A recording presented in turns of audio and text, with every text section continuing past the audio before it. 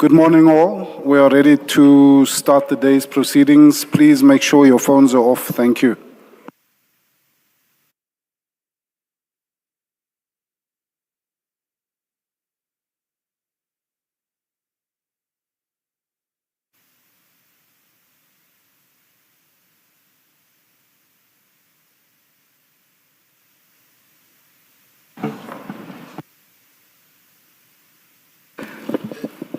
Good morning, Mr. Chaskalson. Morning, Chair. Good morning, Mrs. Van den Heever. Good morning, Chairperson, Commissioners. Good morning, Mr. Mnisi. Chairperson, good morning. Good morning to Thank Commissioners you. as well. May I, as the Americans usually say, ask counsel to approach, please?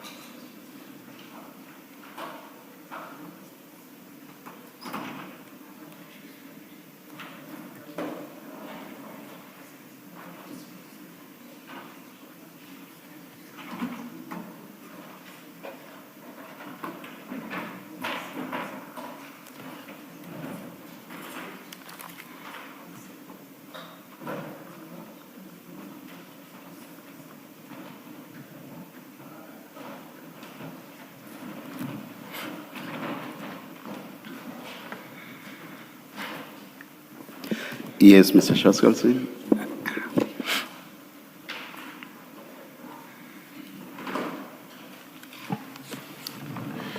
Morning, Mr. Mnisi. Morning, SC.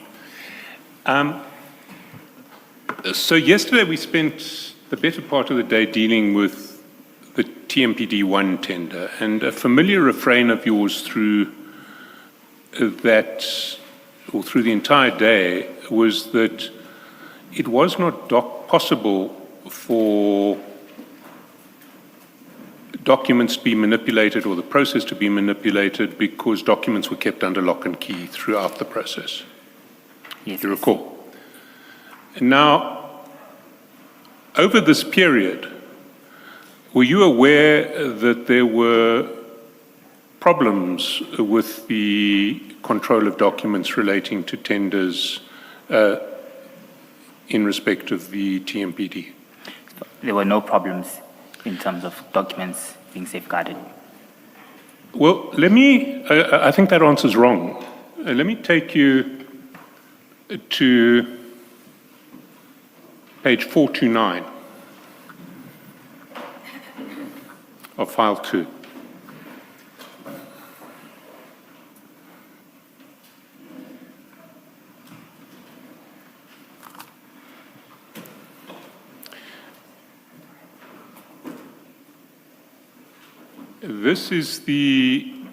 These are the minutes of the BAC, not in relation to TMPD1, but in relation to TMPD3.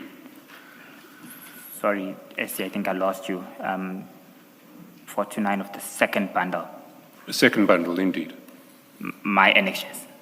Sorry, your annexes, Okay. yes. So it's file 2, page 429, it's your annexes.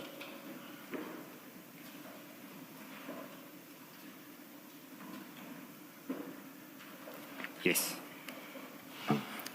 Now, this is a minute of a bid adjudication committee that you chaired in relation to TMPD3 Yes. on 23 October 2025. And that committee noted that there were 6 documents lost during the relocation of documents to another storage. Therefore, measures and controls to safeguard documents should be implemented. You see that? Yes, Chair, these are one of the reasons why this tender had to be cancelled. Irregularities were noted. I see that. We'll get back to this tender later. This was not one of the reasons why the tender was cancelled, not one of the stated reasons why the tenders were cancelled. What the committee stated was that measures and controls to safeguard documents should be implemented.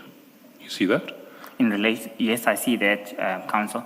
Permission to explain. In relation to the process and the presentation from the BEC, these irregularities were picked up in this instance.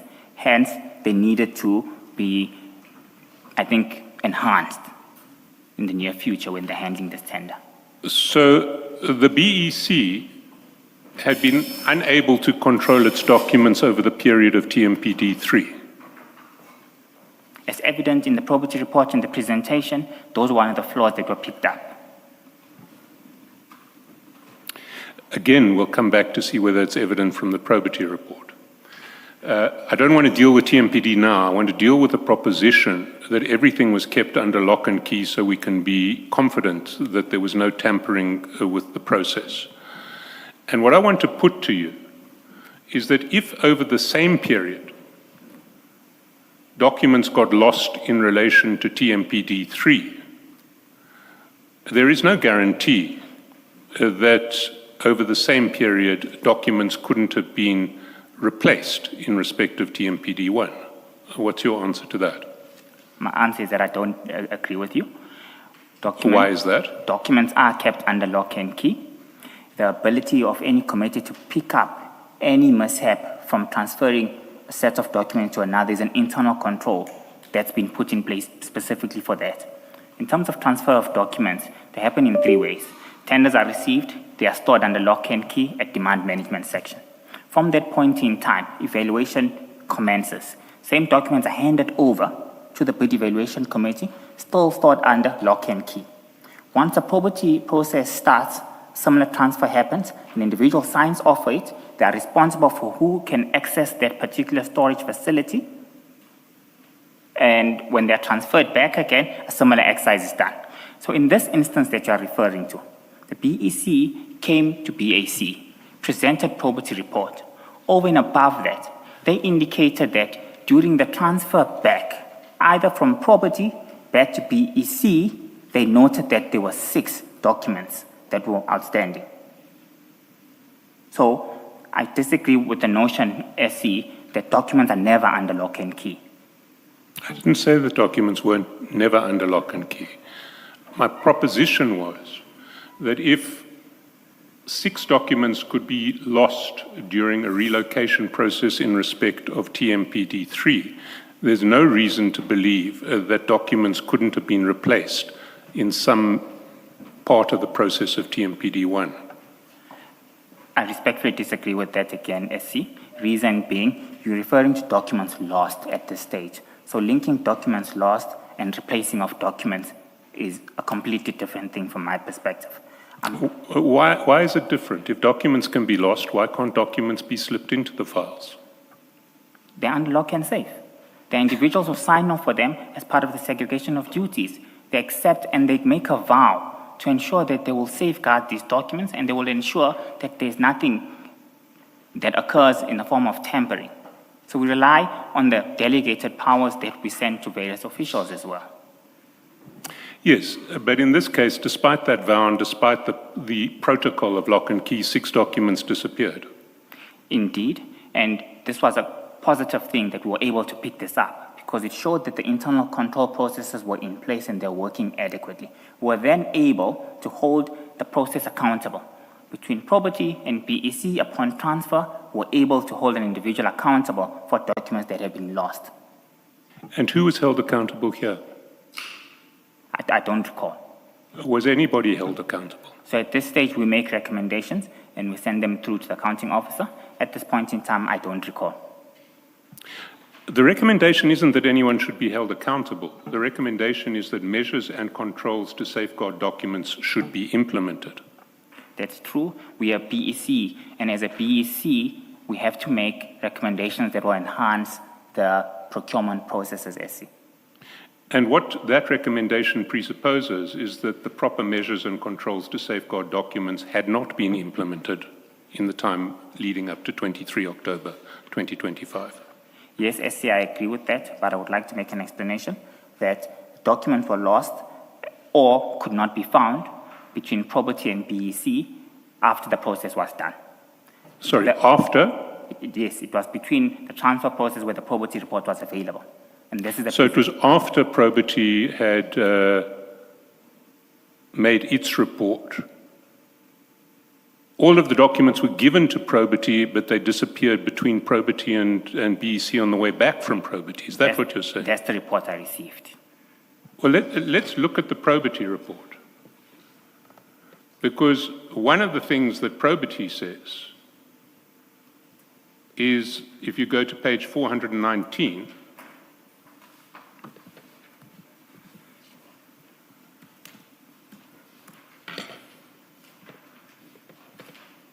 at page 54.9, paragraph 54.9,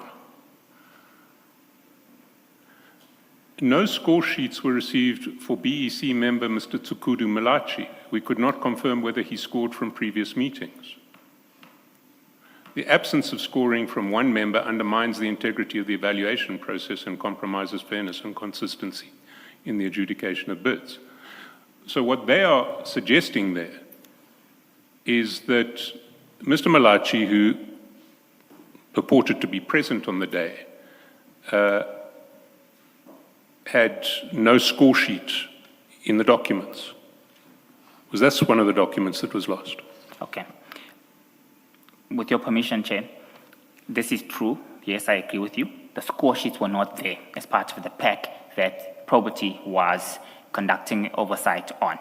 However, I need to qualify the statement of documents that were lost. When they say documents, they're not referring to individual components of documents. It was actual tender documents of bidders. So in this instance, for argument's sake, because from the top of my head, I'm aware of 57 bidders from TMPD1, what was brought back was 51 bidders without 6 documents. So the resolution in the BAC-SC does not refer to individual documentations. It refers to actual tender documents for bidders. Hence, BAC raised that as an additional measure, as an additional instance which was not picked up or identified in the probity report. We had to isolate that as an additional mechanism or as additional shortfall that was identified. So you're now saying that entire bid documents disappeared? That's what I've been saying from the beginning. I probably think there might have been a misunderstanding.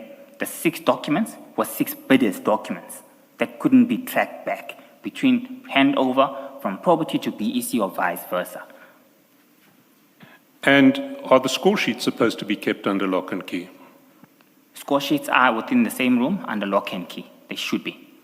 So if a score sheet can disappear under lock and key, why can't something else disappear under lock and key? You see, this is where now members of BEC must be accountable for safeguarding certain documents. And these were the major shortcomings that were picked up at this point in time.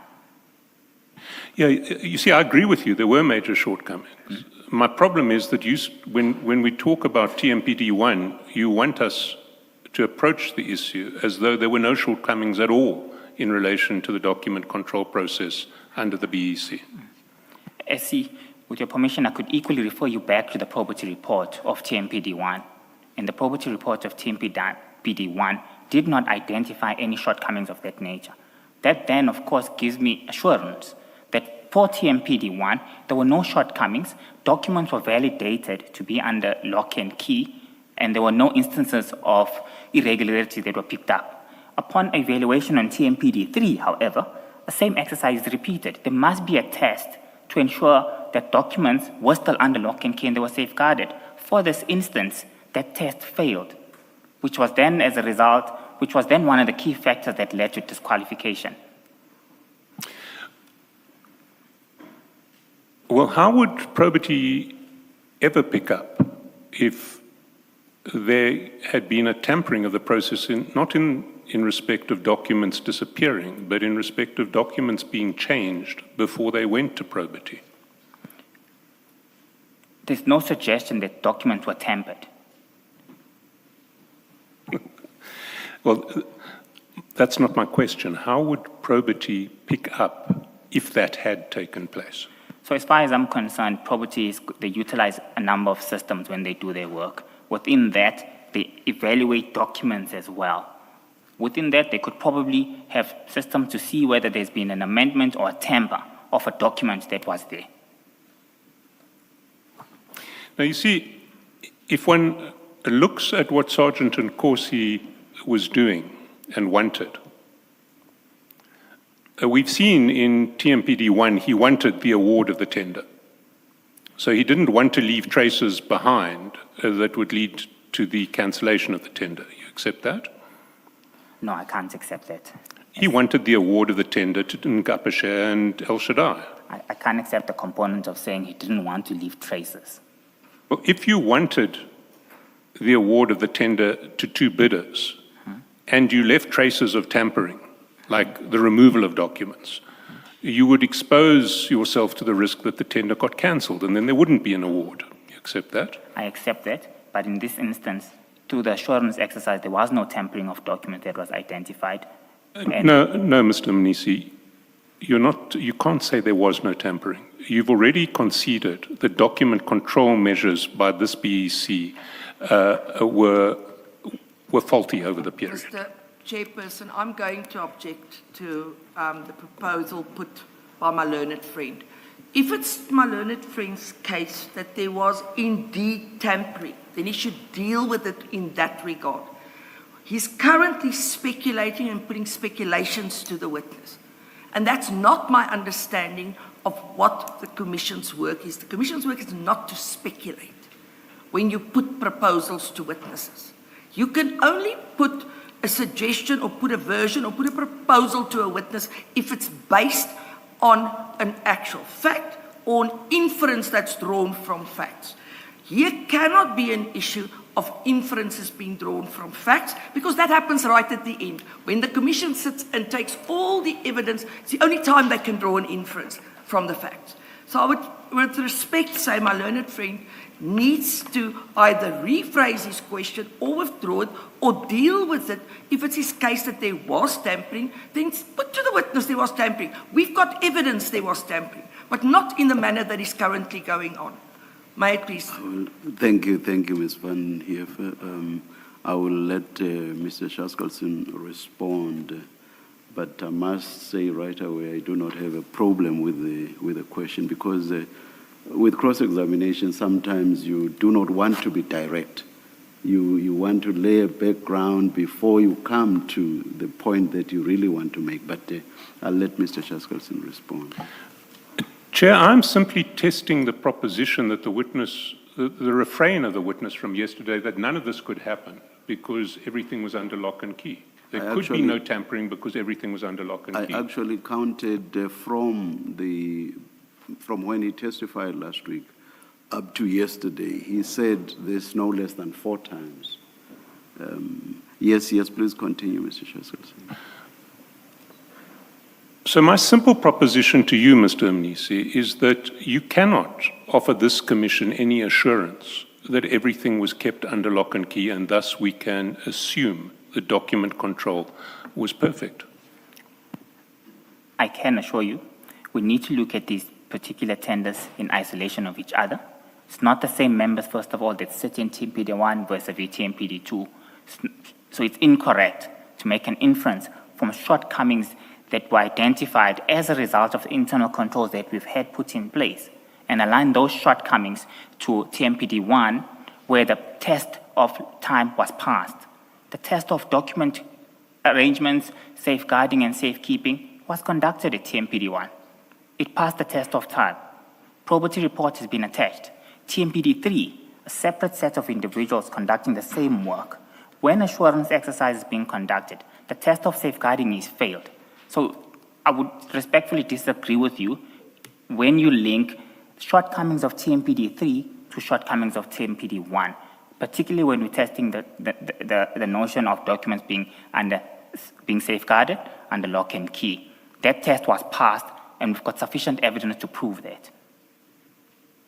Well, I'll leave it here. I've put the proposition. I'll leave the commissioners to reach whatever conclusions they want to reach.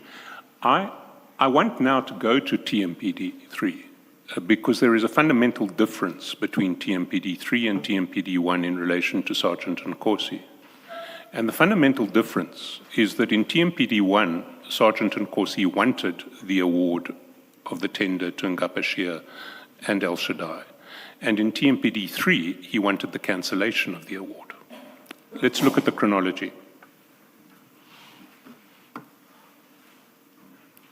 And the easiest place to see the chronology of TMPD3 is the probity report on TMPD, which is GM20. It's at page 403, where it starts. And it deals with the chronology from page 416. So I just want to get clarity first on the chronology, and if you have difficulties with any of the stages in the chronology that I'm going to put to you, indicate them. Paragraph 46, the bid was advertised on the 12th of December 2024 with a closing date of 21 February. You confirm that was correct? What page are you on, SC? 416. 12th of December, 21st of February, yes. The bid expiry date at the foot of the page, 47.3, was 21 May. I agree. We go down to 418. We see that the BEC met on numerous days, starting on the 24th of March and ending on the 7th of May. Can you confirm that's correct? I confirm that as per page 417. Well, ending on the 7th of May is incorrect because there was a meeting of 28 May where the recommendation was made. 54.5. Signed minutes for 28th May where the committee was recommending tender. You see that? I see that on page 418.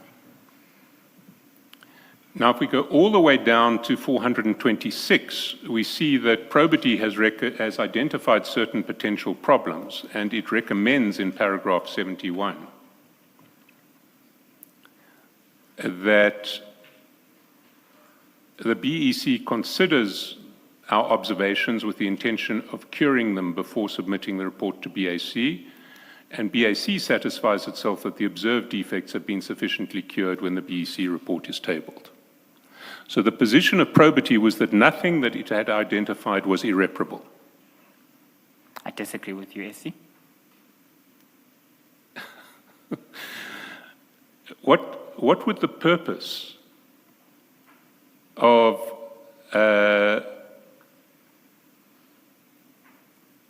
indicating that there should be a process to cure these deficiencies, to attempt to cure these deficiencies, be if the probity people had already identified them as being irreparable? Perfect. SC, firstly, 406 gives a detailed summary of the findings that were identified by a probity report. In terms of those findings, the recommendation is cure matters that are curable. There are instances where matters can't be cured. For argument's sake, BEC score sheets, I'm on page 406, Commissioners. It states, BEC score sheets are dated 29th of May. However, there are no minutes to support the assumption that there was a BEC meeting on the 29th of May. This is not curable. The only way to cure a finding of this nature is to recreate minutes and then attach them. So, which wasn't a plausible mechanism of regularizing a tender with shortcomings. Just raising this as one of the obvious matters which are uncurable. The second one I want to bring... Can I take you up there? What if it turns out, as it seems to be, that there were in fact minutes, their minutes were just incorrectly dated 28th May, because the minutes of 28th May reflect the recommendation. And unless there was an out-and-out fraud in this case, and a very clumsy fraud, it is not possible for the recommendation to have been made before the score sheets, the scoring process had taken place. As in normal instances, probity reporting team as well as the BEC meet before the reports are finalized. Findings are put towards them. When findings are put towards them, the BEC has got the opportunity to provide the relevant supporting evidence if they are disputing a particular finding from probity. I'll give you an example. We had a discussion on TMPD1 on the probity report, where the probity team came on board and clearly indicated there are 2 instances where we are disqualifying this bidder of Msira Security Services as a result of the audited financial statements not being there and as a result of the 5-ton truck not being there. Probity team provided the relevant evidence to, the BEC team provided the necessary evidence to the probity team, convinced them accordingly, an amended confirmation letter was provided. In this instance, the BEC could not prove beyond reasonable doubt to probity that the minutes were there, which gives us surety as BAC that these findings are accepted, both 1 and 2, with the minutes for the 1 scoring member which were not there. They failed to justify to the probity team on the availability of those documentation. So you are saying that it was then established that the BEC had made a recommendation on the 28th before the scoring took place on the 29th. Is that what you're saying? No, Chair. What I'm saying is there's a missing element in terms of our protocols, and our protocols are there must be minutes that clearly detail what happened in the previous meeting as part of the compliance process. Within the process that was there was a major deficiency in terms of minutes not being available, which are a key part and parcel of the process in order to ensure that a tender is legitimate. That was not there in this case, and respectfully, that's what I'm saying. And it couldn't be proved, apologies, SC, it couldn't be proved to the probity team when the internal arrangements and debates were occurring between the BEC and the BAC. When they came to the BEC and the probity team, when the teams came to BAC, they confirmed that the minutes were not there. Well, that doesn't appear in the BAC report, but let's take the implications of what you're saying. What you're saying is that there were no minutes of 29 May.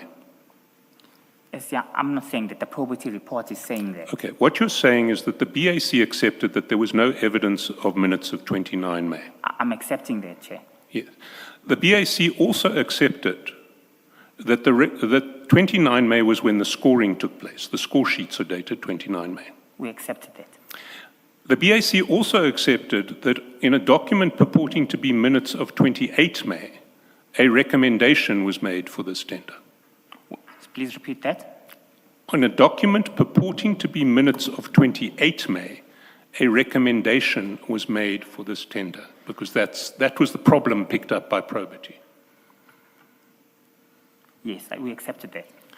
So what the BAC accepted was that on 28 May, a recommendation was made. You accept that? I think I accept. Yes or no? Yes. Yes or no? I see the probity report indicates that. From a BAC perspective, I just want to add, you mentioned earlier on that in the BAC report we did not mention that. So what we do, we don't regurgitate all findings as is. We add matters that were not there. So we wouldn't have seen that isolated in the BAC report, SC, with all due respect. Taking into account the presentation that were brought to us, point number 5 indicates that the minutes of the meeting held on the 28th of May lists 4 members, with Mr. Enos Ramanana's name appearing twice. We accepted that with the flaw that came with that. Can I ask you to confine yourself to answering my questions? My question was that the BAC accepted, do you confirm that the BAC accepted that a document purporting to be minutes of 28 May 2025 recorded a recommendation for the tender? See, I accept that. And the BAC also accepted that the scoring or the score sheets were dated 29 May. Accept that. Now, how can you recommend a tender on the 28th May if you only score on the 29th of May? Those are exactly the irregularities that were picked up. This is an anomaly. It can't be like that. Now, if you accept that anomaly, will you not also have to accept that what happened on the 28th of May was a deliberate fraud because no scoring had taken place? Chairperson, at a BAC, our restrictions and functions are restricted. In terms of these functions being restricted, we need to ensure that procurement processes have been followed and the necessary oversight from a BAC perspective. Once those cancellations have been made, first, we would have expected that either to be made by the probate assurance team or when the accounting officer is assessing that to make further recommendations. From a BAC perspective, our functions are clear. We can't overstep those functions. We can't make recommendations that are outside our powers. And I want to just give a quick example to support that. There are instances where departments would come to BAC asking for budget adjustments. We clearly say to them, that's outside our mandate. We can't make a resolution of that nature. Go to the accounting officer. Similarly with that, we had to confine ourselves to the roles and responsibilities that have been assigned to the BAC. And those were ensure that you assess and the BAC, the procurement process is followed to the T. In this instance, probity says cure these findings. We had to go back and assess each of these. And if these were curable, what BAC would have done, SC, is refer the matter back to the BEC and say, BEC, these are the 7 issues that you need to cure. These are curable. It will not have an adverse effect on the regularity of the process. In this instance, there were matters and findings that were uncurable without committing fraud. And that fraud will be backdating minutes and recomputing score sheets that were not there. Hence, this tender was uncurable.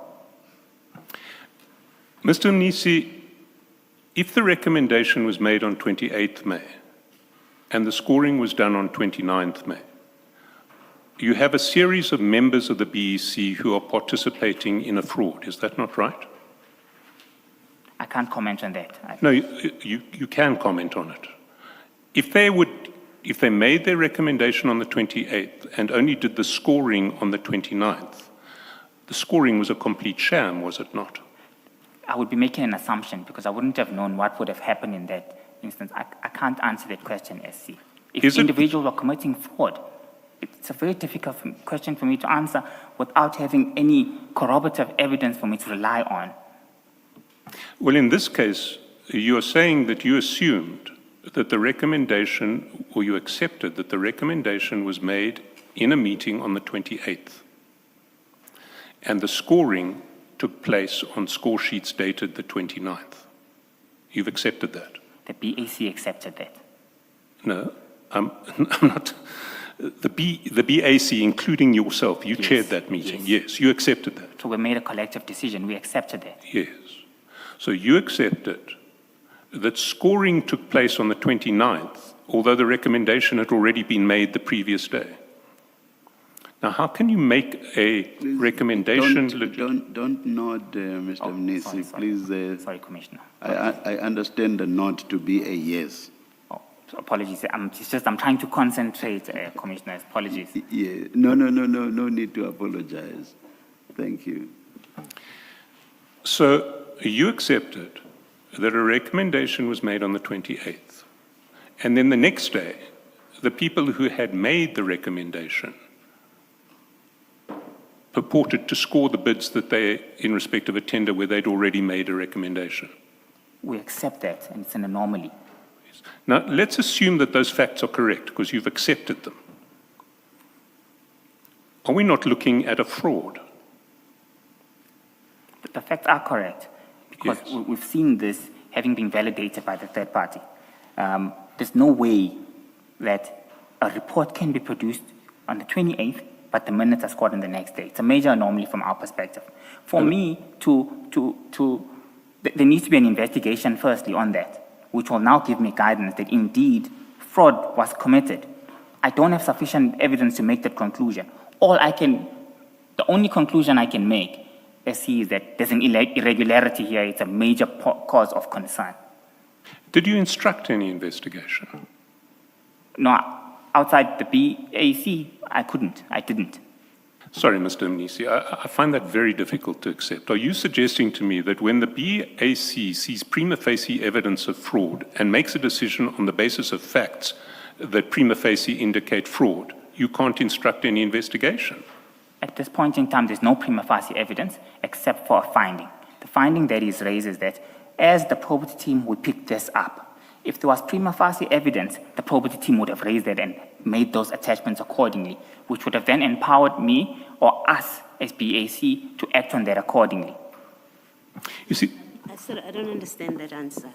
You are in the BAC, you have the probity report. Yes. It tells you these facts that are being put to you. That's what the probity report tells you, right? Yes. That the scoring happened a day after the recommendation was made. That's what they tell you. Yes. I don't understand why you have a difficulty with conceding or accepting that with those facts, if that's what happened, what the probity has established is a fact, which you accepted at the BAC as what has happened, that constitutes a fraud. That must be investigated. Not only because you're chairperson of the BAC, but also as CFO, you are responsible for the procurement, the integrity of your procurement processes. Why are you struggling to accept that it constitutes a fraud if it happened the way that probity has recorded it to have happened and that the BAC accepted to have happened? Commissioner, I'm not struggling. Yes, the answer is yes. In the context of us sitting at BAC, we received finding number 1 on 406. It says the BEC score sheets are dated and signed on the 29th of May. However, there are no minutes to support the assumption that that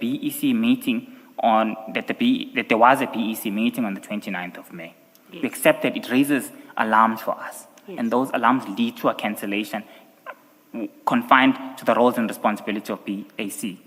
When we are discussing this matter now, of course I need to further have prima facie evidence to escalate the matter further, but I'm agreeing with you that when we are having more discussions and deliberating further in this matter, it does seem like it's constituting fraud. Yes. I'm just at a stage where I don't have prima facie evidence You as a do- result of this finding to conclusive. You do have prima facie evidence. You've got probity assurance, right? Yes. Which is part of your system, so of your evaluation system, or even adjudication system. You have them. They've done the work. They've looked at the documents. They report that there is this irregularity, and they report it as a fact, irregularity. That's prima facie evidence that requires you to investigate, that requires an investigation, 1. 2, that qualifies you to say it looks like fraud was committed here.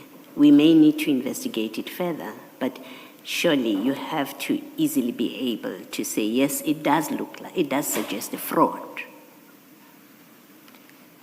I'm battling with why are you struggling to accept the proposition that is being made to you, because it seems to be a reasonable proposition being made to you that it suggests a fraud. I agree with that. Okay. My answer is yes. All right. Thank you. Thanks, Mr. Chaskalson. Commissioner, if I can Yes, just you may. expand with your Yes, you may. permission, please. At the point of BAC conducting our work, this led to the cancellation. So we took that into account and we acted accordingly. Within our BAC, there are a variety of subject matter experts. Included in there is a legal expert as well who sits as part of our BAC. So I think in hindsight, the BAC should have made a recommendation of that nature. The basis of us cancelling that, Commissioner, was confined to the roles and responsibility of BAC, confined to procurement-related processes. Thank you.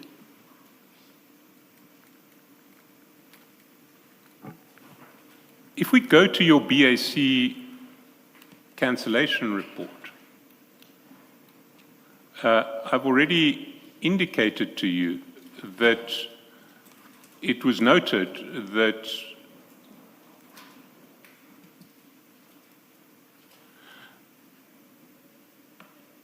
during the discussion of this matter by, if we go to 429, during the discussion of this matter by the bid adjudication meeting held on 23 October, the committee noted the following, that there were 6 documents lost during the relocation of documents to another storage. Therefore, measures and controls to safeguard documents should be implemented. So you were happy to indicate what should happen going forward in relation to document control, where there was, on your version, no evidence of fraud. I see. Documents that were missing are 6 documents. With your permission, I want to just expand further on that because I want to deal with if there's a confusion, that the 6 documents relate to score sheets, they relate to minutes. No, we've clarified, they're bid documents. Okay. There are 6 bid documents that were lost, you say. Yes. And that means that your control systems are not working, and so you want the control systems to be improved and implemented. That's what you're saying there. Your committee is saying there. Is that not correct? The answer is yes. That's what we're saying. Me expanding with your permission, SC, is that further to that, right, these are additional findings that were not noted in the probity report. So we escalate the additional 3 matters that are discussed and are picked up. So we raise them in isolation. Within additional findings that we are raising as the BAC, we propose additional measures to safeguard the procurement process, in particular reference to this bid. We have to, when we're looking at the minutes of each bidders, look at them in line of the unique nature of that program and what was happening on that particular bid. I wouldn't want us to interrelate that to all other bids within the city because the process this is not what happened in all other instances. So in this instance, the test of safeguarding documents was failed. So this finding was not raised. From probity, you can see that under the findings that were there. BAC picks this up. We then make a mitigation measure as well, which says you need to enhance and safeguard documents in the next process. So when it comes to losing bid documents, there are mitigation measures that you're happy to put in place or to decree? SC incorrect. We put mitigating measures everywhere. These mitigating measures were ones that were not identified. I'm trying to isolate the 2, that we identified this as BAC. It wasn't part of the probity exercise that was there. Hence, we felt there's a duty for us, because we are picking this up, to put additional measures on board, over and above what we already seen from probity report, which has also made certain recommendations in summary. And amongst those recommendations that they had made, cure the process, etc. But you didn't see fit to put in place mechanisms to investigate what appeared to be an out-and-out fraud in relation to this process, where a series of BEC members, on the facts that you accepted, made a recommendation the day before they purported to score the bidders. See, at that point in time, we confined ourselves to procurement-related matters. In hindsight, I'm agreeing that as a BAC, we should have considered that, and it's a matter that should have been raised. But at the point of adjudication, we performed our functions accordingly. We took into account the recommendations that were made by a probity team. We put systems to try and cure all the findings. There were findings that were uncurable, which then led to the cancellation. But in hindsight, I agree with you, possible further steps should have been taken. Can we look at what the BAC actually resolved on page 429?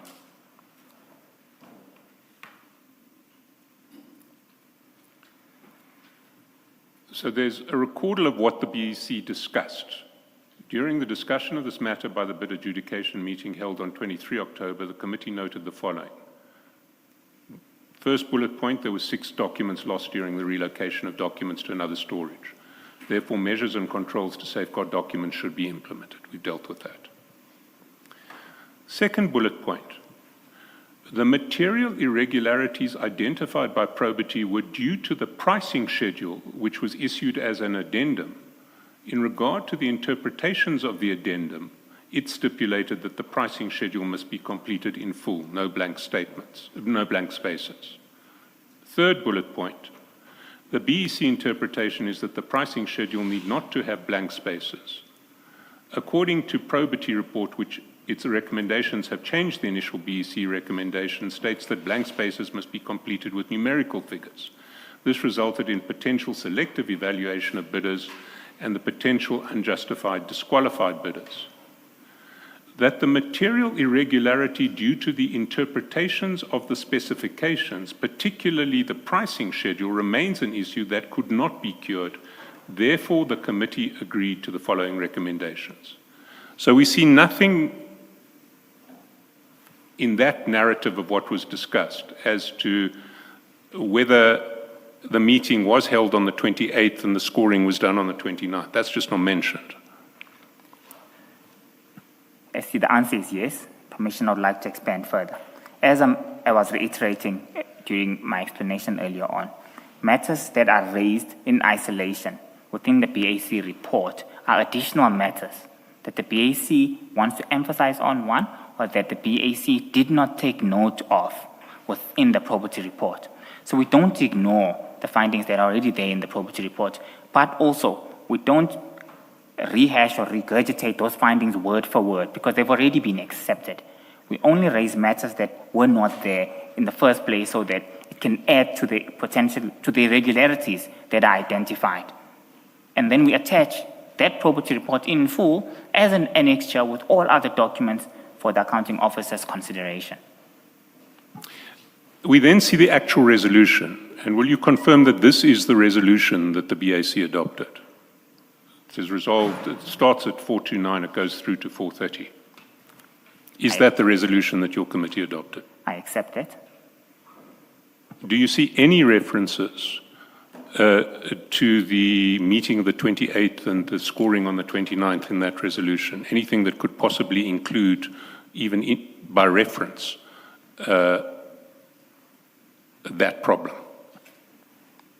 Standard practice, SC, we don't include that. This is a summary of the discussions and the resolution of cancelling. The discussions have already been held.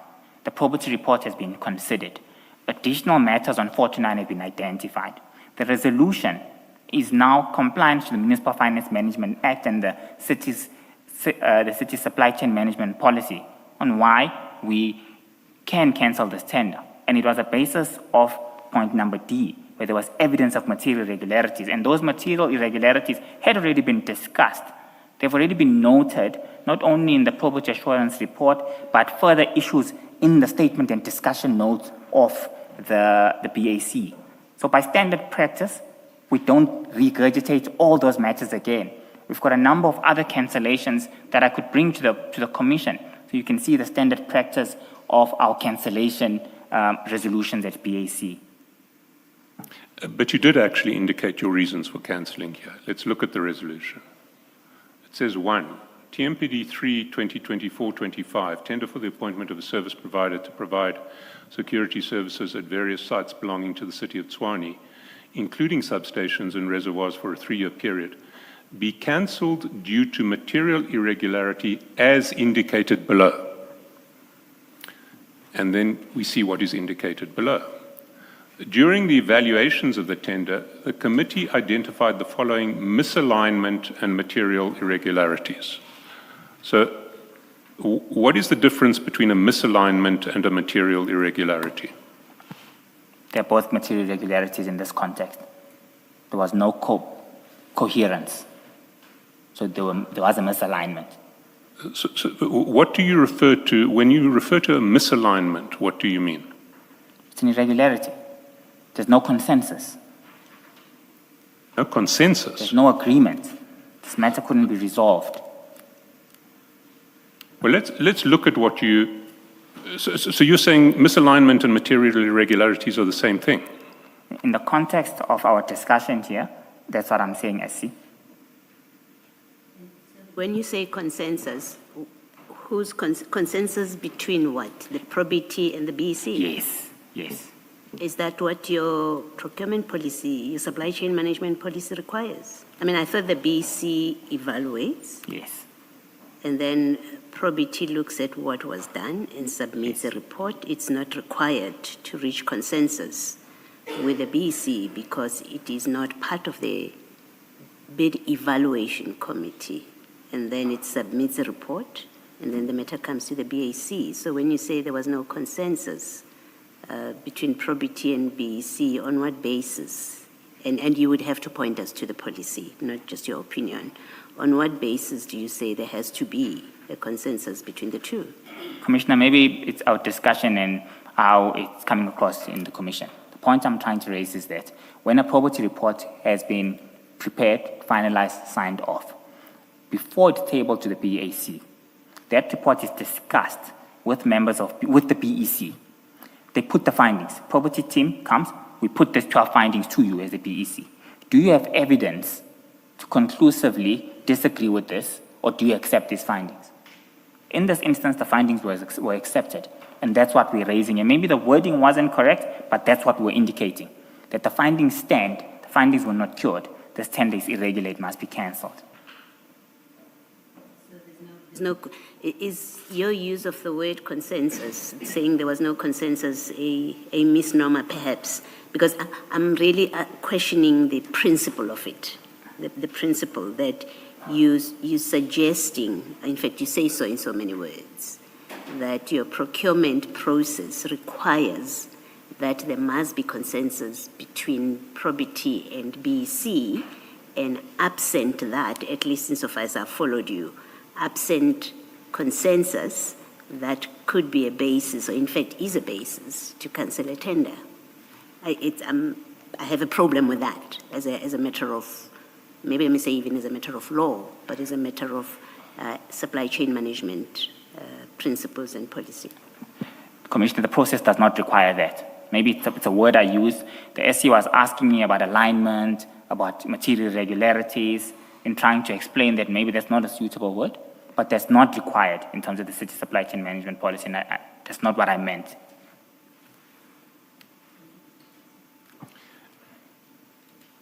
Your resolution says that your decision to cancel was due to material irregularity as indicated below. And there are 3 bullet points which provide the indication. The first says that during the meeting between the BEC and probity teams on 26 August, it became apparent that there were multiple interpretations of the specifications, particularly the pricing schedule, which was issued as an addendum. In regard to the interpretations of the addendum, it stipulated that the pricing schedule must be completed in full brackets, no blank spaces. The BEC interpretation is the pricing schedule need not to have blank spaces.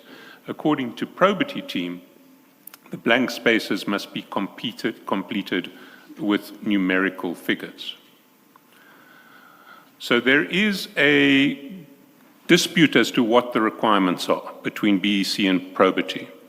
Probity says you've got to fill in a 0 when your pricing on a certain matter is 0.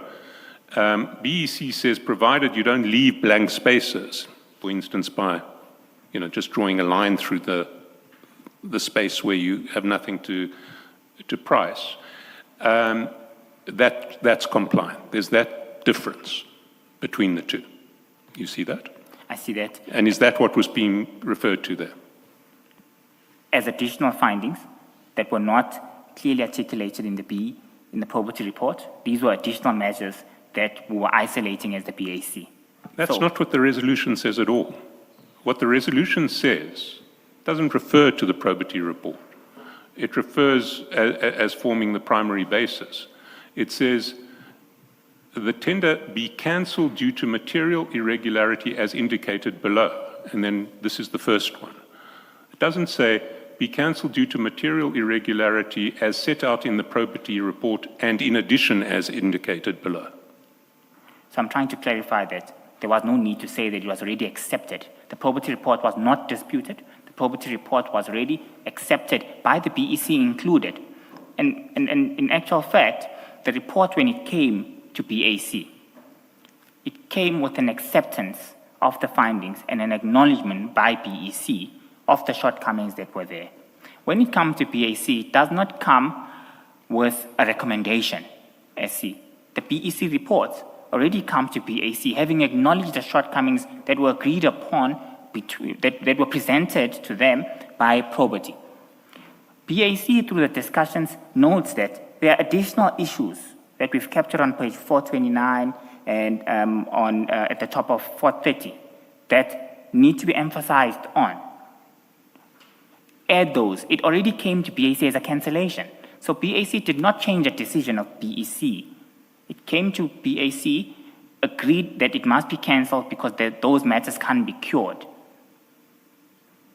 That's not what your resolution says at all. Let's look at what your resolution says. We've dealt with the first material irregularity or alleged material irregularity identified in the resolution. Can I just look at this? Why was this an irreparable problem? One of the interpretations was going to be right, the other one was going to be wrong. Why couldn't the BAC take a decision on which the right one was and then act accordingly? We did take a decision. The right one was that of probity. Okay, and so then you can cure. You can disqualify the people who should have been disqualified according to probity, and you can mark the rest. However, there are two findings that were raised that are uncurable. It would be a fruitless exercise referring a team back to go and cure matters in isolation where other matters can't be cured. So even if BAC took a decision to refer this back, cure these irregularities, it would have came back and been cancelled in any case as a result of findings number 1 and 2. It would have been a time waster. Well, I'm confining myself to what the resolution actually says as opposed to what you'd like us to believe the resolution meant. The first reason for cancelling is a difference in interpretation between BEC and BAC, BEC and probity. You have confirmed that BAC accepted that probity was right. Can you confirm that? I can confirm that. Now, if just looking at this in isolation, not looking at anything else, if probity was right, this was a curable problem, looking at it in isolation. You're nodding your head. Can I get confirmation that this is correct? No, I'm listening. Apologies. I think it's a bad habit that I have when I listen and nod my head. Apologies. So if probity was right and if BAC agreed that probity was right, this was a curable problem. You could disqualify the people who probity said should have been disqualified, and you could have marked the rest. The answer is yes. Can I please explain further? I'm taking them each in isolation. You can explain at the end. Please allow me to do that. I need to state this point. It's extremely important for me. So SC, when you are doing supply chain management processes, you can't look at matters in isolation of each other. So I just want to give that overview that indeed you are correct. This is a matter that could have been cured. However, procurement process is the entire picture. It's not certain aspects. That's why we have administrative, mandatory, and evaluation-related criteria. That if an individual is compliant in one aspect, we can't just look at that aspect in isolation of the entire picture. So with this instance, with all due respect, we had to look at the entire picture, and the entire picture included the uncurable matters as raised by probity team. Yeah, we'll get to the entire picture at the end. For now, I want to focus on each of the individual reasons given by the BAC in its resolution. We've dealt with the first one. You've accepted the first one was curable. Let's look at the second one. The specifications stipulate that some areas do not require armed guards, whereas the mandatory requirement dictate that bidders who do not submit firearm licenses as part of their bid would be disqualified. Therefore, it is disadvantaging those who do not have firearm licenses. So that was your second reason. Now, this is something that presumably should have been picked up in the bid specification committee a year previously. What's your comment on that? My comment on that, SE, is that I can't say it could have been picked up at that point because that BSC committee is made up of a multitude of individuals, specialists as well, including TMPD. So I'm not aware of the reason behind them not including that at that point in time. However, I just want to add that whilst we are looking at these matters individually, I agree with you. However, these are not the only reasons that led to this cancellation. You're going to have the opportunity to explain that at the end, but I now want to confine myself to what the resolution says as opposed to what you might have wanted it to say. So the second one, it says, the mandatory requirements dictate that bidders who do not submit firearm licenses as part of their bid would be disqualified, so it's disadvantaging those who don't have firearm licenses. Is this an irregularity? It was identified as irregularity at this point. It seems to me it's more of a misalignment than an irregularity, that maybe, with hindsight, you would have drawn the specifications differently because, with hindsight, you didn't want firearm licenses to be a disqualification factor. But I don't see any irregularity here. Where's the irregularity? If any evaluation process is outside the confines of the bid specification process, it is an irregularity. Well, this is not outside the bid specification process. The bid specifications themselves stipulate the requirement for the firearm license. However, if you look at the rest of that sentence, whereas the mandatory requirements dictate that all bidders who do not submit firearms as part of their bid will be disqualified. So that contradicts what the first part of the statement says. Hence, it was highlighted that in the... I'll stop there, see. The document, the tender document, that comes out of the bid specification committee, does it not? It does. Yes. So that document, approved by the bid specification document, had a mandatory requirement that firearm licenses were required. Yes, that contradicted. So the specifications, the entire document had 2 points that were contradictory to one another. The first is that specifications stipulate that some areas do not need armed guards, and it must be clear. However, in the mandatory requirements, the same document now dictates that bidders who don't submit firearm licenses must be disqualified. The problem was that there would be bidders who say, I will refer you to clause 3.5, imaginary, of this specification and this document. It says here, not all areas require firearms. So why are you now disqualifying us as a result of the second mandatory requirement? But that is a mandatory requirement that the bidders are alerted to. In the bid document, it says, mandatory requirement firearm license. Yes, it's part and parcel of that. Within the specifications, the requirement of firearms within this mandatory was also a requirement. That firstly, you don't need to have all, and then secondly, there's another requirement that says you must have, all firearms must be there. So this was contradictory. And is that not something that should have been that it was capable of being clarified at those meetings where you, I forget what they're called, but where you call all of the bidders in to get an explanation? The briefing, the tender briefing. I'm not certain. I don't sit in those if you are a meetings. bidder and you are confused, do I need a firearm license? Do I not need a firearm license? Is it not incumbent on you to raise that at the briefing meeting, the compulsory briefing meeting that you must attend? In some instances, yes, some bidders raise that. However, in some instances after the fact, when a bidder has not been awarded and has been disqualified for this reason, it might be an issue for the city. Why would it be an issue for the city? The bid specification document has a section where it says mandatory requirements. And in those mandatory requirements, it says firearm licenses required. If you're a bidder and you look at the document, you look at what the mandatory requirements are. Even if the mandatory requirements don't make sense, you know that if you don't meet those requirements, you're going to be disqualified. Is that not correct? That's correct. However, I would like to add, please, SC. The reason why I'm adding is that if the document on its own is contradictory, if a bidder is unsuccessful, and these were amongst the reasons that were outlaid as part of their disqualification, unhappy bidders, unfortunately, are highly litigious. We've seen in the past that this exact same tender was taken into court, irregularities were identified, it was, I think, cancelled from that point. From a high court perspective, I'm not sure of the details, but I'm aware of a situation of this nature. So in this instance, we had to make sure that all issues of concerns and all gaps have been covered accordingly. So this was a major contradictory, which could have opened up the city to litigations. It is a highly litigated tender. We've seen in the past the interest that goes along with this. Hence, the contradictory could have been an issue that's problematic, particularly for bidders who are not awarded and were disqualified for this reason. They would want to take the city on. Mr. Mnisi, which document was contradictory?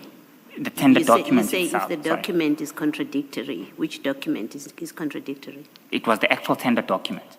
The invitation to tender. The invitation to tender, the specifications within the evaluation criteria, the actual tender documents.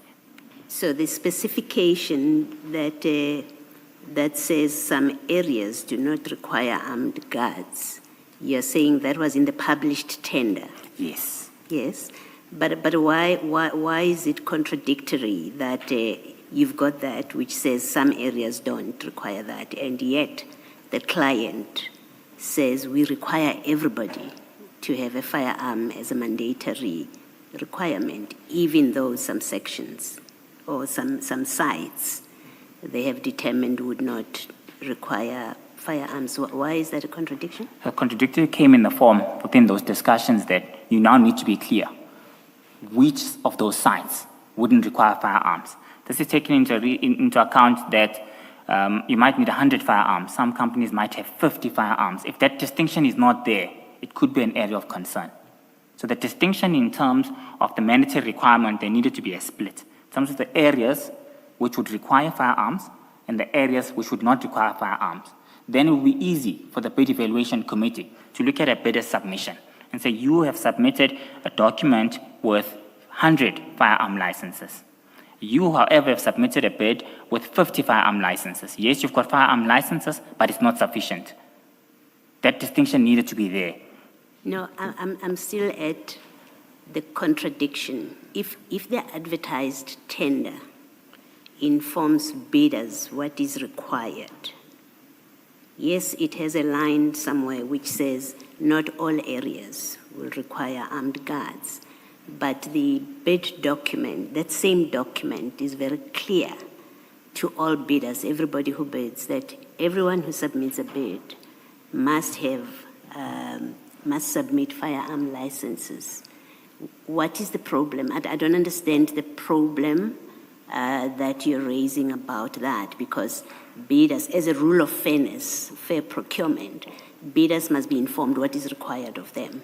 That bid document does inform them that you must submit firearm licenses. I don't see why you have a problem with the fact that elsewhere that document has said something to the effect that some areas won't require armed guards. I don't understand that, and that becomes another reason to cancel this tender. Well, Commissioner, I think these were discussions that were held at BAC. I did not take these decisions on my own. Presentations were made, it was assessed, it was accepted that this could be a contradiction that would affect the evaluation of this bid. A committee necessarily by definition means you're not the only one there. You are with other people. You happen to be the chairperson of this committee. You are the witness in the box right now, and you must justify as part of that committee. You must explain in a way that we understand. The issue is your committee that you chaired provided a reason, another reason for cancelling this tender. And I guess maybe to put it positively is I don't see and I don't agree that that was a valid reason to offer as one of the reasons to cancel the tender, because the bid document has informed bidders what is required of them, and that's a basis on which we evaluate a bid as a BAC. So I guess what I'm saying, what I'm putting to you is I don't accept the reason that you're offering why that bid was cancelled, at least this one reason. I don't know if you have any comment that. Yes, please, Commissioner. At this point in time, I was convinced that this is a valid reason, that the contradiction would lead to potential litigation and open the city up to litigations. I was further convinced that it would be an additional matter to accept and to highlight as part and parcel of the myriad of other irregularities that were identified at this point in time.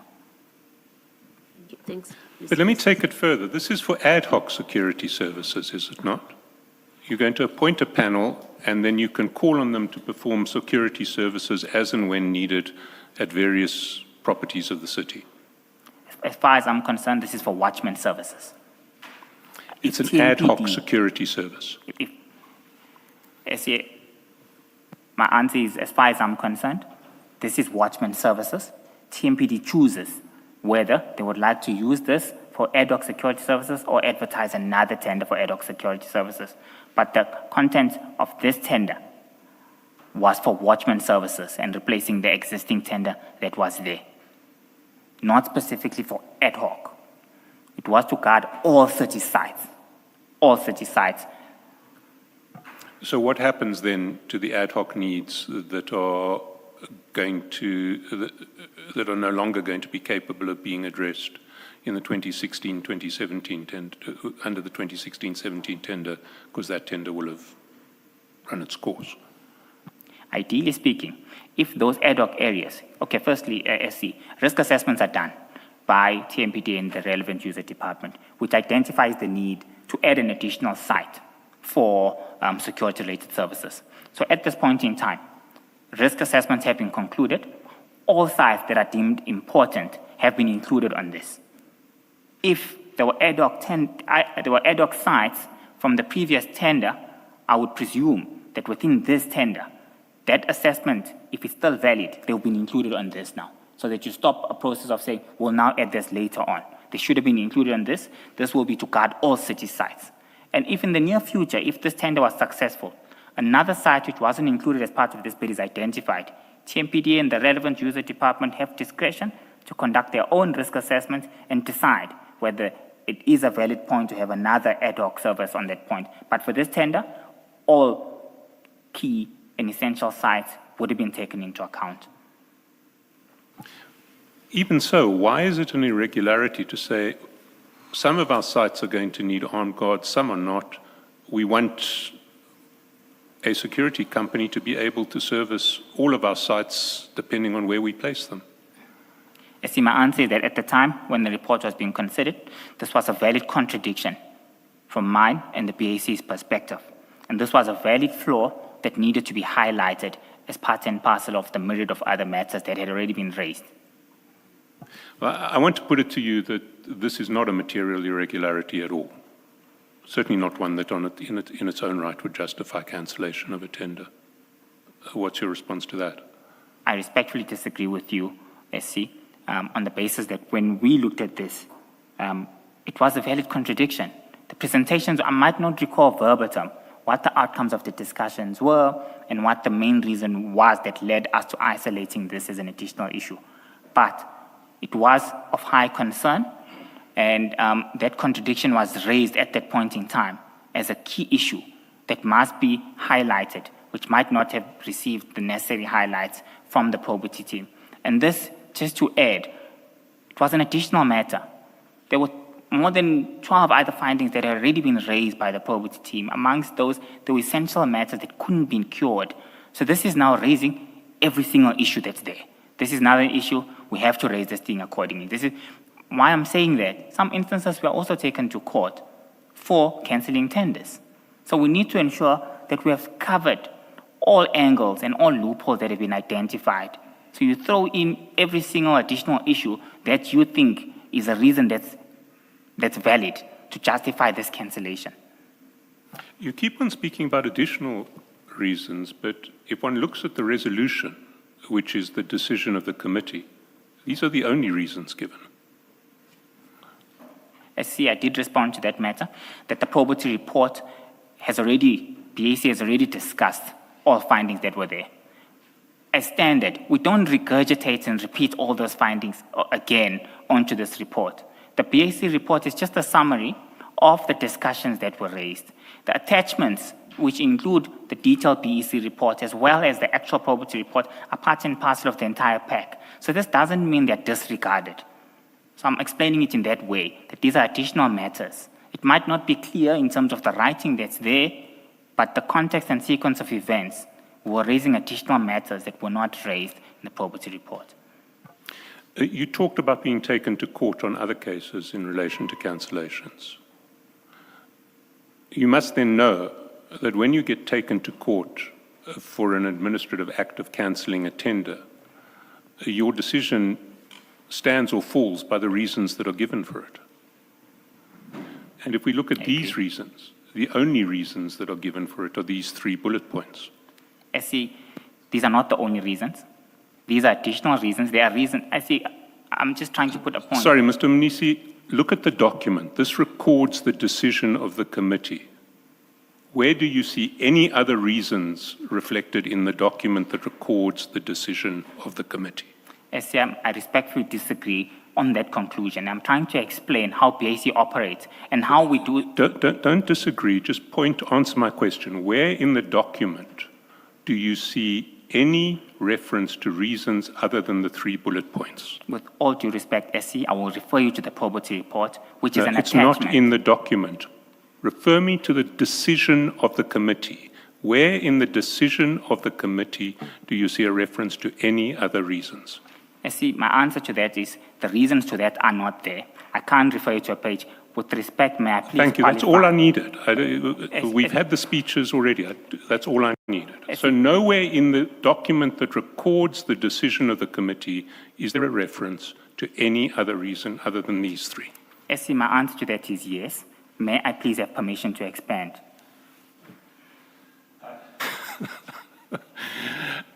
You don't need permission from me. I wouldn't be inclined to give it, but it's the Commissioner's choice. Mr. Mnisi, I will allow you to explain, but you make a habit of giving explanations for all the responses or answers that you give, even to questions that do not require explanations.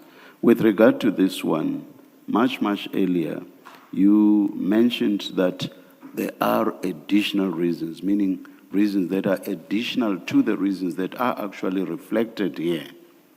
Now, Mr. Shaskalson is asking you a simple question as to whether there are reasons that are additional to the reasons that we see here. Yeah, I just find the need for an explanation in this context not understandable, but I've said I will allow you to explain. Do you want Mr. Shaskalson to repeat the question, or can you go ahead and give the explanation you want to give? Can I please go ahead, Chair? Yes, but please, Mr. Mnisi, bear in mind what I've said at the beginning of this comment, which is that try to avoid giving explanations even where they are not necessary. And quite a number of times, explanations have not been necessary at all. Don't understand this to be a gag on you and on the testimony you want to give, but we have limited time. So please do not explain what does not need to be explained. But go ahead with this explanation. Chairperson, firstly, let me profusely apologize to you. I in no way or fashion intend on wasting the Commissioner's time at all. And I want to emphatically apologize on that. The reason for explaining is when the conclusion from the senior counsel disregards the explanation that I had given. So for the record, I would have just requested that permission to clarify that yes, he is disagreeing with that. I can't falter him on that, but I need to explain the business of the day. Please go ahead and explain. Thank you, Chair. And in this instance, I agree with the senior counsel that on the resolution, it's not there, I've agreed. My explanation further was that may we please, senior counsel, consider that with the property report and the explanation that I've given. For the record, so it's clear that yes, this is how we're resolving. However, that's how BAC operates, and that's how we do the business of counsel. And I thought it's very clear, it's very wise for me to also bring that for the Commission to understand. Do you mean this is, when you say this is how you conduct the business of the BAC, do you mean when the BAC makes resolutions, it does not include in those resolutions some of the reasons that informed the resolution? So it states some, but deliberately leaves out some, or others rather. Is that what you mean by when you say this is how you conduct the business of the BAC? Chairperson, yes. They raise additional matters that were not raised in the property, but the property report is an attachment. So you don't disregard them. We just don't repeat them. Yes, Mr. Shaskalson. Let's look at your third additional reason. The specifications were silent on the CRF pricing guidelines that should be considered. So what does this mean? So what this means is that CRA is regulated and they give pricing. So the document in its own was not clear whether that would be taken into account. Again, this was one of the additional reasons that were just brought on board, and that's what it meant. Why is that a material irregularity? Because this is a regulated area from a pricing perspective, so we need to be clear that we're not going to follow those potential pricing that are regulated by CIRA. Sorry, you're not going to follow potential pricing that's regulated by CIRA? The specifications were silent on the CIRA pricing guidelines that should be considered. The document in itself and the specifications did not have a clear indication on what happens on the regulations of CIRA and the prices that are there. So what? I mean, why is that irregular? You're going to assess these bidders on price and BEE after you've excluded people who don't qualify. So you will see what the best price is and you will award to the best price. Why do you have to refer to CIRA guidelines? It was an additional issue that was raised over and above the myriad of issues that were there. Hence, at that point in time, it was deemed valid that when the new specifications are presented, and the reason why we bring them on board is that when the new specifications are being compiled, because this tender is being cancelled now, they need to ensure that all potential loopholes would have been covered, including these. So at that point in time, this was an additional reason that was identified. I can understand half of that. If you're thinking ahead and you're thinking to how you want to rewrite specifications in a new bid that will come out after this one is cancelled, I can understand you may want to refer to CIRA guidelines. So that I can understand. What I can't understand is why you regard the failure to refer to CIRA guidelines as an irregularity that justifies cancellation of this bid. Thanks, SA. During these discussions, these were additional issues that were identified. And there was a consensus and agreement amongst members of BAC, chaired by myself, that this should be highlighted as an additional matter that must be improved upon and would lead to the material irregularities and cancellation. Sorry, but why is it? I mean, we've heard that answer several times now, but you haven't addressed my question, which is why is it a material irregularity? What is irregular about it? It's a loophole in the specifications. What is the loophole in the specifications that renders this irregular? CIRA has got strict guidelines on how much you need to pay per guard. If the document of the city is saying, regardless of the strict guidelines that we have, we will accept our own prices on this matter.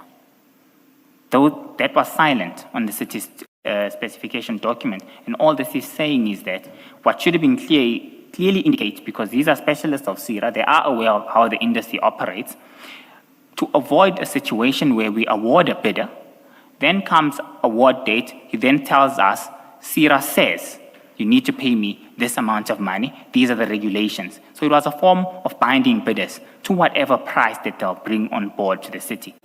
Because in most instances, I will suspect that there will be, the reason the city didn't have or go with CIRA rates is that we wanted to get cheaper prices, wanted to get a competitive bid. So that was there to safeguard the city in the instance of that as well. That we need to be clear that when it's time for anniversary, bidders don't take us on in terms of guidelines of CIRA. So this would have binded them from the beginning that you are aware, your price is absolute, don't tell us about CIRA now. So now, if I understand you correctly, what you're saying is that the bid is going to have prices in them. CIRA has guidelines that may be higher than the bid prices. And you were worried that come renegotiation time or come escalation time, people would want to escalate up to the CIRA maximum. Is that what the concern was? That's the concern.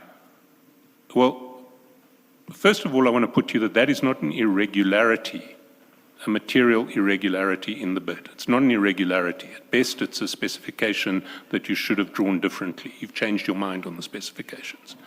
What's your response to that? As the legal experts, I'll take your assertion on this matter, and I agree with that. But when we looked at it at BAC, it was a necessary additional matter to bring on board as a shortcoming which would lead to that. But you'll accept it's not an irregularity that would have justified cancelling the tender as an irregularity. I can't accept that, Chair, because pricing is Let me key. put the proposal to you this way.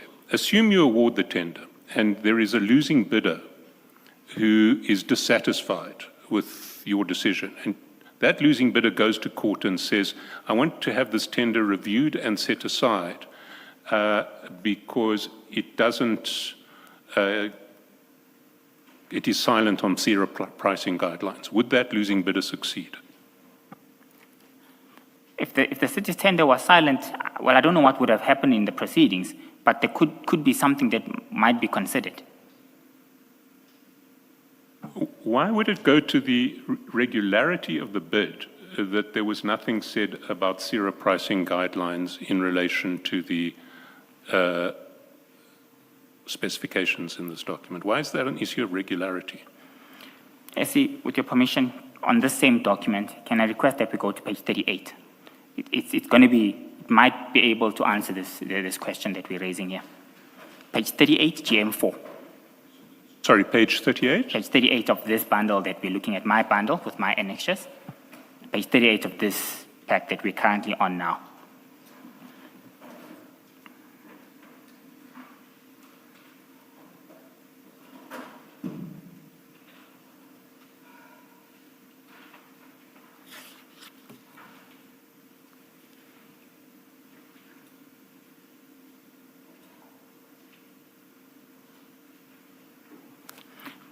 Thank you, Chair.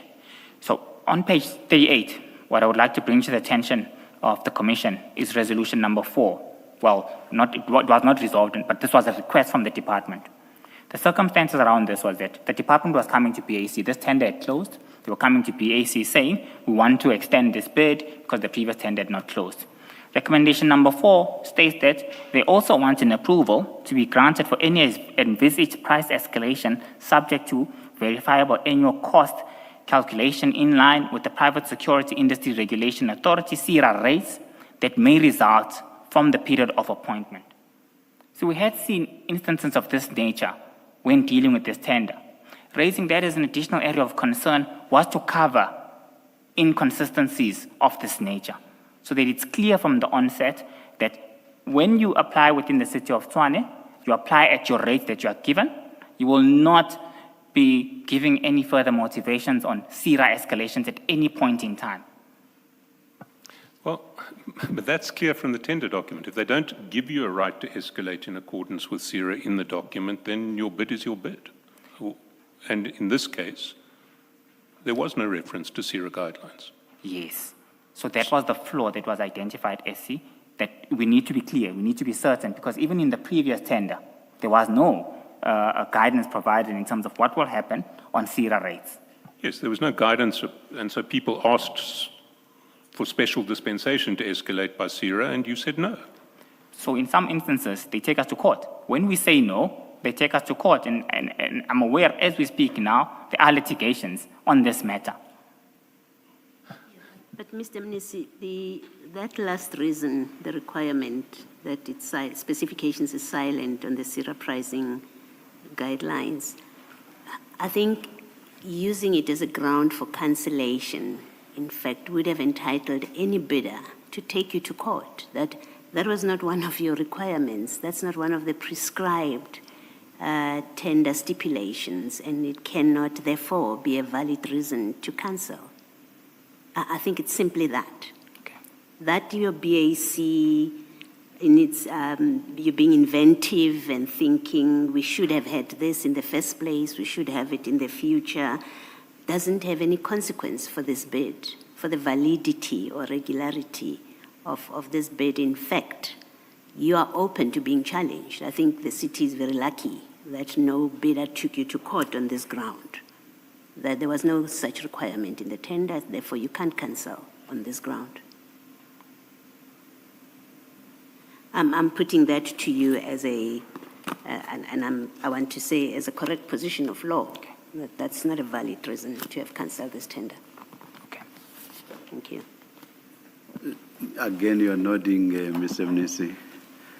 Are you agreeing with the proposition by Commissioner Baloyi? I'm agreeing. She's Thank a you. specialist in law. I can't. Thank I'm you. agreeing. Thank you. You see, Mr. Mnisi, what I want to put to you is that if we look at these 3 bullet points, none of them justify a decision to cancel.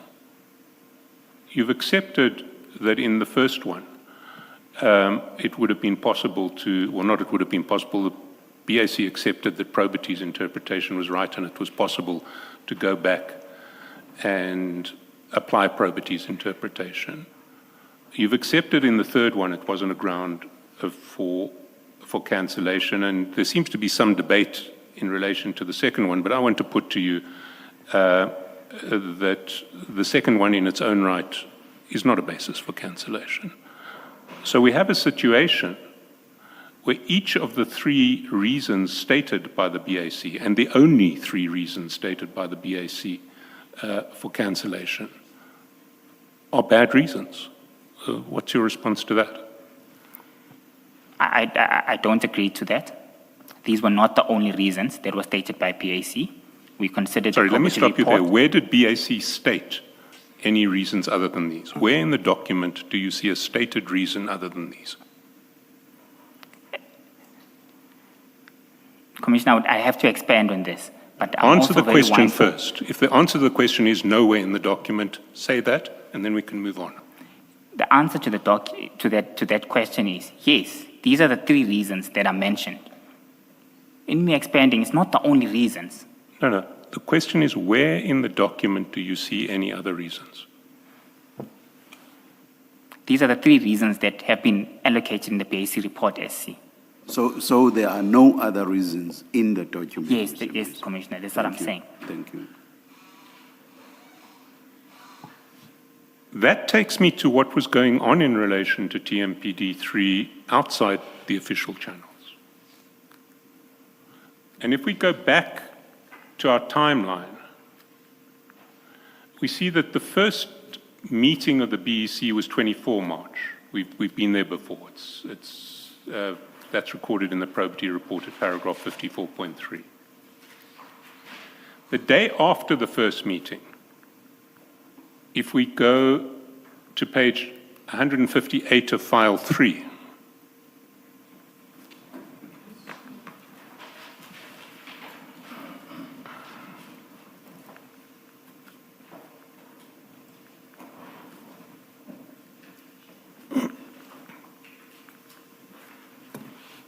What page is that, SC?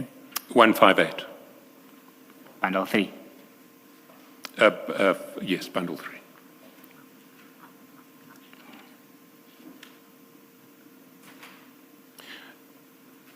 You'll see that on the 25th of March, Sergeant Nkosi sent you that document that you describe as a draft report of the BEC on this tender. Yes. It was a big day, the 25th of March. Sergeant Nkosi, you and the General were going to meet together. Sergeant Nkosi sent you this document. He then later sent you the document with the mandate that Victor had from NICO, and he also sent you his list of 7 bidders in priority for the land tender, all on the same day. You recall that? I can see that. Let's get back to this document. Is there any legitimate basis on which Sergeant Nkosi should have access to this document? This is a TMPD, no. Permission to expand? Go ahead. I'll be very quick. The TMPD report for 03 draft admin report, it makes reference to the closing register items. So on this, when I evaluated this document, there was nothing sensitive that had been done. But my answer is yes. There was no need for him to get this. He could have just got the closing register, which would have been published. It was there on the website. That would have been the best document to get. Yes, but he didn't get that document. He got this document, which was a draft prepared by someone inside the BEC process. I can't confirm that. I don't know where he got this document. Well, It was a draft prepared by someone inside the BEC process was the proposition I was putting to you. A draft administrative report on TMPD3 could only emerge from someone inside the BEC process. Is that not correct? It's a proposition, SC, so I'm not going to disagree with you, but I don't know where this could have Who came else from. would be preparing draft administrative reports in relation to TMPD3? SC, I don't know. I can't give an answer to that The right now. only body that could produce draft administrative reports in relation to TMPD3 at this stage was the BEC, surely. Okay. Does the okay mean I agree? Commissioner, I don't agree. My answer is I don't know, but I'm accepting the proposition that the senior counsel is bringing on board. I just don't want to speculate. Which other body could have produced this report other than the BEC? Which other body? Certainly could not have been the BEC. No, it's not the BAC. So which other body other than the BEC? I don't have the full report. I can't see the contents of it. So it's very difficult for me to give a conclusive answer and bind someone at this stage. Can I ask you to look at page 175 where we get past the list? Yes.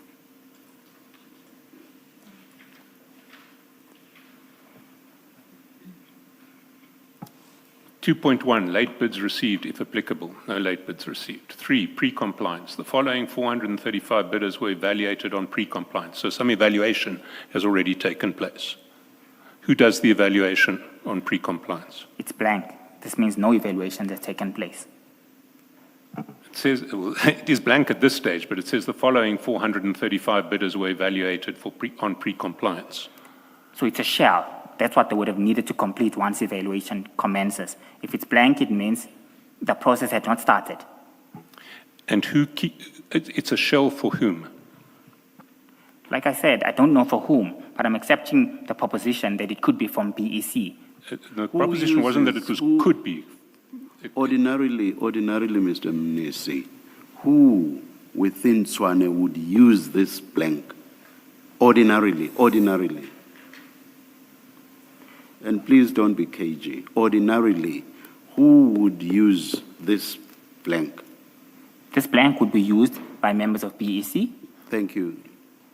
Yes, Mr. Shaskal. Anybody else? It's incomplete. I don't know. I can't say. But it looks like it could be used by that SC. Anybody else, I don't know. Well, it's not entirely incomplete because if we see the list contains 435 bidders and pre-compliance, the item 3 refers to 435 bidders. So someone has taken a template and done some change to it in relation to this bid. You see that? They've loaded the closing register, the contents of the closing register. Yes, they've loaded the contents of the closing register and they put it onto a template, which I am assuming is a template used by the BEC. Yes. Right. So let's get back to lock and key. Despite lock and key, a document, a template that is used by the BEC has made its way to Sergeant Nkosi. Should that be possible? And these are the reasons. It shouldn't be possible. The answer is no. But these are the reasons why this tender was cancelled. This is not the reason why this tender was cancelled.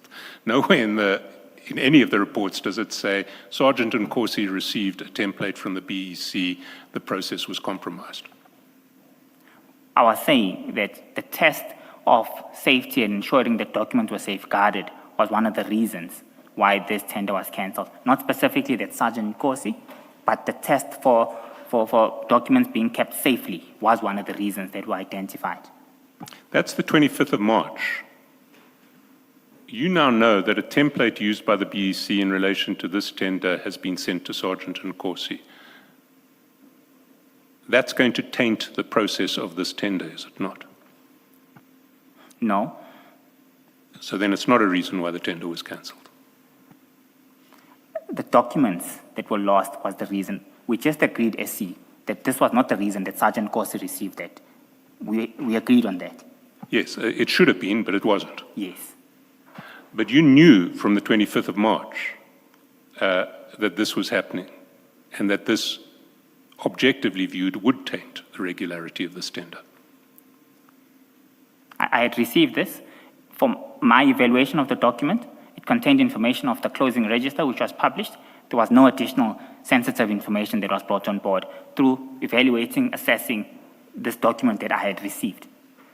But you knew that the obvious inference to draw from the fact that Sergeant Nkosi sent you this document is that he had someone inside the BEC who was giving him documents. I didn't know. I don't know where that comes from. So I did not know where he received this. The obvious inference to be drawn from this was that Sergeant Nkosi had someone inside the BEC who was giving him documents. Is that, do you take issue with that? I do take. That's not true. Well, what other inference could you draw? The truth of where he received this. And the truth of... From what other source could Sergeant Nkosi possibly have received this document? Bear in mind that you have said, ordinarily, this is a document used by the BEC. So other than the BEC, what would his source have been, ordinarily, other than the BEC? Yes, Commissioner. That information is known. He received this from the General. He did not receive it from anyone in the BEC. And where would the General have The received General it? was he not a member of the BEC? No, he was not a member of the BEC. Well, where would the General have received it? I don't know where he would have received, but he would have received it internally. He would have received it somewhere internally. Presumably from someone inside the BEC. Presumably, yes. Yes. But So Sergeant Nkosi had an indirect route into the BEC through the General. You didn't know it at the time, but directly or indirectly, Sergeant Nkosi must have had a route to the BEC to get into the BEC to get this document.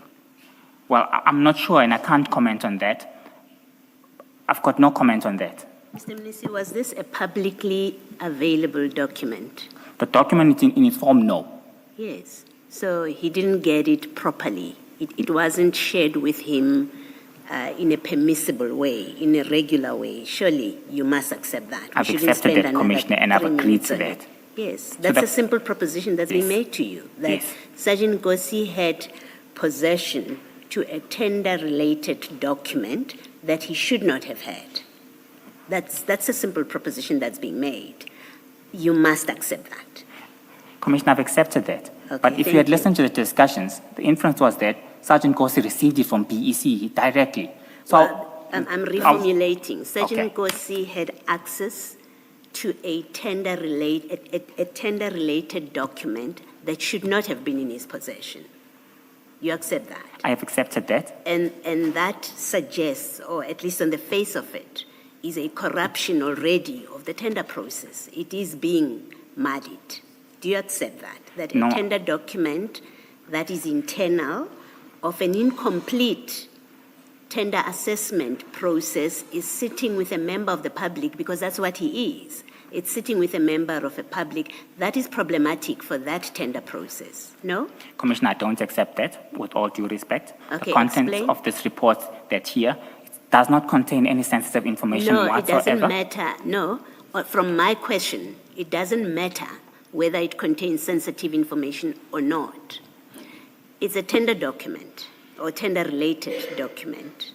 As a matter of policy, it should not be outside I've agreed to that, yes. of the municipality. That it is outside of the municipality with a member of the public in itself is an irregularity. You must be able to accept I've that. agreed to that. Thank you. That's all I'm checking with you. Thank you. But you didn't take any steps upon being made aware of this irregularity, did you?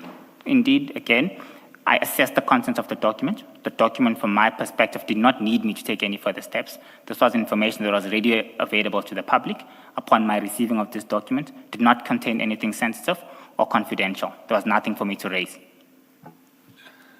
But there was something for you to raise. It was that a document internal to the city relating to this tender process had made its way to Sergeant Nkosi. From my perspective, all I'll need to do is safeguard the procurement process, as I previously stated. In this instance, I assessed the document that was received. It did not contain any sensitive information in terms of the evaluation process in its entirety. Hence, I felt there's no need for me to escalate this any further. I don't have any conclusive evidence on any leak at this stage in time. But I do agree, this is a leaked draft administrative report. It doesn't contain anything sensitive or confidential. I had nothing to report. Did the probity report pick up that this document had made its way to Sergeant Nkosi? I'm not certain if those are one of the reasons that were provided. If we go to the document, I think you'll accept that it didn't. It did not specifically say Sergeant Nkosi received this, no.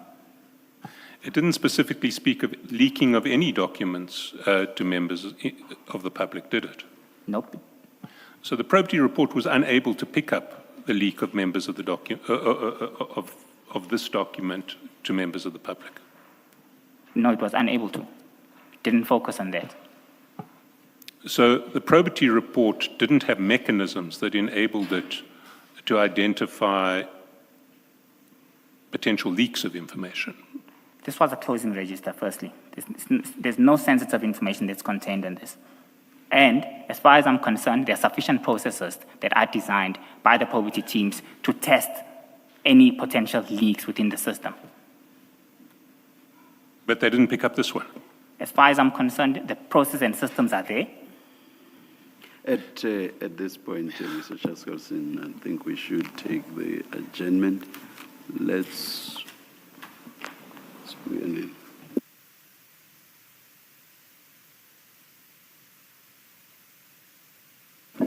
Let's adjourn and resume at 11:45.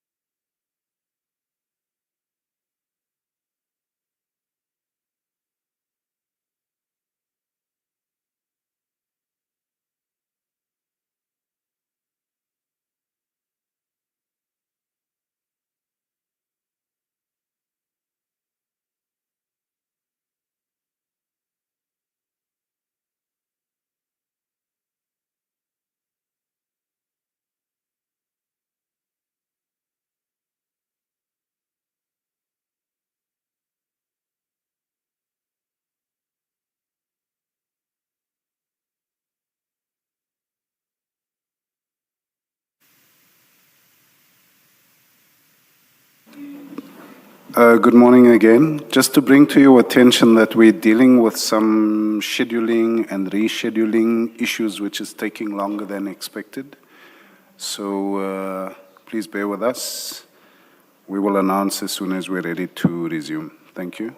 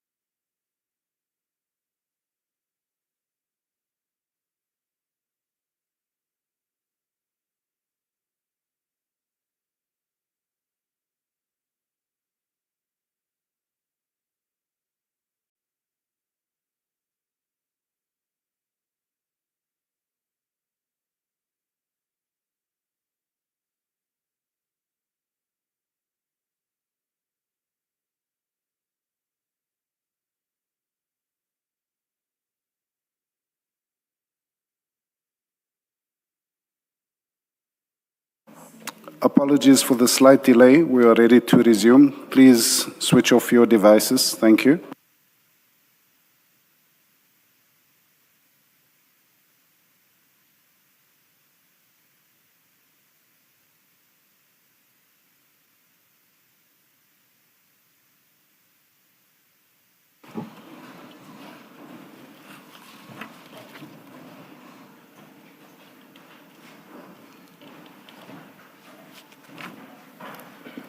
Yes, Mr. Chaskalson. Chair, my learned friend has indicated she'd like to address the Commission. Chairperson, Commissioners, thank you for the opportunity. As a legal team, we want to address you very briefly on the following. And what we say with the utmost respect to yourselves, to my learned friend, and to the work that you do. We believe that to put to the witness that he's wasting time of the Commission by the manner in which he answers is unfair to the witness. And to edit his responses is equally unfair at the end of the day. Of course, you're entitled to agree as Commissioner or disagree with what he says, and that is accepted. I think Chairperson or Chairperson Baloyi, you indicated that the only person of the BAC that's here today that can comment on the workings of the BAC is the witness. And yet, we see that he's not given, in our respectful opinion, proper time to answer and explain what actually happened during the deliberation to come to this decision. None of us were there. The only person you are correct, that were there, that can enlighten us on the process and the reasoning and what transpired is indeed the witness. And we respectfully request that he be given an opportunity to explain why he answers in the way, or to allow him to answer the questions in the manner that he believes is a way in which he can convey to the Commission what transpired.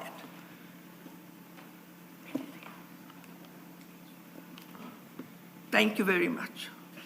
Can you please, Ms. Fanny, substantiate the point that says Mr. Mnisi's responses should not be edited? I didn't quite... Edited in the sense that he's cut off. He starts to provide an answer, and then he's cut off. Very often, again, with greatest of respect, Commissioners, we were all in practice, or some of us are still some were. It's very difficult when one tries to convey something and when one's cut off. Sometimes it influences your thought process. It makes you lose your trail of thought. And it's something I think one should be mindful of when it happens. So again, what we place on record, we place on record with the greatest of respect and to yourselves and to the work that's been done. Thank you very much. Thank you very much, Ms. Van den Heever. I will not invite a response from you, Mr. Chaskalson, because this is directed at us. Your first point is that it's unfair to say that Mr. Mnisi is wasting time. I think there's a nuance on that. I did not put it like that. It was in the context of Mr. Mnisi wanting to explain. And I immediately said, before anything else I said, I immediately said, Mr. Mnisi, I am going to allow you to explain. But let me make this comment. I said, in basically all your responses, you explain. And you do that even in instances that patently or objectively show that there is no need for an explanation. I'm retired now. but I was a practitioner for a number of years. And I will tell you this, as a practitioner, unfortunately, as a judge, for the better part of my life as a judge, I sat at an appellate court, so I did not again experience issues of questions, responses, and proper responses, improper responses. But I did practice for a number of years, and I will tell you this, and I would be surprised if you will not agree with me, that there are questions that do not require explanations. I would be surprised if you disagree.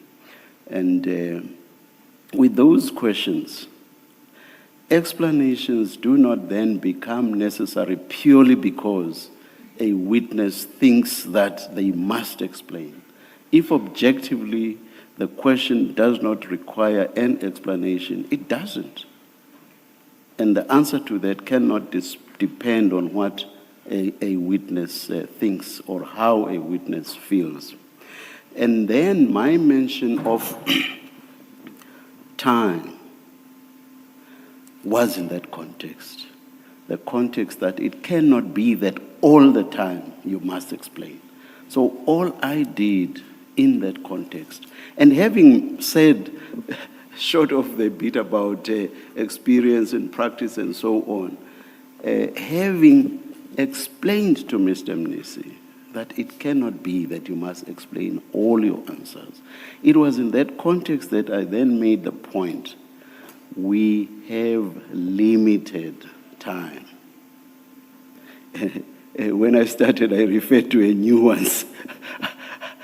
It may be a distinction that lacks a difference, but I think I did not quite say you are wasting our time. So it was in the context of what I've just explained that I then said, we have limited time.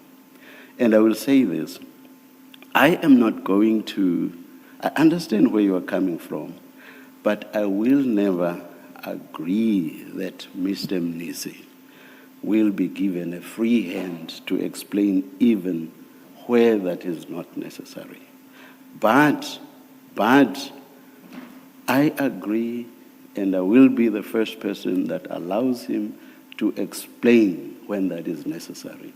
And most times, in fact, because he has been explaining since the probing questioning started, he has been explaining basically on each and every response. And we were patient with it. But at some point, or rather, we must reach a point at which we say to him, Mr. Mnisi, you cannot explain each and every response you give. And I do not think there's anything wrong with that. If you say there is, as I said earlier on, I would be surprised. Let me move on to your point about editing responses, which you explained by saying that we should not cut off Mr. Mnisi. There again, I think much leeway has been given to Mr. Mnisi. But there are times when you will ask a question, and from the moment he opens his mouth, you see that the response he's beginning to give has nothing at all to do with the question that's being asked. So must we listen, keep quiet, whilst Mr. Mnisi is going on and on and on about a response that has nothing to do with the question? But there again, as I say, we have given Mr. Mnisi leeway. And I doubt that we've given any other witness as much leeway as we have given Mr. Mnisi. Lastly, you say that he's not given, or rather he was not given sufficient time to explain what transpired at the adjudication process. And I did not finish my note here, but I think you were saying that you are asking that consideration be given to all of the issues that you have asked. There again, to the extent that perhaps you felt that he was not given sufficient opportunity, from where I'm sitting,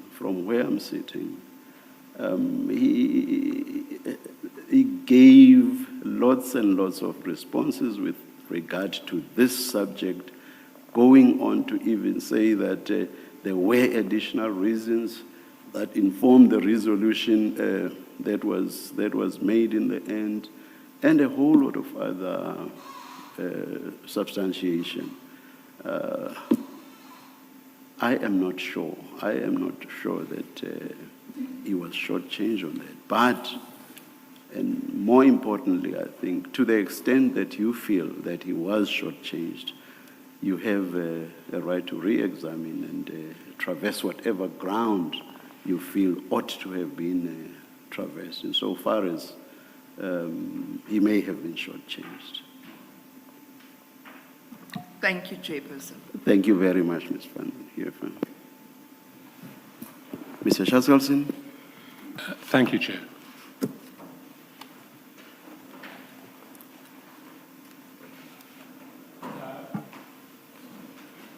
Mr. Mnisi, we had been discussing TMPD3 and the document that Sergeant Nkosi WhatsApped to you on the 25th of March. Do you know who the late Mr. Msibi was? Do I know him? I don't know him. Sorry, do you know who he was? I know, I've read about him in newspaper articles. I know who he was. Right. You didn't personally have a relationship with him? No, right? not a personal relationship. Did you know that Sergeant Nkosi had a close personal relationship with the late Mr. Msibi? No, I wasn't aware he had a close personal relationship. I was aware that they knew each other. I see. And in his evidence, Sergeant Nkosi referred to someone who is saved in his WhatsApps as Mampani Taxi Man, and he described this person as the right-hand man of Mr. Msibi. Have you any knowledge of Mampani Taxi Man, Mr. Mampani, who is someone communicating with Sergeant Nkosi? No, SC, I don't know who's that. You've never encountered any reference to Mr. Mampani? I don't know who's Mr. Mampane, and I've never met Mr. Mampane. You see, the evidence of Sergeant Nkosi was that on the 30th of April 2025, remember, he sent you the TMPD3 draft report on the 25th of April, so the 25th of March 2025. And then on 30 April 2025, he sent the same document to Mr. Mampani. Were you aware of this? No, I was not aware of that. And the evidence of Sergeant Nkosi was that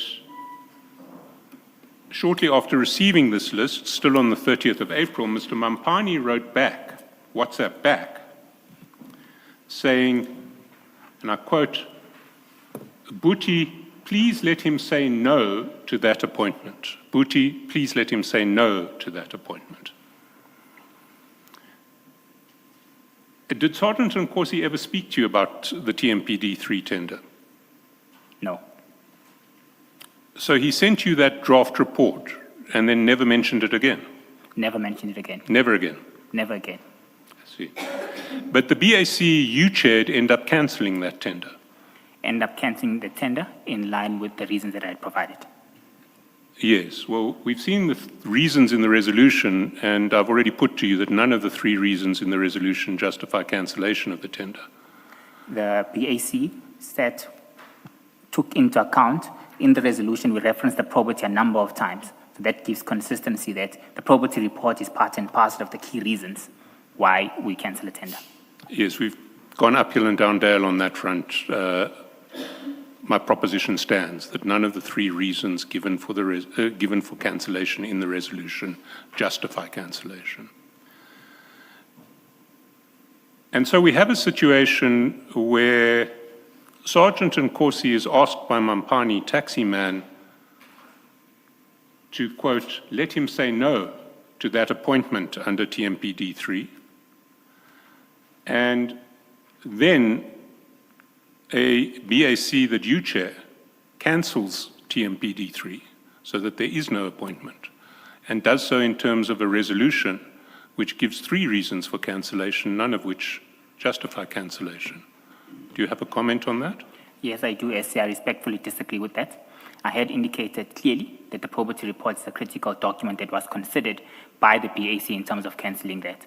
And I further disagree with the notion that I had any knowledge of whatever discussions were occurring between Mr. Mampane or Sergeant Nkosi.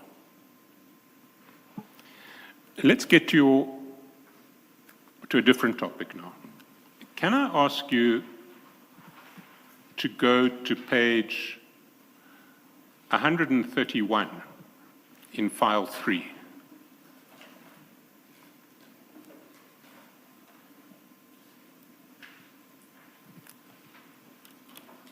Sorry, 127. Let's start with 127.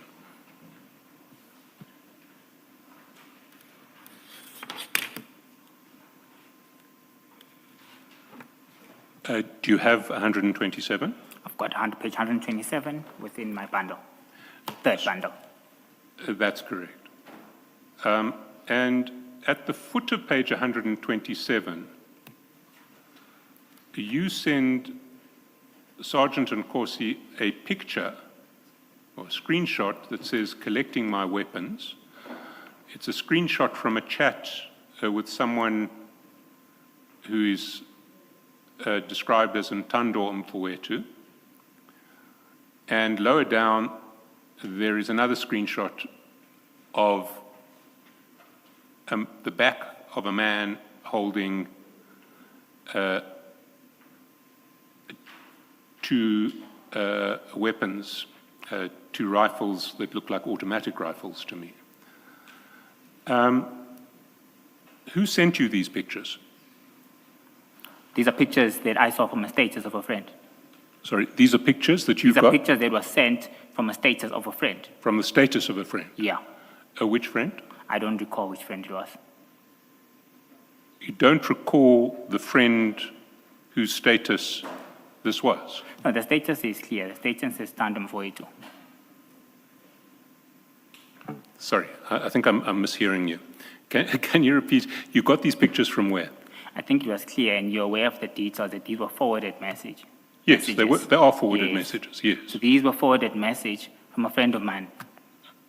And these were weapons that I liked shooting as part of my socializing that we normally do with Sergeant Nkosi. These are weapons that I wanted to try out as well. So you're saying that these were weapons, pictures of weapons that a friend sent to you because that were forwarded to you by a friend who presumably knew that you liked shooting? Yes. I see. And was that friend Ntando Mfowethu? No, it wasn't him. It was wasn't? a forwarded message. I see. Underneath those pictures, at the top of page 130, you message Sergeant Nkosi saying, they say he is coming for me, but who was coming for you? Chair, like I said, the content of this was me making use of these weapons in our next shooting expedition. This was just me and Sergeant Nkosi saying, this was me expressing to him that I want to try out these weapons. No one was coming for me. Was it an autocorrect error? No, I'm not saying it's an autocorrect. I'm saying no one was coming for me. I don't recall the details of this discussion in particular, but what I want to put to the commission is that the contents around our discussion was that these were weapons that I had seen, and I wanted to try them out after it had been sent to me. So you see a picture. Can you identify the man in the Vuitton 00 T-shirt that we see at page 129? No, I can't see who's it. So you see a picture of a man holding 2 automatic weapons. You message Sergeant Nkosi saying, they say he's coming for me, but you can't remember who you were referring to. Chair, like I'm saying to you, The content of this discussion was for me to try out those weapons. I don't really recall what was happening on that, but that was the discussion that I was having with Sergeant Nkosi. That I need to be ready. I need to be able to use weapons when whatever competitions that I want to attend in the near future, I need to be certain that I'm able to utilize these weapons accordingly. I love shooting. Sergeant Nkosi thought that you were referring to someone in particular because he responds back saying he won't stand a chance. Yes? But you weren't referring to anybody. No, Chair.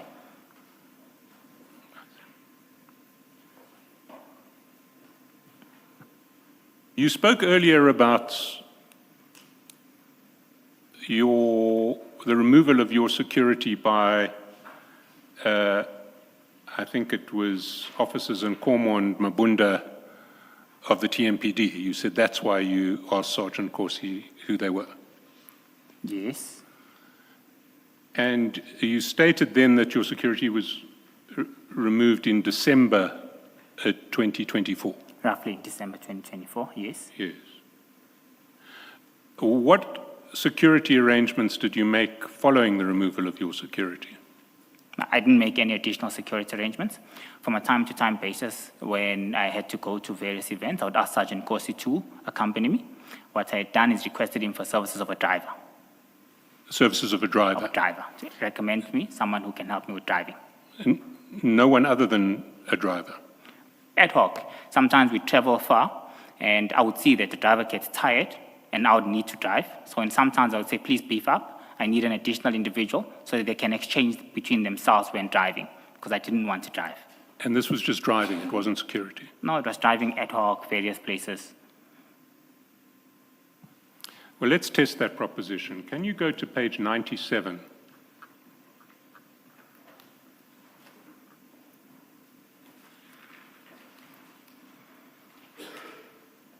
There you text Sergeant Nkosi and you say something is off with Bonkosi today.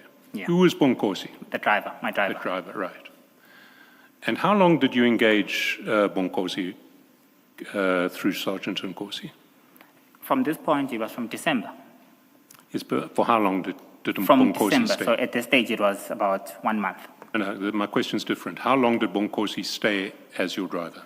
So maybe just to add some context, it was not permanent.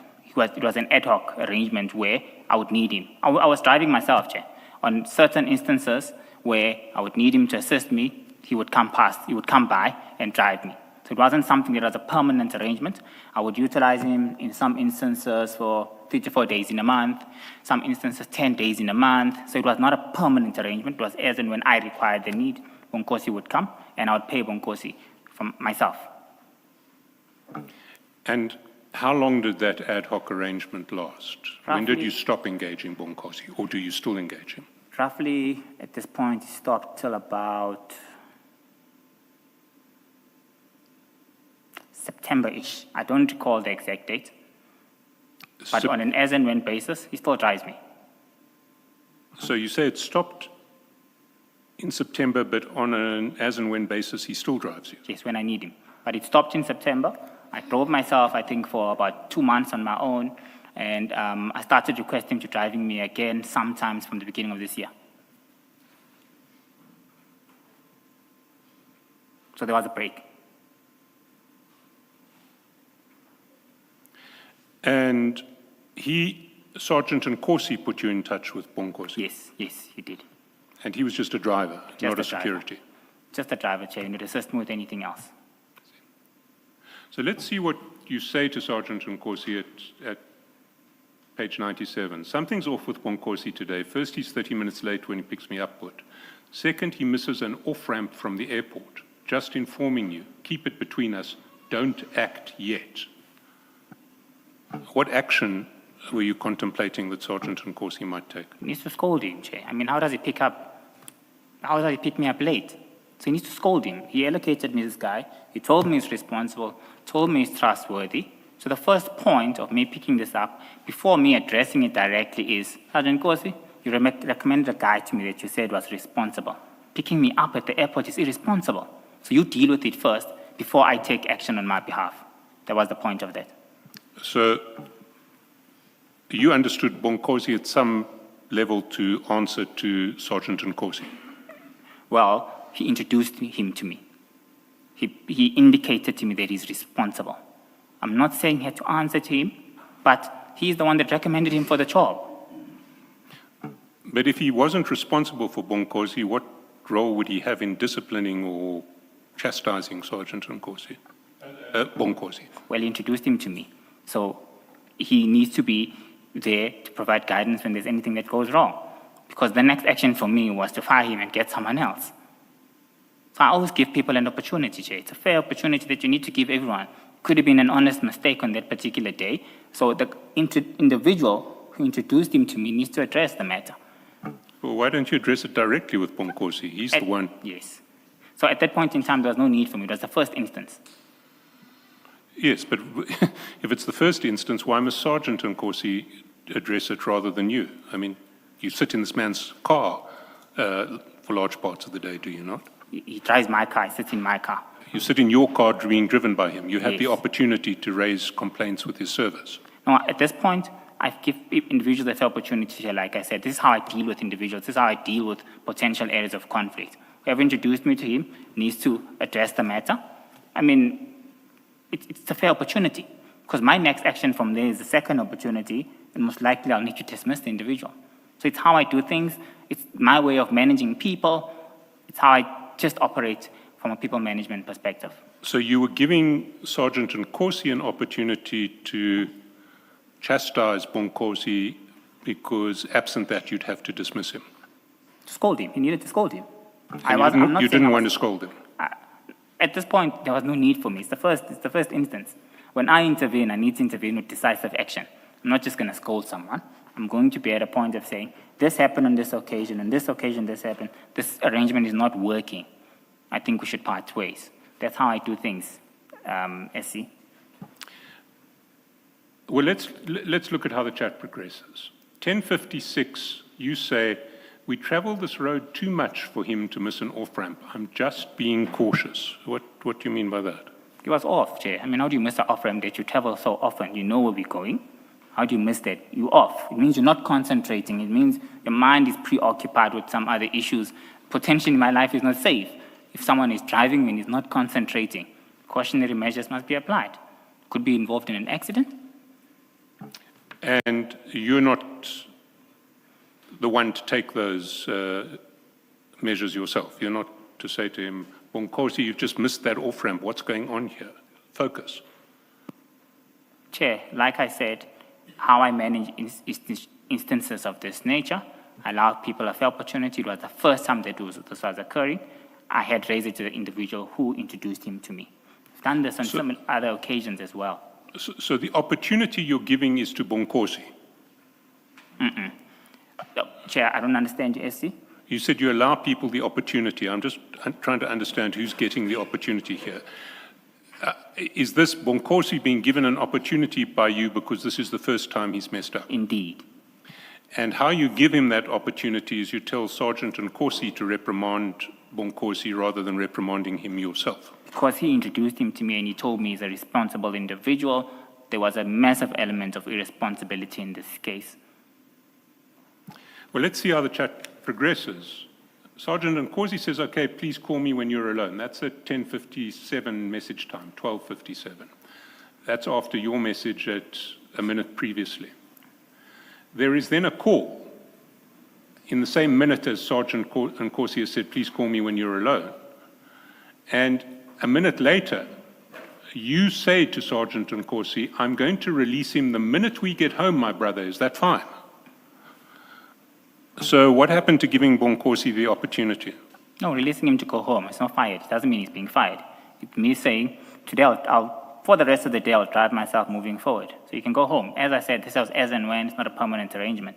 Pick me up from the airport, drop me off at home. From there, you can go home. I'm fine on my own. I'll deal with my own duties for the rest of the day. And that comes after a... Oh, sorry, Mr. Shaskalsin. May I get an idea where this is taking us? It's taking us to the relationship with Sergeant Nkosi, and it's taking us to the relationship with Sergeant Nkosi, and to the witnesses failure to disclose the full extent of that relationship. Okay, all right, thanks.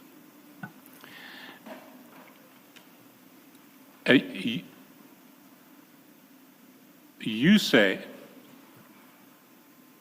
I'm going to release him the minute we get home, my brother, is that fine? And Sergeant Nkosi says, not now, just finalize all your today's meetings and tomorrow you will decide. It must not be obvious to enemies that bodyguard was for only December. Let's confuse them for 2 or 3 days. It's your call, Mfowethu. So Sergeant Nkosi regards Bonkosi as a bodyguard, does he not? That's what he says here. And why would he think Bonkosi is a bodyguard when all you've asked for is a driver? Well, I'm not going to comment on why he wrote that up. Asked for a driver. He was my driver. You can see the contents of our discussions is that of an individual who's driving me. If it's a bodyguard, there would be no reason for me to even release him. Also, to be quite frank, a driver can't be a bodyguard because he's concentrating on driving. How is that guy safeguarding my life if he's focusing on driving and concentrating on the road?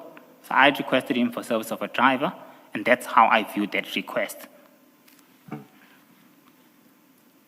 So Sergeant Nkosi clearly regarded Bonkosi as a bodyguard. He was speaking of enemies, and enemies needing not to know that you would be without a bodyguard after December. I can't comment on Sergeant Nkosi's message. I can comment on what I requested for, what this relationship was about, and how I understood it at the time of request, and how I still understand it now, SC. So your response to Sergeant Nkosi, immediate response, okay, my brother, in order. So he's saying, let's confuse your enemies for 2 or 3 days. Can't be obvious to them that the bodyguard was only for December, and your response is, okay, my brother, in order. It's not, what are you talking about? For me, what was in order was not to release him for the day. Let him continue driving me. Sergeant Nkosi was probably thinking for me that I probably had traveled late. I was on a flight. I must be tired. So why would I start driving myself now if I already have him for the day? My understanding and my response of saying, okay, my brother, that's in order, was purely meant at the advice that he was saying, no, finalize your duties for the day, and then you can decide what to do. So the reference to bodyguard and enemies was just a bizarre suggestion of Sergeant Nkosi. You didn't know what he was referring to? No, I didn't know what I was referring to. I focused on the contents of why I had engaged him and the advice that he was providing me. And that advice was, just finish what you have to do for today. Then you can release him if you want. That was relevant for me. Let's go down to page 287.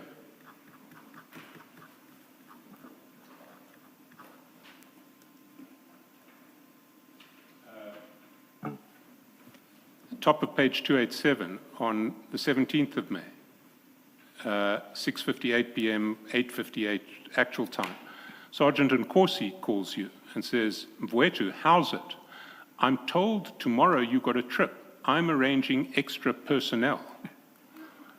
Is he not arranging security personnel for you? It's an additional driver, so drivers can swap. Remember, I indicated that I don't prefer driving, Chair. So when a driver gets tired, instead of me taking over the wheel, I prefer someone else take over the wheel and proceed with the trip. I prefer not to drive at all. I had noticed that when it's just Bonkosi and myself, I would see that he's tired throughout the driving process. Of course, then we have to swap. There was a major inconvenience for me. I don't like to drive.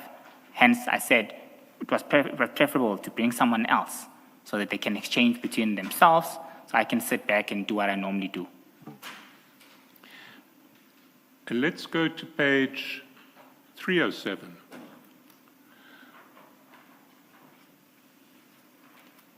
You say at 6:33 message time, can you help me with a beef up tomorrow, my brother? I need Bonkosi to drive the madam to Sosh tomorrow, May about 11. Is Sosh Soshanguve? Yes.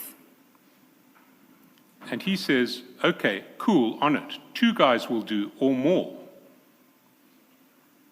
Why would you need more than 2 people to drive to Soshanguve? All right. I think you need to understand, Chair, that if you were to drive the madam, they need to drive on their own. I'm not going there. I had other responsibilities to do. So if you bring 2 people, the other one must drive with me, while the other one drives the madam. That's why you need 2 or more people. Why would you ever need more than 2? If it's a long trip, Chair, sometimes if it's a long trip, you need more than 2. From where? It depends. It could be from Joburg to Nelspruit. But in this instance, the more than 2 was that one would continue driving the madam, while the others would drive me. So what trip were you talking about? Where was the madam? What was the trip that involved the madam going to Soshanguve? Where was she starting? Chair, that's a private and confidential matter. I will not answer that question with all due respect. No, it's not a private confidential matter. It's testing what seems to be a very implausible answer to a question that I put to you under oath. For me, answering where an individual was driving the madam, was driving her to Sosh. To Sosh, from where? From Joburg. You need 2 drivers, more than 2 drivers, to drive from Joburg to Soshanguve. So the other would drive me. To where? To the office and all my other responsibilities, Chair. Yes, we've got 2 drivers now. We've understood that there is a need for 2 drivers. Why do you need more than 2 drivers? Because one would be driving the madam and 2 would continue to drive me. To drive you back and from the office, you need 2 drivers. Not only for the office. What if I was going to a trip outside the province? You see, Mr. Mnisi, what I want to put to you is that your answers on this line are actually false, and that it's quite clear that Sergeant Nkosi was providing protection for you. Okay. What's your response to I that? disagree with that. He was not providing protection for me. Did not pay him in any instance or any form. I would pay the individuals that he would allocate or recommend to drive me on an as and when basis. So I completely disagree. We're not with talking about payment at the moment. We're talking about whether these individuals were providing security to you. that. From my understanding, these are driving services. And when he refers to enemies and bodyguards, he's just got it wrong. He'll need to answer that for himself, Chair. I see.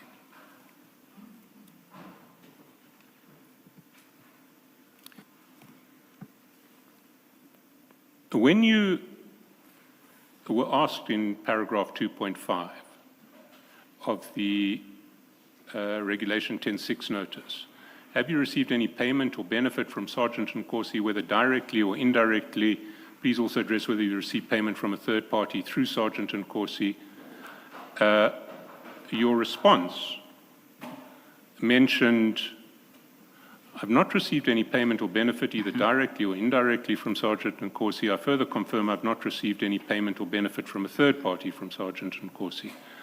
I do, however, wish to state that on a few occasions, Sergeant Nkosi accompanied me to meetings and or gatherings because I felt unsafe or vulnerable, purely as a friend. I never perceived or understood him accompanying me to be a benefit of sorts for either of us. You recall that? Yes, that's my statement, and that's what I provided to the Commission. So there were occasions where you needed security. You felt unsafe. He's a friend. He's got a physical presence. So if I go with a friend with a physical presence, I feel a bit safer. But you didn't see fit to mention that he had provided people who he described as bodyguards to you. I had to provide a sworn statement of my understanding as per my request to him. Can't provide a statement on what he might think of situations. And as per my sworn statement, Chair, is that he provided me with a driver, and I do state that in my sworn affidavit, and I further go on to disclose to the Commission that there are some instances as well where Sergeant Nkosi himself, he would go with me, but not the people. The people, it's something completely different because I'll pay those from my own pocket. Where he himself comes, I view that as a possibility of being viewed as a benefit. However, I'm clarifying that there was no financial exchange, so there's no benefit that he obtains, number one. Two, he's a friend. We socialize with a number of activities together, and I disclosed that as fairly as I could to the Commission. Let's look at other aspects of your relationship with Sergeant Nkosi. Can we go to page 100? Page 100. Yes. 11th of January.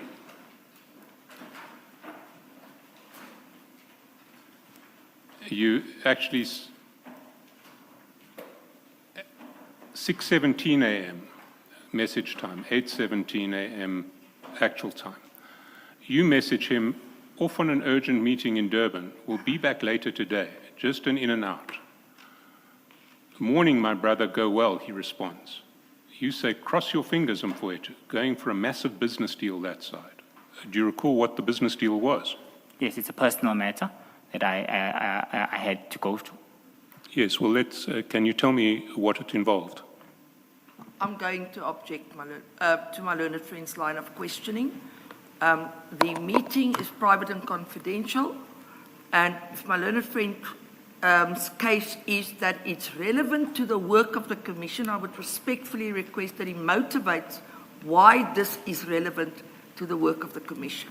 Thank you, Chairperson. It's relevant to the work of Commission because Sergeant Nkosi's answer is, my man, I'm crossing my fingers. I know when you grow, I will grow too.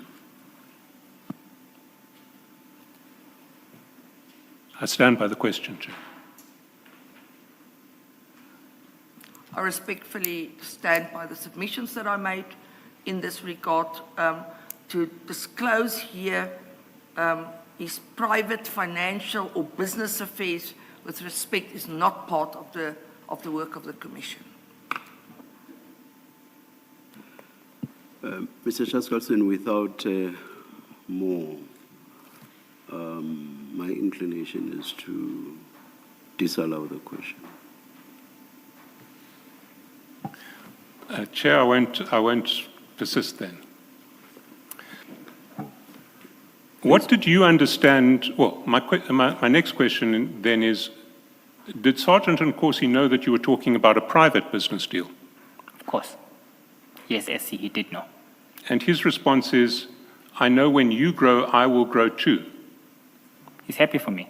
If he gets a promotion at work, I'm happy for him. Friends being happy for each other when there's growth in their respective lives. I see. No, Mr. Mnisi, that's not what that message is. You can read it and consider it again. That response that says, when you grow, I will grow too. It's clear that he's saying your growth will lead to his own growth. That's what that message says. So do reconsider your answer. No, Commissioner, respectfully, I don't reconsider my answer. I read this message. I understood this message to mean, I'm happy for you, my friend, in the same way I would say to him as well. It's a form of expression. We had a deep friendship with Sergeant Nkosi. So I respectfully stick to the answer that I've given. I read this message, I understood it, that he's happy for me.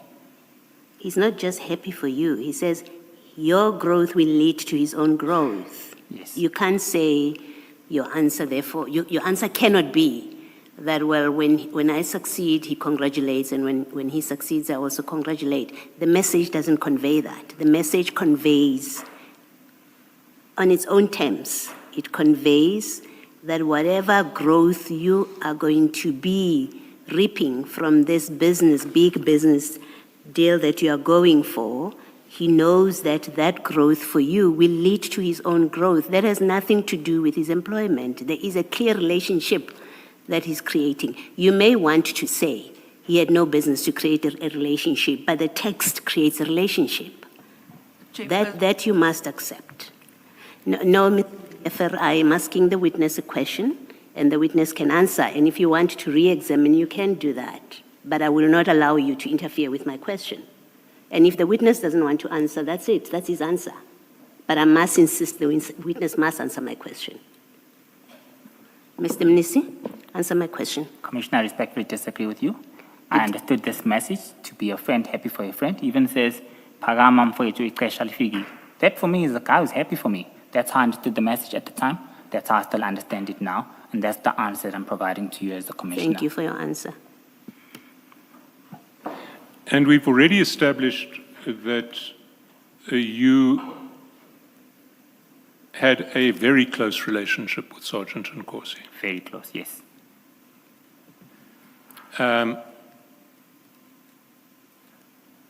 He described you in his New Year's message, I think we may have been there, as, he says, compliments my brother, indeed in you I found a true brother.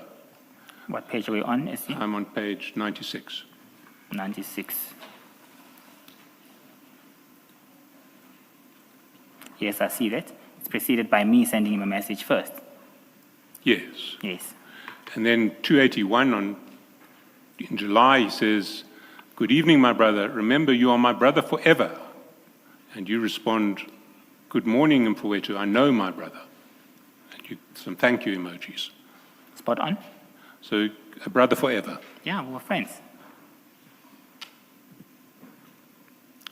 Now, I want to go back to huffing and puffing, because you have this incredibly close relationship, but essentially, you're telling this commission that to someone who you regarded as a brother forever, you were willing to create the false impression that you were going along with his requests to appoint Ngapeshaya and El Shaddai, despite the fact that you had no intention of doing that whatsoever.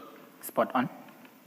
So you were misleading him in relation to your text to him on Ngapeshaya and El Shaddai on your version. In the same way as I had presumed that he was misleading me, yes. Sorry, how was he misleading you? He was constantly sending me reminders that he needs me to check for compliance. I then established on my own that this is more than that. But it's after that you exchange your messages about being brothers for life. It's within the context of those discussions. These are not isolated events, they are interrelated. Sorry, what's interrelated? You're speaking about me huffing and puffing. Yes. I'm explaining to you how that came about. Firstly, I'm agreeing with you. Yes, I did huff and puff. I did create a false impression that I would check for compliance, as he would constantly request me to. However, due to the persistence, I had indicated that it was clear to me, even though he's not saying it verbatim, that I need to assist in checking for compliance. In my mind, it rang a bell, that this looks like it's more than that. I took a decision in my mind that he's also misleading me in some way or not. I'm going to play the same game. But it wasn't to check for compliance. By the time that you were huffing and puffing, it was quite clear that he was giving you a list of bidders in priority and our list. Mm-hmm. So he was no longer misleading you. If he, at the beginning, was asking for compliance, if that's what he was doing, by this stage it was clear that he was asking for something more. It was clear, Chair, but not verbatim. He did not at one point state that. Throughout our discussions on 148, 152, and 157, right through 177, the discussions were clear. Please check for compliance, please check for compliance. In my mind, it rang a bell that this is more than compliance. He does not say at any point, but I realized that from my own due to the persistence. Hence, on 177, I start misleading him intentionally to stop this matter from proceeding any further. I just want to correct something that you've just stated. There is no text ever where he asks for compliance. I did mention to the Commission that we had a discussion. He phoned me on 148 when he initially sent me that. We had a telephonic discussion. I indicated to the Commission that there are various modes to communicate with one another. The first mode would be via text message. The second mode would be via telephonic discussion. In this instance, he raised that via a WhatsApp telephonic discussion.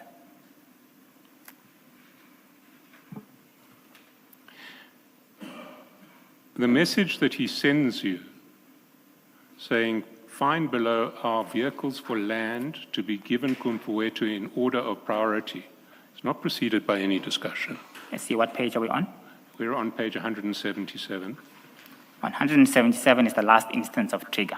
This is where I start huffing and puffing intentionally as well. So before that, if you go to 148, this is where you see the discussion which takes place.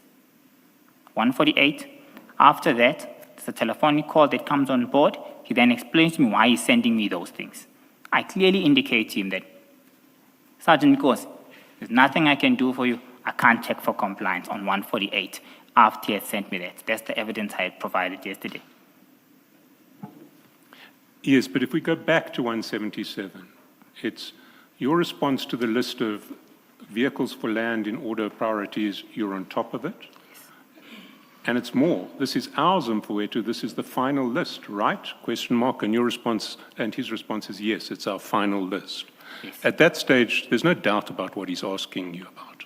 And this is exactly why I responded in the manner that I responded, with the evidence that I provided to the committee, to the commission. Apologies. This was me huffing and puffing now. So this is your huffing and puffing, and what you're doing is you're taking someone who you regard as a brother for life, and you are misleading him. Yes. In the same way he misled me by persistently saying, check for compliance. And I realized that it's more than that. Why do you not take him up? Is your complaint then that he misled you, that he said he just wanted you to check for compliance, whereas in actual fact he wanted you to rig the tender? The reason I don't take him on, as previously stated, I just need to understand what your complaint was. Was your complaint that he misled you by asking to check for compliance when in actual fact he wanted you to rig the tender? Was that your complaint? there's no Is complaint. that why you... There's no complaint. I strategically took a decision to take ownership and manage the situation. There's no complaint from me. You said you started misleading him only after he had been misleading you. Spot on. And the misleading of you was that he asked you to check for compliance when in actual fact he wanted you to rig a tender. Is that what you're saying? That's exactly what I'm saying. And so despite the fact that he's misled you, you mislead him, you regard each other as brothers for life. Yes. Is this how you deal with your brothers? Yes. That's how I dealt with this situation. And I would deal with it in the same way again. You see, what we have, if we step back and we look at the overall picture, is you and Sergeant Nkosi have an incredibly close relationship. You describe each other as brothers for life. He clearly cares about you very much, and you clearly care about him very much. You accept all of that. I've accepted that, SC. In respect of TMPD1, he engages you wanting the bid to be awarded to Ngapesheya and El Shaddai. He engaged me asking me for compliance. No, but at a certain point, he moves from compliance to rigging the tender. That's what you've just said. He doesn't move, I assume, because of his actions. I'm not saying, I assume that because I picked up from the persistence. There's no way where he verbatim tells me, rig these tenders in favor of this. Sorry, Mr. Mnisi, a minute ago you said you only started misleading him because he was misleading you. He was misleading you by asking for compliance when he really wanted you to rig the tender. That's exactly what I stick to, SC. That's what I say. Yes. So he was asking you to rig the tender, is what you understood the situation to be. That's what I assumed on my own, SC. He did not verbatimly ask me anyway. And he wanted you to rig the tender in favor of Ngapesheya and El Shaddai. From my reading of that, he wanted me to prioritize that, yes. Yes. And out of the 57 bidders who initially competed in this tender, 2 of the 7 ultimate successful bidders were Ngapesheya and El Shaddai. Through the rigorous procurement process that was undertaken and the probity report from external parties, that's true. Then we come to TMPD3. And there we know that Sergeant Nkosi has been asked to get the award cancelled. Which is something I know nothing about. I don't know the gentleman who sent him that request. There's no certainty that they are speaking to is me. Secondly, he doesn't even forward me that message at all. And lo and behold, TMPD3 does get cancelled in terms of a resolution that provides 3 reasons for cancellation, none of which justify cancellation. As well as the probity report, which is a critical part of the procurement process. I'm putting to you, Mr. Mnisi, that if one looks at the objective facts, as opposed to what you say happened and what you say documents actually meant, it looks very much like your very close relationship with Sergeant Nkosi tainted both of these tender processes that you presided over. I respectfully disagree with you. There was no bias or any impairment of my objectivity in terms of handling both tenders. Tender TMPD1 the process was followed right to the T with a conclusive probity report from an external party validating that. Tender TMPD03, I further disagree with you respectfully, SC, as a result of the probity report must be read in consideration with the bid adjudication committee resolution. The BAC resolution is not the sole reasons that were mentioned there for cancellation. The probity report is a critical component which must be brought on board when we are making conclusions. So on those reasons, I respectfully disagree with you. But of course, everything you say about probity is not mentioned in the resolution at all. In the resolution, we only mentioned additional matters, as I had stated before. The probity report was part and parcel of this. Within the resolution itself, we refer to the probity, which means it has to be read together. You can't read the BAC resolution in isolation of the probity report. Had there been an instance where in the BAC resolution that signed off, we don't refer to probity at all, potentially I would say, hey, I think I'm tempted to agree with you. By virtue of the actual proceedings of BAC, including the probity report is a critical document, and by virtue of the resolutions making reference, I think on 3 occasions, to the probity report, further justifies that the probity report was an essential document which was considered for the cancellation. Can you just take me to this resolution and show me where the references to the probity report on which you're placing such reliance are? On page 429 of the pack. 428. Your first reference is 429. Yes, I'm starting with 429. Is that of 3, Mr. Mnisi? Two. 2, I'm sorry.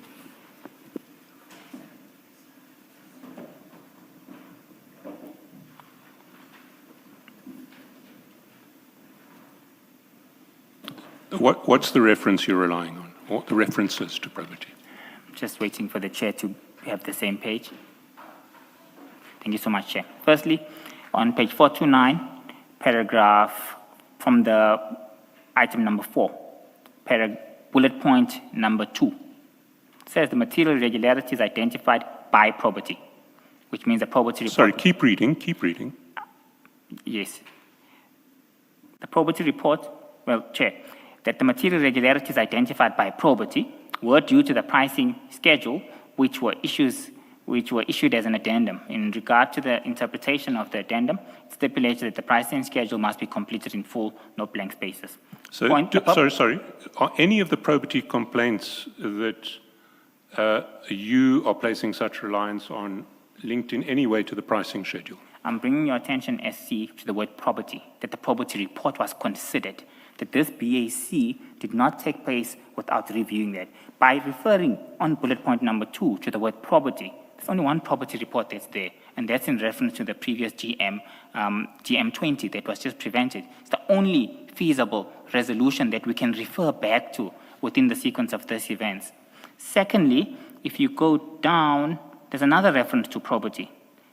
Bullet point number 3, the BEC interpretations is that the pricing schedule need not have blank spaces, according to probity report, which its recommendations have changed. The initial BEC recommendations stated that blank spaces must be completed with numerical figures. This resulted in potential selective evaluation of bidders and the potential unjustified disqualification of bidders. The second line of bullet point number 3 clearly references the probity report, which is GM20. Yes, and it's referring to the issue of blank spaces versus numerical figures, is it not? Over and above a probity report. No, not over and above probity report. It's saying that the probity recommendation states that blank spaces must be completed with numerical figures. That's the point of that reference to probity. It says according to the probity report, which references GM20. It's the entire report. You don't just look at this without considering that. So by virtue of this second bullet point, well, the third bullet point and the second sentence referring to a full probity report, this probity report, in all fairness, can only be referenced to GM20.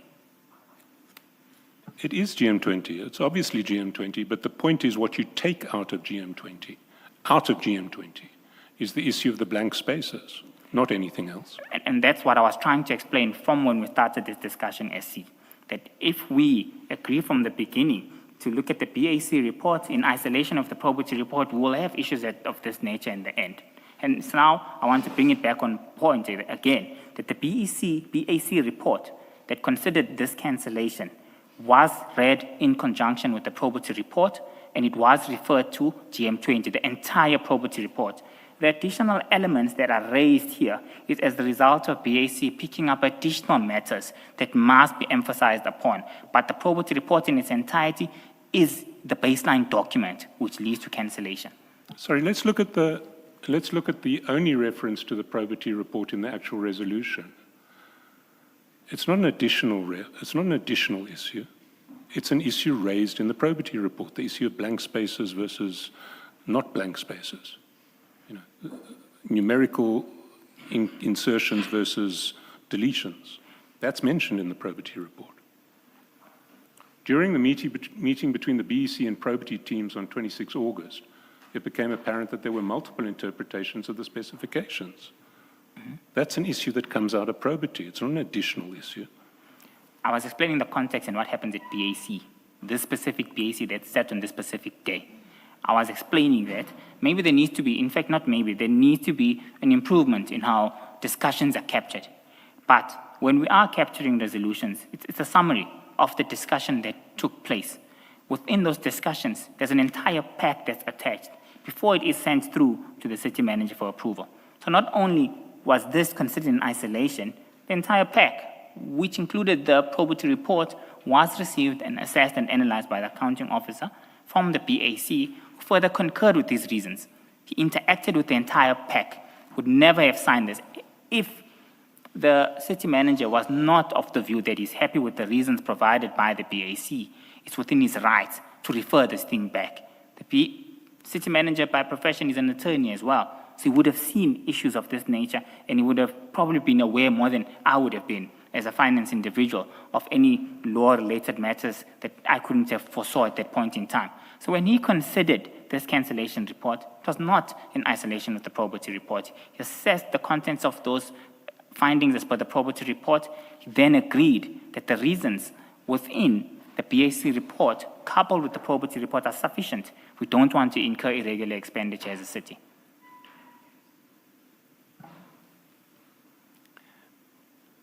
I'm going to move to a different topic now.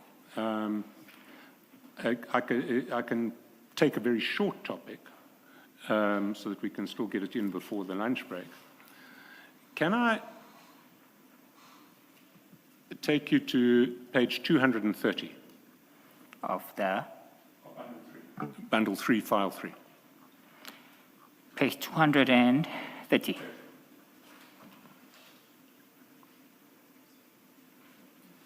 Yes. And there you'll see that from page 230 to page 275, there are 45 pages of pictures of two SUVs. Yes. Can you explain what these pictures are about? Well, these are pictures of cars. He was asking me for advice in terms of which is a nice car. So he sent you a nice car for what? Well, I presume he was contemplating on purchasing it, but I don't know. He sent me a picture for cars to give him my comment and my views in terms of which car do I think is nice. So you understood him to be advising you to be asking your advice on which car he should buy. On which car is nice. Did you not discuss this at all? I mean, there are calls beforehand, and it's quite strange to send 45 pages of pictures without a discussion. I think we discussed it afterwards, because afterwards in 275, you can see their responses, and then we discussed this matter afterwards in terms of, I think this one is nice because of these reasons, not beforehand. Yes, but before you even have a call on page 275, you're saying this is the one. What was the one for? That's the nice one. That's one I like. Yes, that's the one you like. Yeah. But what did you understand him to be asking you in relation? Asking me to check which vehicle is nice. And that presumably came before the exchange in relation to this car. Well, I say this one, referring to the one above, meaning I like this one. He then obviously either doesn't understand me, then he calls me on the next message. I clarify that for him, SC.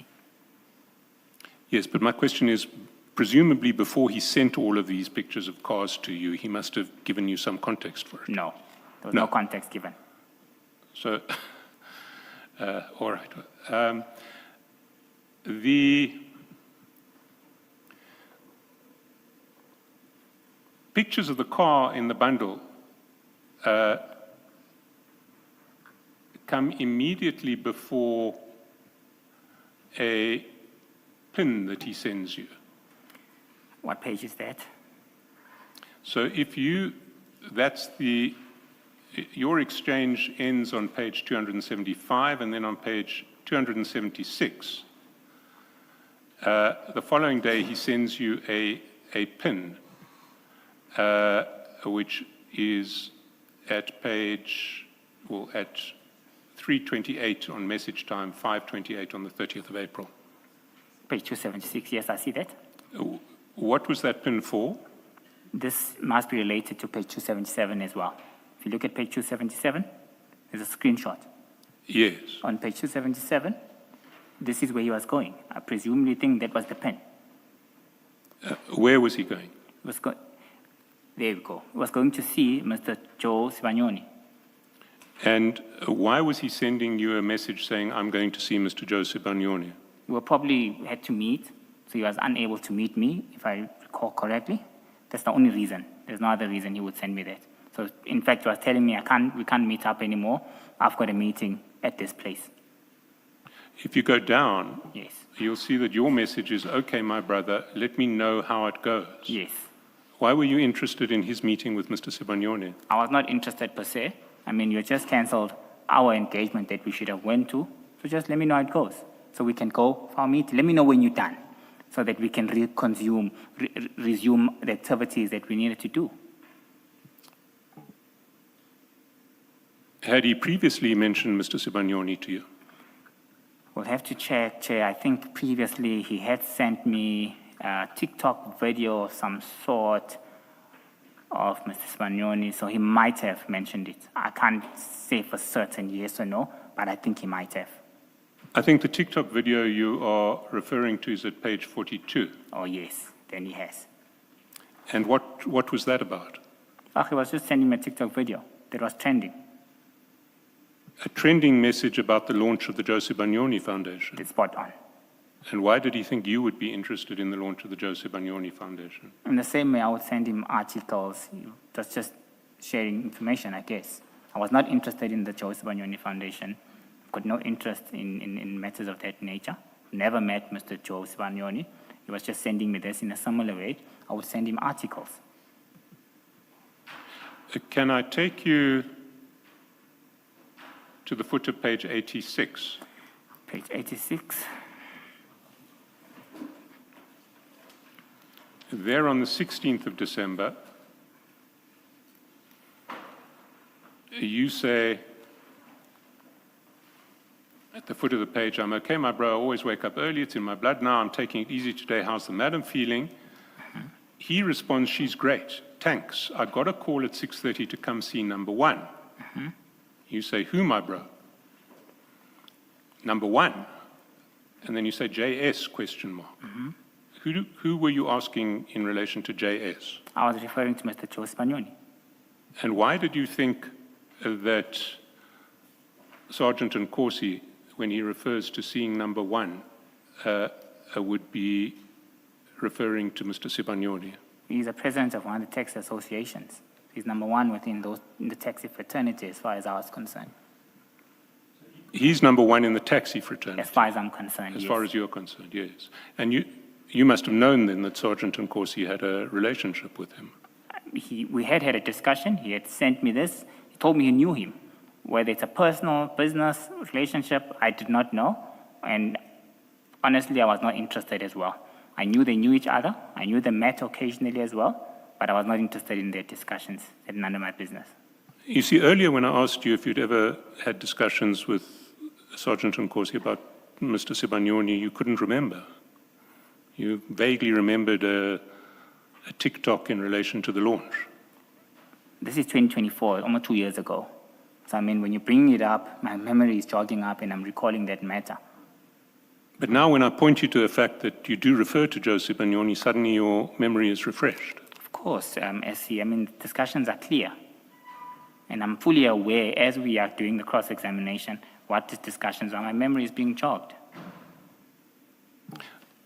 Why would you not have remembered a discussion about Mr. Sibanyoni when I first asked you, but only when I pointed you to the fact that you were referring to Sergeant Nkosi about to a meeting with Joe Sibanyoni? Yes. I think we were moving from topic to topic, so my mind was still trying to conclude the previous topics that we had done. So immediately when you brought that up, my mind couldn't immediately recall. But I did state to you that, yes, I think it did send me a TikTok video, which was true, because that's what came out of my mind immediately. So I did not say I did not have any discussions. I referred to you what immediately came to my mind when you asked that question. And of course, when the cross-examination is proceeding and you are pointing me out to certain discussions leading to that, I am responding to you honestly. So you now say you recall that he had a conversation about Joe Sibanyoni with you at an earlier stage. Was it one, several? Chair, as we've seen now, there are 3 instances. We saw the TikTok video. We saw him sending me a pen that he's going there on the 29th to the 30th of April. You're now pointing me out to this additional one that takes place here. So there's 3 that I'm seeing now. I see. Let's go a little lower down. He tells you it is Joe Sibanyoni. He says JS. And he says, we'll handle him with, I think it's will let you know is what he meant to say. Your response is, Aish, should we be worried? Why would you be worried about him going to see Joe Sibanyoni? Again, firstly, the we is not me. And this is what I was trying to refer to the commission, that this was our way of speaking. This is another example of that we, of that ours, etc. So this we is not me, it's him. Why I'm saying that, Chair, we're sitting here on the 16th of December. It's a public holiday as far as I'm concerned. Someone wants here at 6:30 in the morning. So for me, what's going on? What's such an urgency that's required in this? It's a public holiday. People should be resting. So I think on those bases and on those grounds, I asked that question. But the we is our way of speaking. And I did raise this to the commission as well earlier on in terms of various discussions. I was not referring to me at all. So it's not 6:30 in the morning, it's 10:30 in the morning. You see that? Aish, should we be worried, is at message time 8:30, which is 10:30. So if you go to page 86,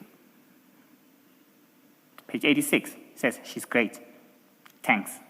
I got a call at 6:30 to come and see number 1. That's the 6:30 I'm referring to. Yes, but the first time that Mr. Sibanyoni is mentioned, even indirectly, is at 8:26 at the foot of page 86, 8:26 being 10:26. I got a call at 6:30 to come see number 1. Mm-hmm. So at 10:36, he mentions Mr. Sibanyoni, and Yes. you think this may be a cause for concern? Yeah, because he tells me that Mr. Joe Sibanyoni calls me at 6:30 on page 86 at the foot. Says, I got a call at 6:30. So why would someone call him so early? Yes, he raises we have a discussion at 10, but he received the call at 6:30. I see. And why would a meeting with Mr. Sibanyoni be a cause for concern on the part of Sergeant Nkosi, even if it was a meeting called at 6:30? Even if it was a meeting called by someone other than Mr. Joe Sibanyoni, by virtue of this being a public holiday, you'd assume almost everyone is sitting with their families, relaxing, or partaking whatever preferential hobbies that they have. If someone calls you at 6:30 in the morning on a public holiday, there's a presumption that there's something urgent that must be going on. Hence, in the presumption of the entire situation, I ask, is the cause for concern? It would only be natural taking those factors into account. And yet again, this is, should we be worried? You're referring not to you, you have no worries at all. 100%. So you're using we to refer to Sergeant Nkosi. Yes, SC. He says, not at all, he sounded in good mood around afternoon time, we'll give you feedback. And you say, okay, my brother. What feedback did he give you? I don't recall.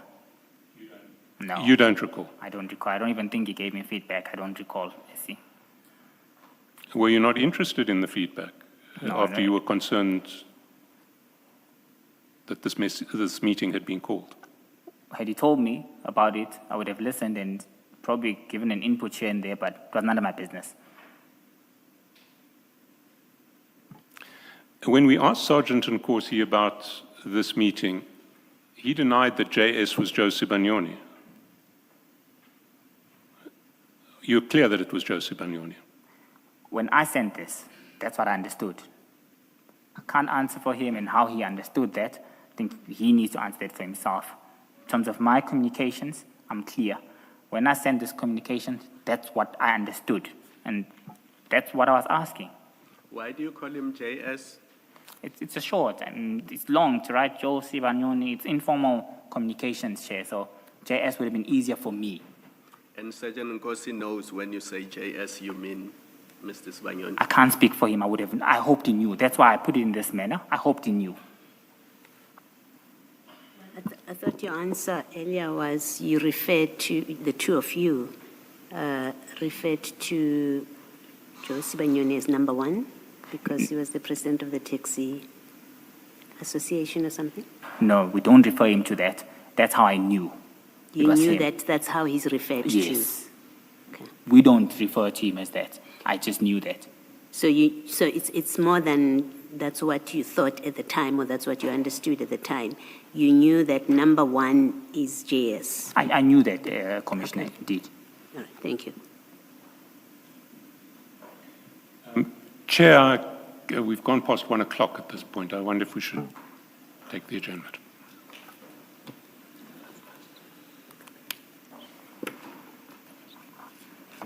Let's adjourn and resume at 2:05.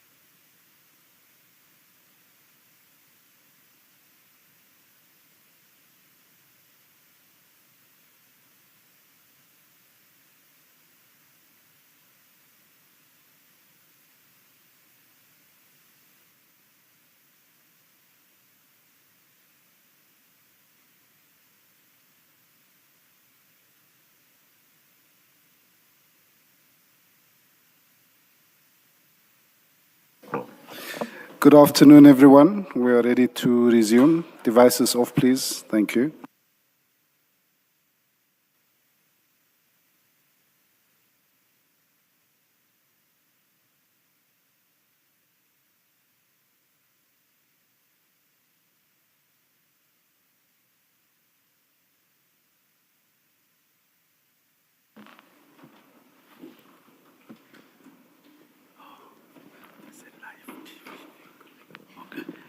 Yes, Mr. Chaskalson. Thank you, Chair.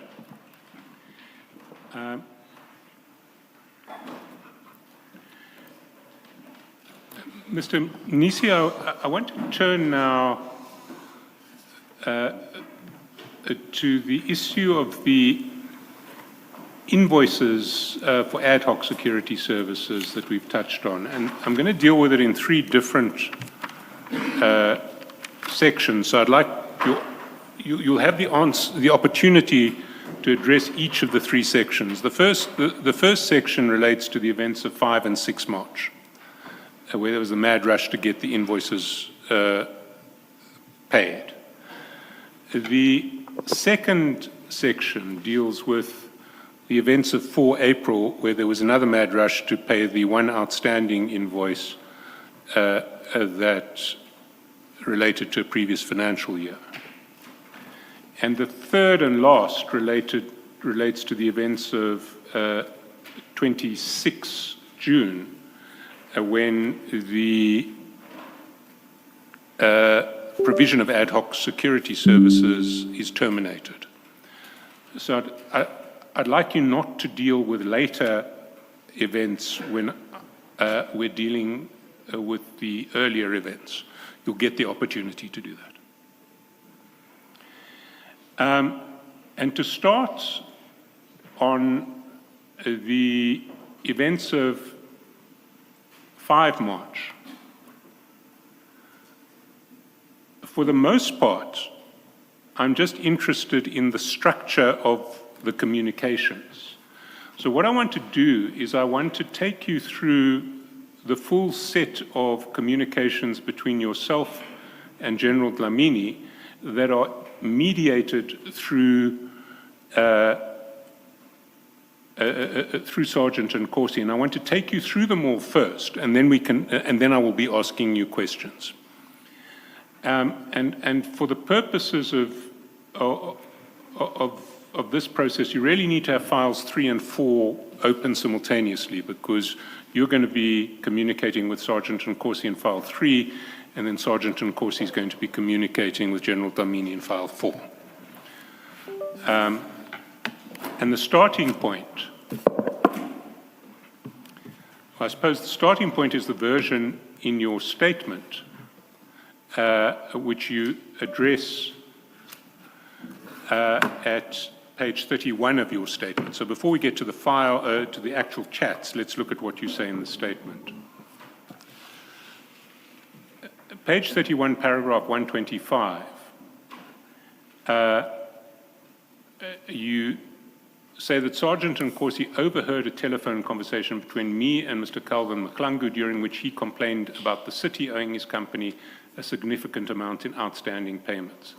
He indicated that legal action against the city was being contemplated should the matter remain unresolved.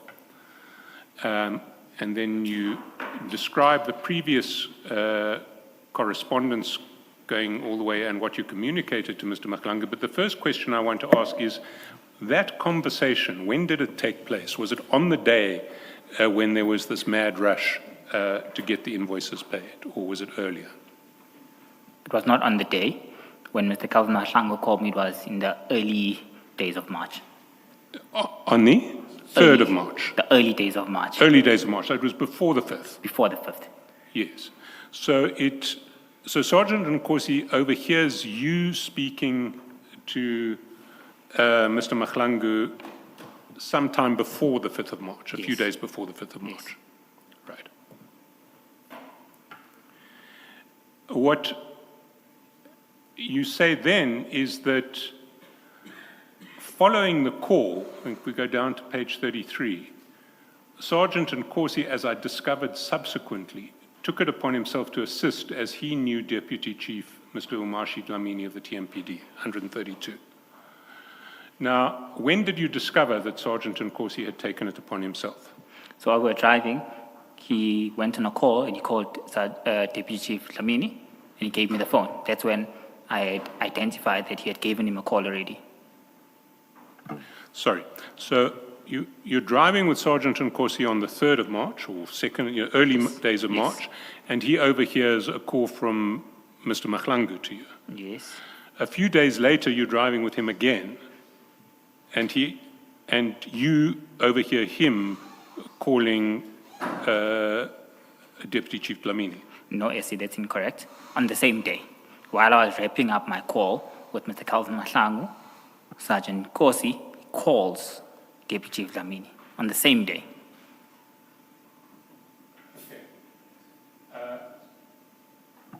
So when you say in 132, following the call, Sergeant Nkosi clearly, as I discovered subsequently, took it upon himself to assist as he knew Deputy Chief. But in fact, you didn't discover this subsequently, you discovered it on the same day. Yes, it was subsequent to my call with Mr. Calvin Mahlangu. It was on the same day. Subsequently does not mean another day, Essie. Yes, but you say, as I discovered subsequently. There was no discovery. It was happening right in front of your eyes, or ears in this case. It was happening while I was concluding on my phone as well. So I wasn't really concentrating on what he was doing. I was concentrating on wrapping up what I was doing. Okay, so while you're speaking to Mr. Mahlangu, Sergeant Nkosi is speaking to Deputy Chief Dlamini. Yes. And that's on the 2nd or 3rd of March, a few days before the 5th. Yes. Now,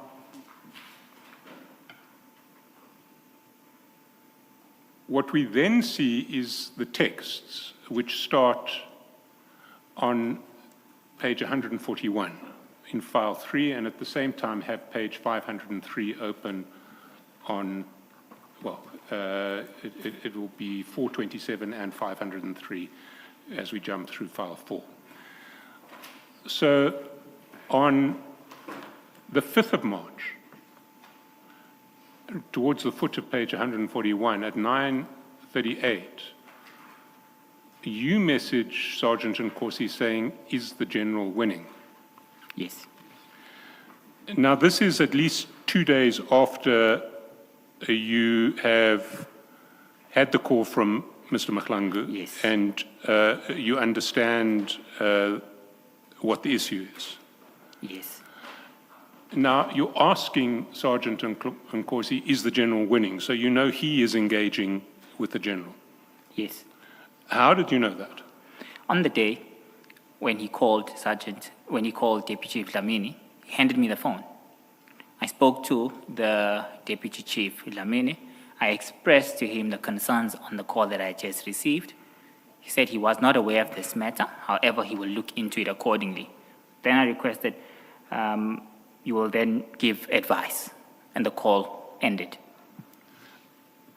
But this is a Tshwane matter, is it not? The Tshwane matter is And when you ask General Deputy Chief Dlamini to give advice, presumably he gives advice to you as the CFO. yes.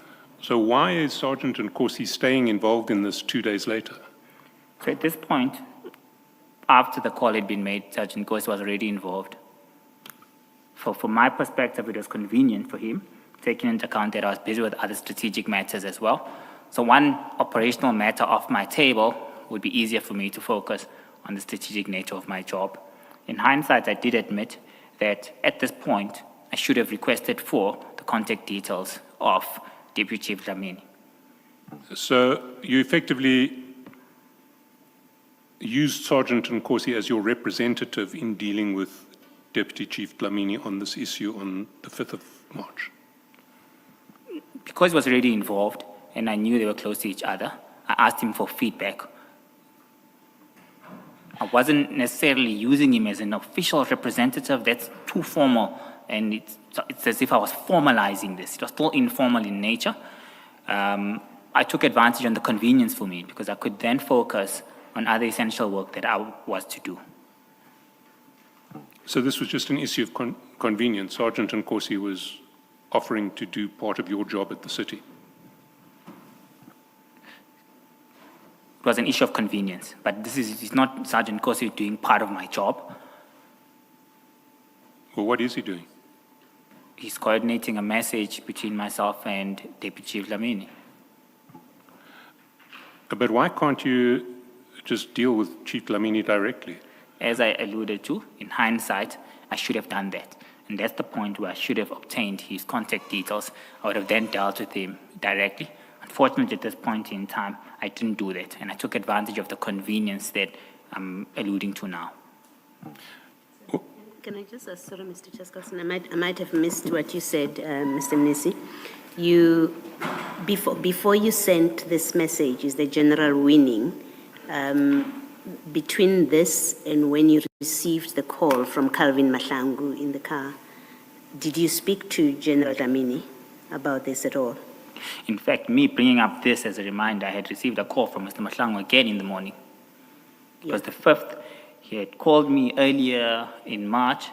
There was presumably nothing that was proceeding. He called me in the morning. Hence, I requested Sergeant Nkosi. Is the general winning? What prompted me to send this message was me receiving a call from the service provider requesting for feedback. Yes, my question was, did you speak to General Dlamini?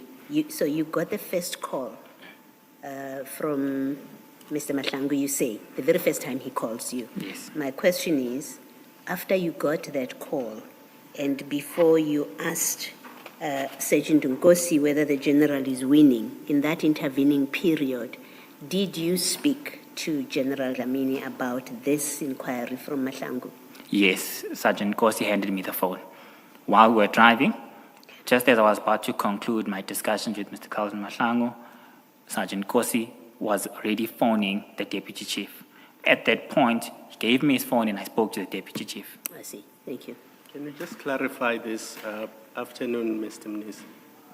You just said a few minutes ago, Sergeant Nkosi getting involved was one operational issue off your table.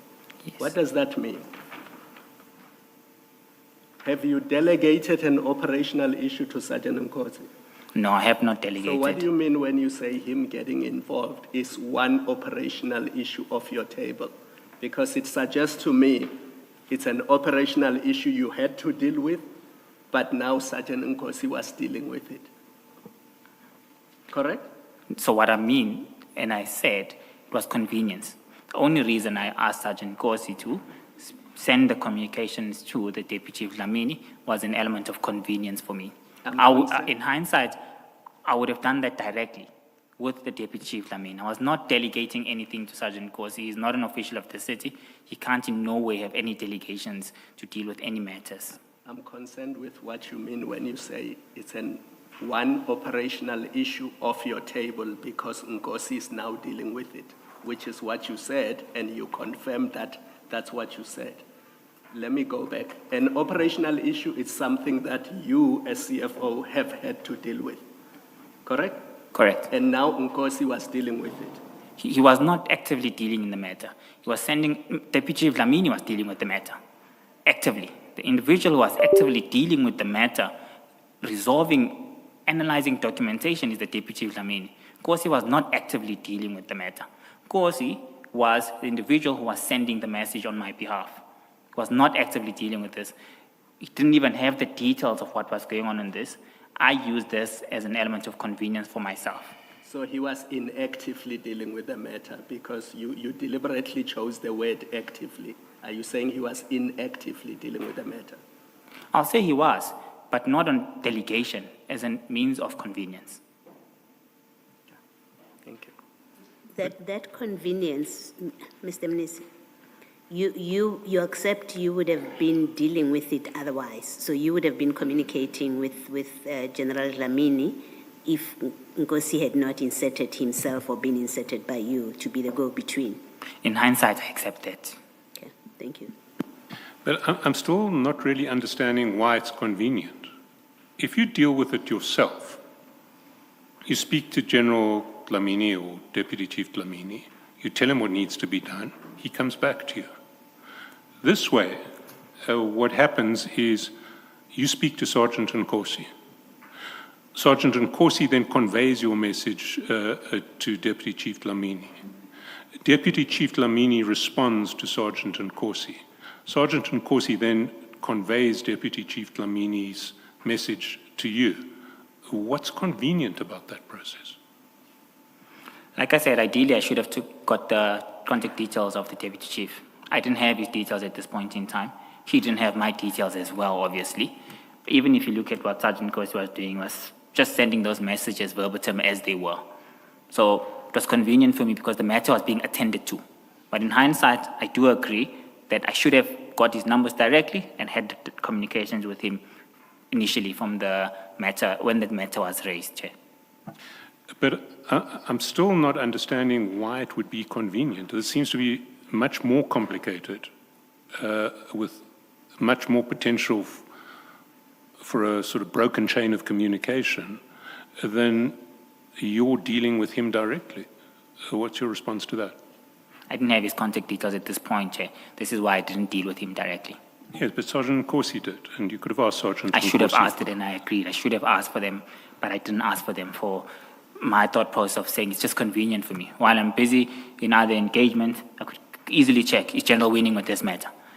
So at that point in time, it was convenient for me. I didn't have his contact details, which is what limited me from dealing with him directly. I should have had that, Chair. I do agree to that. In hindsight, it's something I should have done to avoid this entire complication.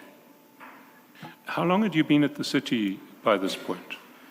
Since November 2023. So it's about 16, 17 months already. And you didn't have the contact details of the deputy head of the TMPD? No. I normally engage the chief of police. And you don't have a central directory available for senior executives at Tshwane? That gives cell phone numbers, no. You do not have administrative staff in your office, We do have. so you have a PA. I do have a PA. And you didn't think the PA should deal with this and communicate with the general with General Dlamini instead of an outsider who's really a member of the public for all intents and purposes? At this point in time, it didn't cross my mind, Chair. Okay. But in hindsight, I should have. Well, let's just quickly run through these messages. 141, you say, is the general winning? That's at 9:38. The response by Sergeant Nkosi is at 9:46. Morning, my brother, I'm on to him. Then if we go to 503 of file 4, you see that there's a screenshot then that Sergeant Nkosi sends to the general of your conversation. 503 of file 4 on my side is a transcript. So I've got bundle 3 open. Bundle 3, or 503 of bundle 3, which is, I think, file 4, unless I've got the. Okay. So it's your bundle 3. So So we'll just be dealing with bundle 3. Same document. Yeah. Okay. So 503. 503 is a screenshot that was sent to Sergeant Nkosi at 9:46 was sent to General Dlamini at 9:46 by Sergeant Nkosi. It's a screenshot of your conversation with him. He then comes back to you at 9:48 saying he confirmed it will be sorted now. Now he will give feedback soon before 12. That is at 9:48. At 9:55, you tell Sergeant Nkosi, okay, it's not yet in my system, and he sends you an image of fingers crossed. That's at 10:07. Before he sends you the image of fingers crossed, he's WhatsApped your subsequent exchanges to General Dlamini. That's at 5:04. So now there's a similar screenshot, except it now includes your message, okay, it's not in my system. Back to 143, and Sergeant Nkosi tells you that the General said he won't disappoint.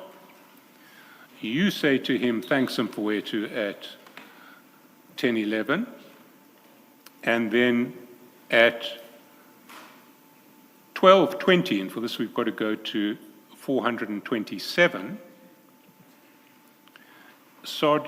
General Dlamini sends him a message. That's page 427, 12:20.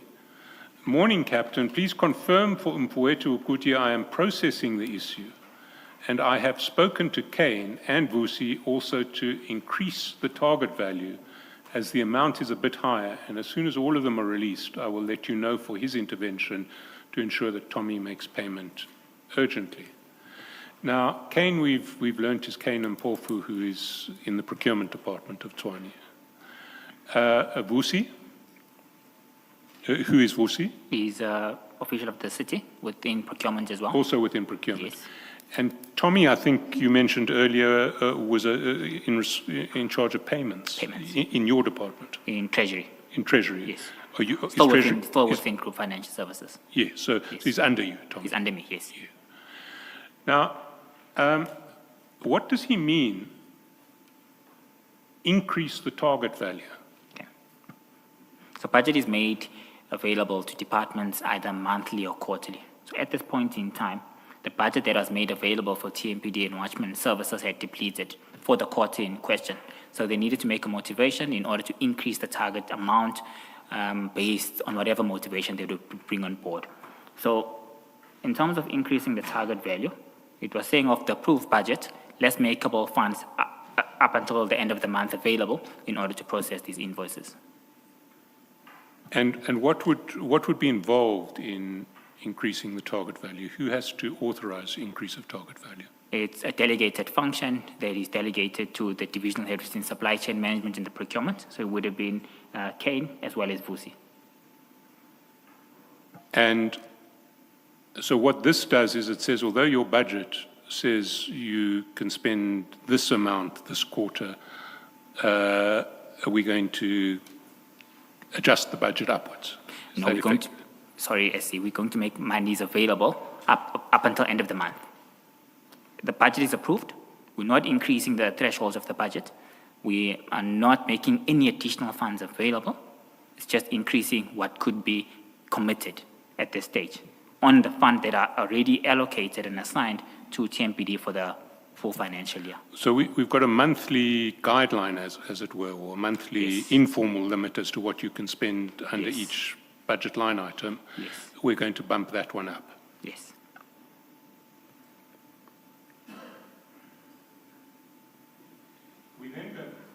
We then go back at 143, and that message is then forwarded to you by Sergeant Nkosi at 12:52. So it comes at 12:20, it only gets to you at 12:52, more than half an hour later, and you respond immediately at 12:56, thanks Mfowethu, thanks. Can I just pause there? What we're seeing in this example is how the allegedly convenient mechanism that you're using to address this situation actually results in delays in your getting the information that you would otherwise get.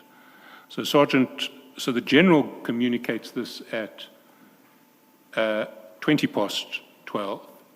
You only learn about it from Sergeant Nkosi half an hour after that, at 12:52.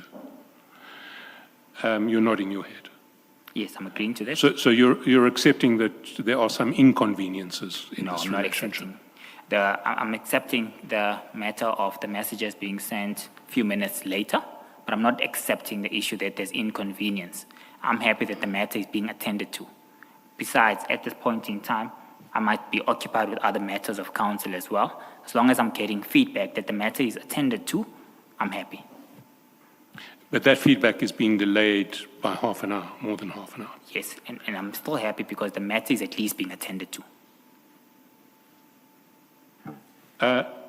Some 3 hours later, at 3:52 p.m., you WhatsApp Sergeant Nkosi again saying, thanks, is the general winning? Yes. Mfowethu is the general winning. It takes him more than half an hour to respond to you, at which point he forwards something from the general saying, yes, we have won, busy with creating requisitions and at the same time releasing them in order for buyers to create purchase orders. The process is a bit long as invoices have to be scanned and uploaded individually, and I trust we'll conclude the entire process before 1700. As soon as the buyers have created purchase orders, we'll create service entries and submit them for payment. So you get that message more than half an hour or 40 minutes after you have asked, is the general monitoring, is the general winning? And the general says he's still in the office monitoring the process underneath, which is forwarded to you by Sergeant Nkosi. You also get a copy of the invoice that we'll deal with later, which is the invoice from the 23-24 financial year, and there will be problems with that. 2:35, you say, thanks, Mfowethu. Sorry, that's 4:35. The next communication is roughly 2 hours after that. It's now 8:23 p.m. when you get forwarded through this chain a message from the general saying, evening, Captain, just to confirm for Mfowethu Kuti, everything has been processed and I've spoken to Kane and he promised to ensure that the buyers create purchase orders. As soon as I receive the purchase orders, I'll fast track the service entries. So that's a full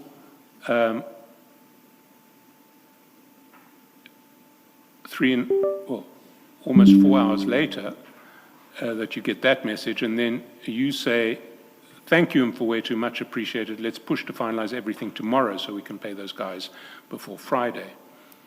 And on it goes until after 11, until the next morning. Your last exchange with Sergeant Nkosi is on that day is at 11:24 p.m., a call at 11:24 p.m. And the next morning you hear from, you message Sergeant Nkosi saying, please extend my gratitude to the General. He has delivered. Purchase orders as per the request have been approved. See you later. That's at 11:32 the next day. That is then forwarded to Sergeant Nkosi, by Sergeant Nkosi to the General, and at 11:45 at the top of page 146, you see that the message comes back from the General. Morning, Captain, I can see that Mfowethu is happy and we are also grateful that we have assisted. So over these 24 hours, through Sergeant Nkosi's intervention, you've managed to have a conversation with the General that has resulted in these invoices being paid. Yes. Your version is that you just used Sergeant Nkosi because it was convenient. I think maybe just to make a quick correction, not invoices paid, purchase orders processed. Purchase orders processed, yes. Sorry. I accept that. Your version is that you use Sergeant Nkosi because that is convenient. It was easy for me, Chair, and I needed to ensure that the matter is being dealt with, and it was being dealt with.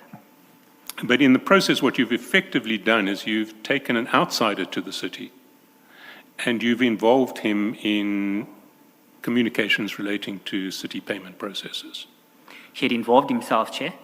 What I should have done, which I've conceded, was that I should have, at the point where he involved himself and called the Deputy Chief, requested for those contact details, which was a flaw on my side on that matter. Can I just ask, when you say he's involved himself, at which point does he involve himself? Because on your account, you're both in the car, he overhears the Madlanga conversation, he speaks to General Dlamini in your presence, and you become aware of that because you're all in the same car. And then a few days later, 2-3 days later, you ask him, is the general winning? So there is an unexplained gap of his involvement before you ask him, is the general winning? So when you say he had involved himself already before you asked, is the general winning, what did you know about his involvement? Other than what happened in the car when you were together, what did you know about his continuing involvement in this, and how did you know? So firstly, Commissioner, I didn't ask him to phone Deputy Chief Dlamini when we were in the car. He took it upon himself to call him. Once he had made that call, of course, I had a discussion or an interaction with the Deputy Chief Dlamini in terms of the matter that we were facing. Upon that phone call concluding, we concluded on the basis that I'll get feedback. And then Sergeant Nkosi, of course, took it upon himself to be the one to give that feedback. When you say Sergeant Nkosi was already involved, you mean only that he called while you were both in the vehicle? He called General Dlamini and had the conversation with him in your presence? Is that all you're referring to? And also as him already involved? That was the starting point, and also his commitment that he will give feedback. So in the vehicle, as you are Yes. together, he said to you, I'll give you feedback. Yes, And the next thing is when you ask him, is the general winning? yes. Okay, thank you.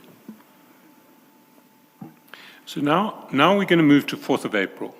And as I understand it, all of the invoices other than that 23-24 financial year invoice had been resolved by the earlier process. I agree with you. On the 4th of April, at page 443,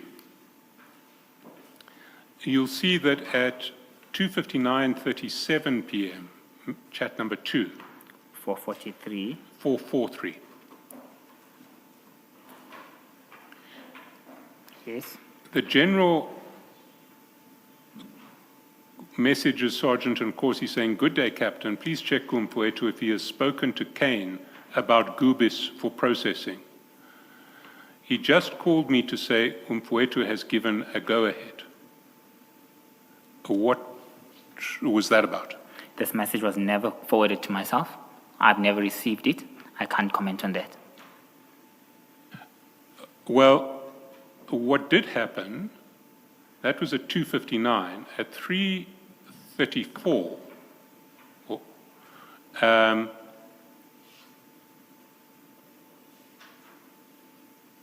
there are a succession of calls between yourself and Sergeant Nkosi. They start on page 187. Okay, 187. And if you see, start with message time 1:34:25, then 1:34:34, then 1:34:39, call back from Sergeant Nkosi. And then at 1:34:41, you message, "I need General quickly." Why would you have needed the General quickly at this point? I think this is when, by the telephonic discussions that we were having, you was giving me feedback that there is a perception that I have given a go-ahead, if I recall correctly. So I needed to clarify that I have not given any go-ahead. The necessary processes in terms of approving ex post facto invoices must be followed. So I needed to explain this to the Deputy Chief directly.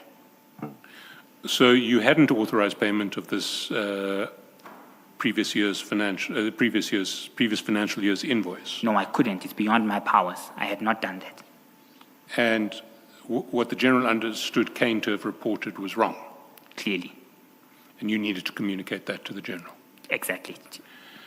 And you then get from Sergeant Nkosi the General's contact details. Yes. Did you then call the General? I think I might have given him a call to explain this matter and to try and put the matter to rest.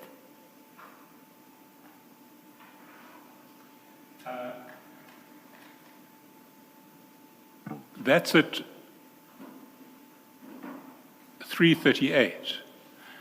At 4:33, you call Sergeant Nkosi, and then at 4:37, you send Sergeant Nkosi a screenshot. In fact, first at 3:37:41, you sent him a screenshot. 4:37:41, you sent him a screenshot of a WhatsApp call from Chairman Obonzo, and I presume that's Mr. Modise. That's Mr. Modise, yes, I confirm. And then underneath, another screenshot of a call from Mr. Modise. Indeed. Do you recall what this was about? Yes, I do recall.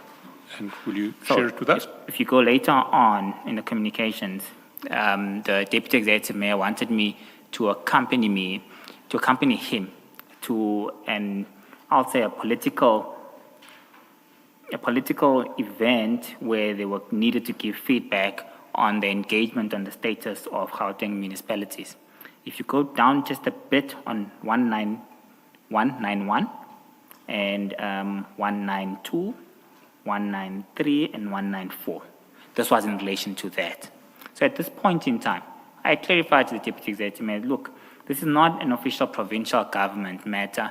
It looks like it's more political party related. I'm uncomfortable to attend to such. So what I can do is just do the report for you and take you through the content of that report.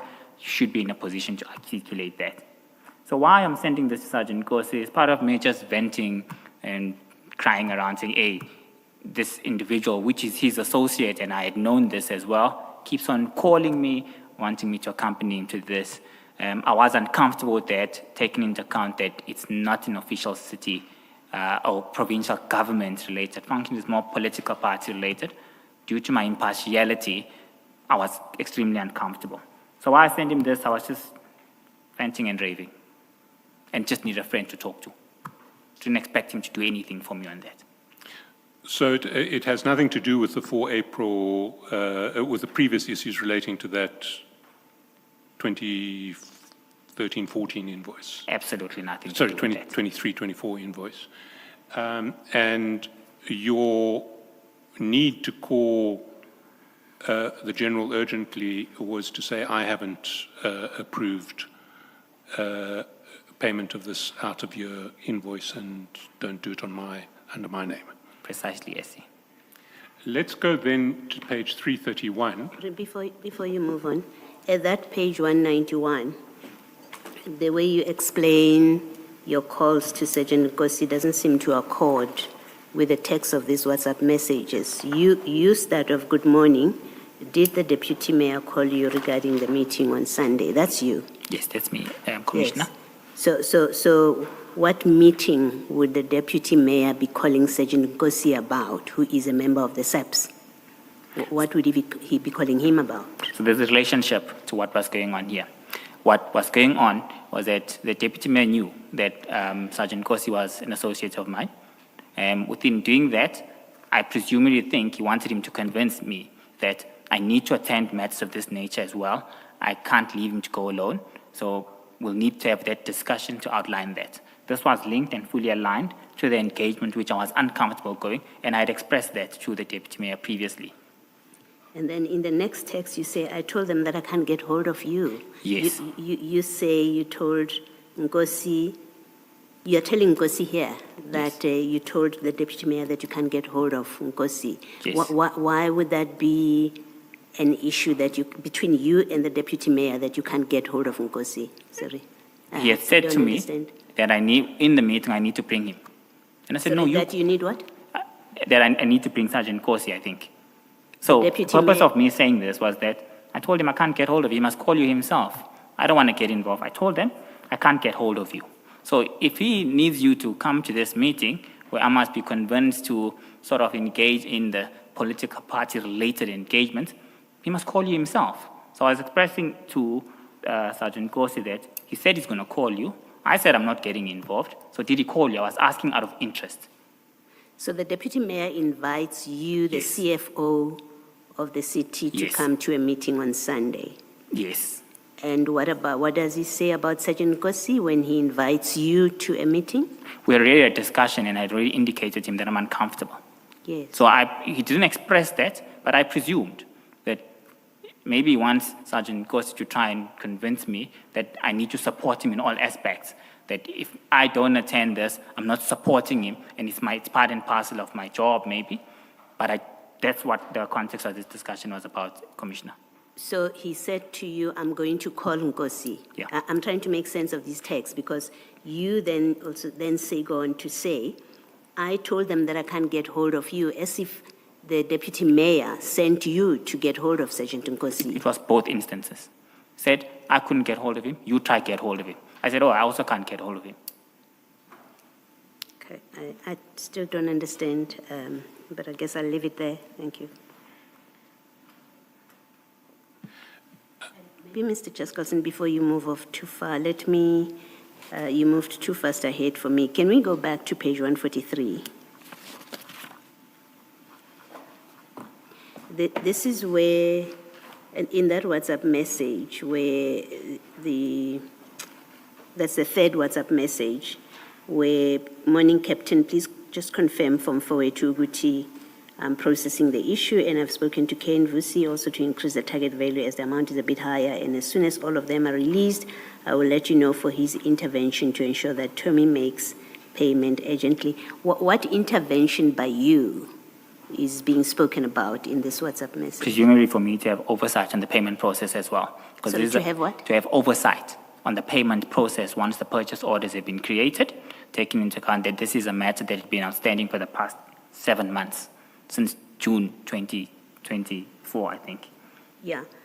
Intervention is different from oversight. I think intervention is more an active step by you to do something to ensure that Tommy makes payment urgently. I think it's, in my understanding, it's different from having oversight. Yes, Commissioner. What was anticipated? So it's me reading this. Me reading this and understanding this, I needed to assist in playing oversight so that the matter is completed. Once purchase orders are created, the payment needs to be effected as well. So I understood this as me playing oversight, no intervention that I could do to force payment down. I've got a cash flow management function that operates within the city. Within this instance as well, I can even confirm, I think payment was done by the 14th of March, if I'm not mistaken, in line with the city's normal processes of payments. So I read this as a form of me playing oversight in the payment process. As oversight as inactive, just watching and making sure it's being done. No, watching and ensuring that it's done. Playing oversight so that this does not fall through the cracks again. Yes. Yes. You see, when I read the rest of that sentence, which says to ensure that Tommy makes payment urgently, it suggests to me that you are going to do more than just looking at your computer to see that this is being done. You would unlock whatever, you would play a role in ensuring that Tommy makes payment urgently. That's how I'm reading it, and my reading of it accords with my understanding of intervention being a much more active role by you than just oversight, a passive role of just overseeing.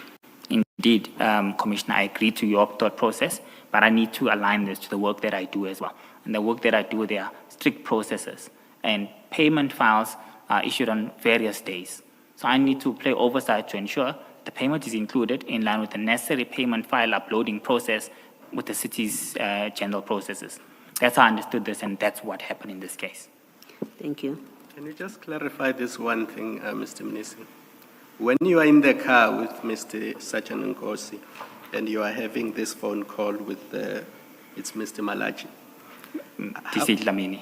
Dlamini? Yes. No, before then, the call that Sergeant Nkosi overheard. Oh, Mr. Madlanga, yes, Commissioner. Yes. Madlanga, sorry, not Malachi. The call that he overhears. How does Sergeant Nkosi know that the person at TMPD he must speak to is Mr. Dlamini, so that the process of payments can move forward? Because you say that's the first time he gets involved. He picks up his phone, he makes a phone call, he knows who to call, and that's how he inserts himself in the payment processes of Tshwane, which you then enable because you allow him to continue doing that. But how did he know that the person he must speak to make these things happen is Mr. Dlamini? I think Sergeant Nkosi has a relationship with Deputy Chief Dlamini. He knew that he was a Deputy Chief responsible for support and services and finance within TMPD. So by virtue of their own relationship, he had known his roles and functions and what he does.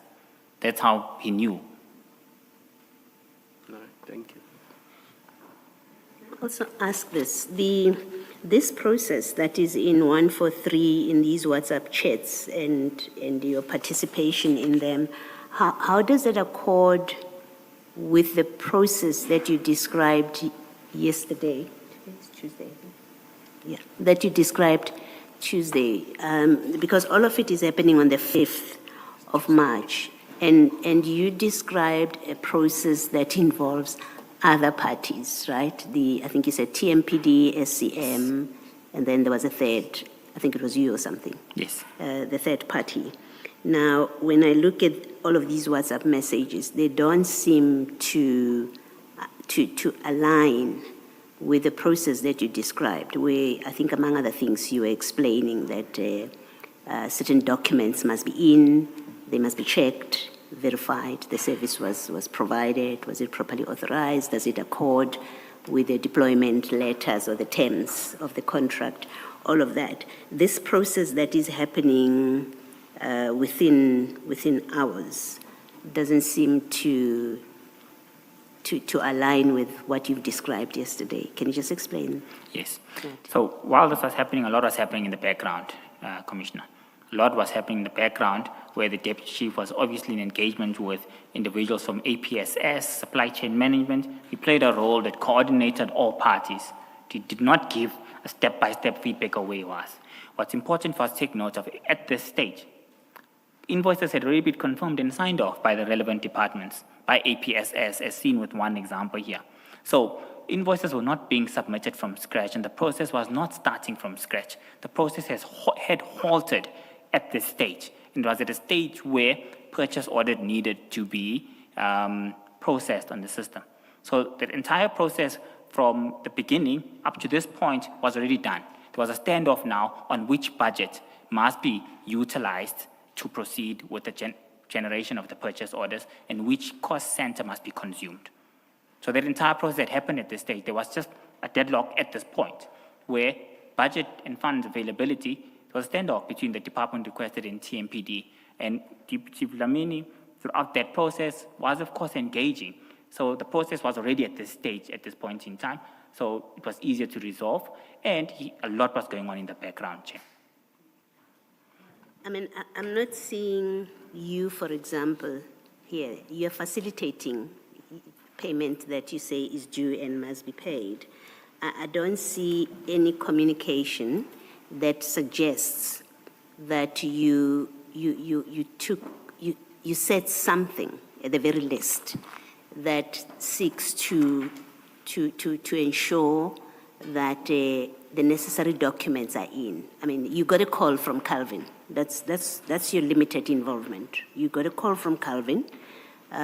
He never sent you, I don't understand you, and please correct me if I'm wrong, I never understood your evidence to be that you ended up with the evidence, the documentary evidence that shows that the services were rendered, they were contracted for, they were rendered, and. Your limited involvement on your account is that telephone call. And the next thing that we see is you overseeing, as the language that you use, without any indication that you satisfied yourself that you are overseeing and authorizing, and I'm using authorizing loosely, as the overseer, you are assisting in payments to be made where all the necessary documents that are required and that contain the necessary information have in fact been submitted to the different people in the city, that in the TMPD, including in your finance, that must receive all of that information. I don't see that in these texts. I don't know if, I think I spoke long. I think the summary of what I'm saying is, it doesn't seem from these texts that you satisfied yourself independently that your internal processes and documents are all in order. Thanks, Commissioner. I think, in short, this is not the first time the matter is brought to my attention. I attached in my second bundle GM22 and GM23, where the first discussion started occurring when representatives from Gubi Security Services were sending escalation communications to supply chain management requesting for payment. That was on the 29th of, 29th of January. It's there in annexure GM22. Nothing is done by supply chain management. The representatives of Gubis escalate that matter to me formally through email, and that is clearly indicated in GM23, if you might recall, on the 7th of February. Good day, CFO. We have this issue. Our invoices have not been paid. But within that is an attached letter, statement of account, and invoices, which appear to have been certified as correct and work done by the relevant departments. So what I do from there, also within GM23, as per my bundle, I escalate that further immediately. I say, TMPD, I directed that matter to Mr. Tukudu Malachi, who was on the email. I then CC Kane, or I direct to Kane, I don't CC him. I reply all. But replying all, I isolate the two individuals whom I think should be in a position to resolve this matter. Within that process, this is the 7th of February, nothing is done. Then I receive a call early March from the director of this company. So I had seen those documents throughout the escalation process. Okay. Thank you.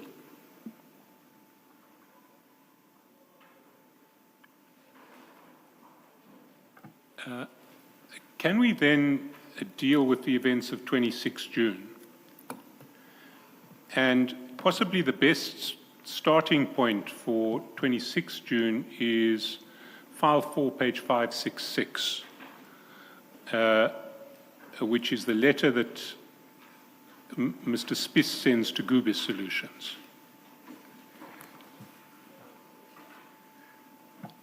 And there you'll see that Mr. Spiss writes a letter that is dated 24 June. It's received on the 24 June. It's actually signed for on the as received on the 24 June. It says stoppage of ad hoc security services which have not been approved in terms of any written process. It says, kindly take note that all the sites mentioned on the attached Annexure A were identified by the TMPD as sites belonging to the Department of Water, on which ad hoc security services are being rendered without any approval based on written process. Therefore, the Tshwane Metro Police Department has taken a decision to stop these services with effect from 1 July. To this effect, you are hereby requested not to continue deploying security on all of these sites listed on Annexure A.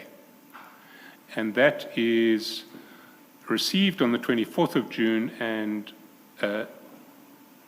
it is forwarded by you to Sergeant Nkosi on the 26th of June, and that is at page 331.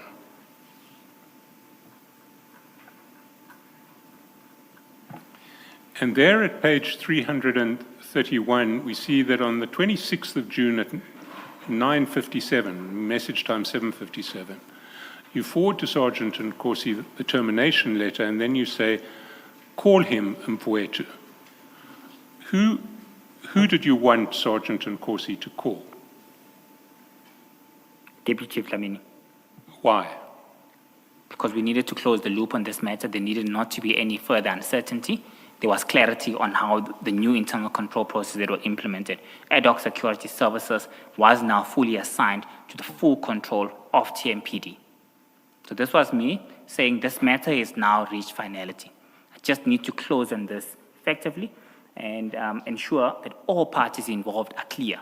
And there will be no elements of uncertainty moving forward. The TMPD has taken full authority of this matter, and Water Department, if there's a need for any ad hoc services, they will communicate with TMPD.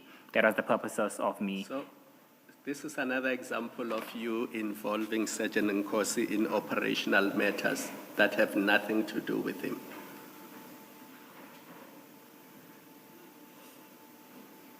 Mr. Mnisi, this is another example of you involving Sergeant Nkosi in operational TMPD matters that have nothing to do with him. Is that correct? Yes, Commissioner, it's Because correct. he's not inserting himself here. Yes. You are inserting him. Yes, I am. You are sharing with him contractual documents between Tshwane and its service providers, Yes, Commissioner. dealing with termination of contracts between Tshwane and its service providers. I agree with you, Can you Commissioner. consider that appropriate? No, Commissioner. However, he was already involved in this matter, and this was closing the loop. This No, was no. all in relation to addressing these matters. If you can see further on, Can you not, please? We agreed on this yesterday, that if you answer my question and you want to explain, I will allow you. Okay. And believe me, I won't gag you at all. Okay. Apologies, Commissioner. Sergeant Nkosi was involved in the payment issue relating to an invoice. We are now dealing here with termination.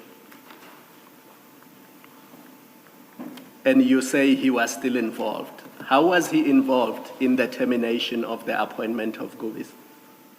Please explain that to me. So from my perspective, this was the context of that starting point of that matter, that this matter needs to cease. And if you look at the next chat, Chair, No, I I do don't ask wanna for go- Dlamini's number, DC Dlamini's number. I don't And want to go to the next chat. I'm Okay. asking you, how was he involved in the issue of the termination? from my perspective, it was still around the same topic. When we are discussing it now, does provide a perception that it's two separate events, but in my mind, Chair, this was closing the loop on this matter indefinitely, that we'll no longer have any issues of this nature, and I wanted to communicate this with the Deputy Dlamini. Remember that it is Commissioner Spies who takes the decision. It's a committee which sat, and I was part of that.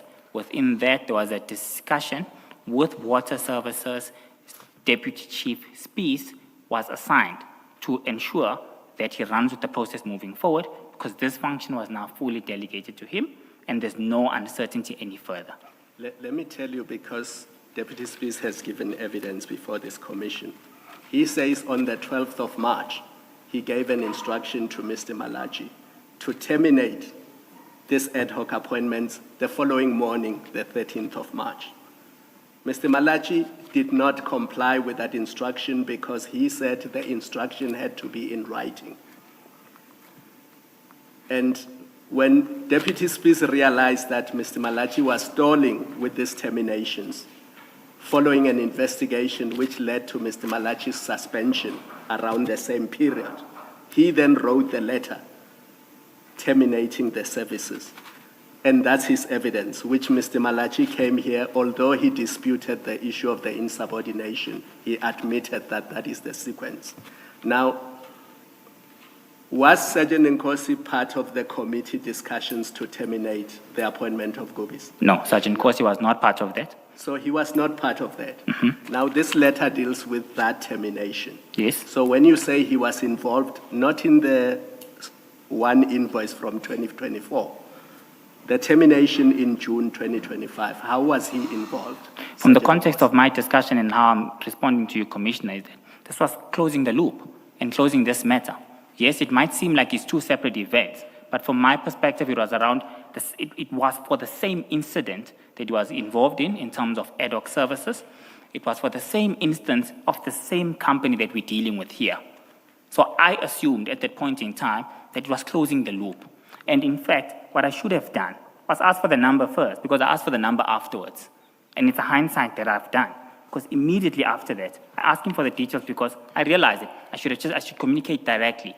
Presumably I had forgotten that I already asked for his details, or I hadn't saved these details from earlier on, but I do ask for his details and he does send it to me. And I then have further communications directly with the Deputy Chief.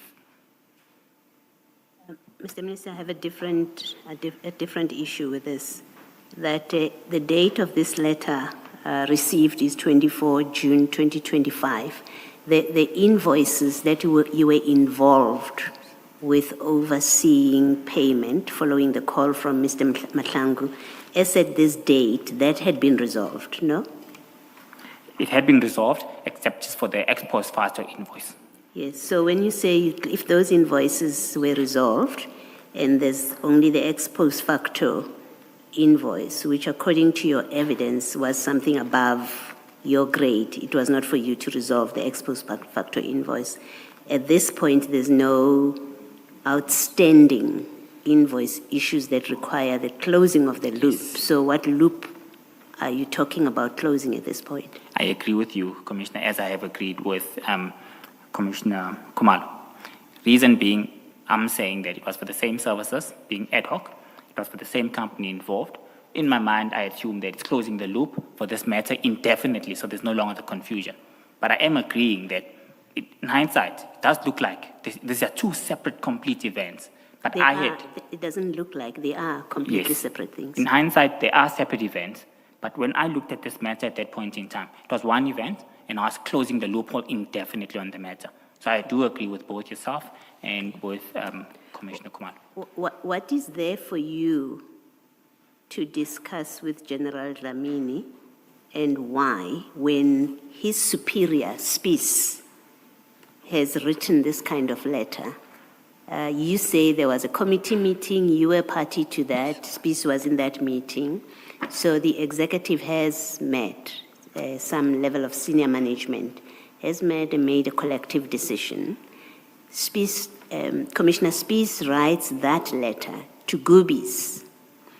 What business do you have talking to his junior, General Dlamini, about this matter, to close whatever loop you say you're closing, when the head has communicated to a service provider?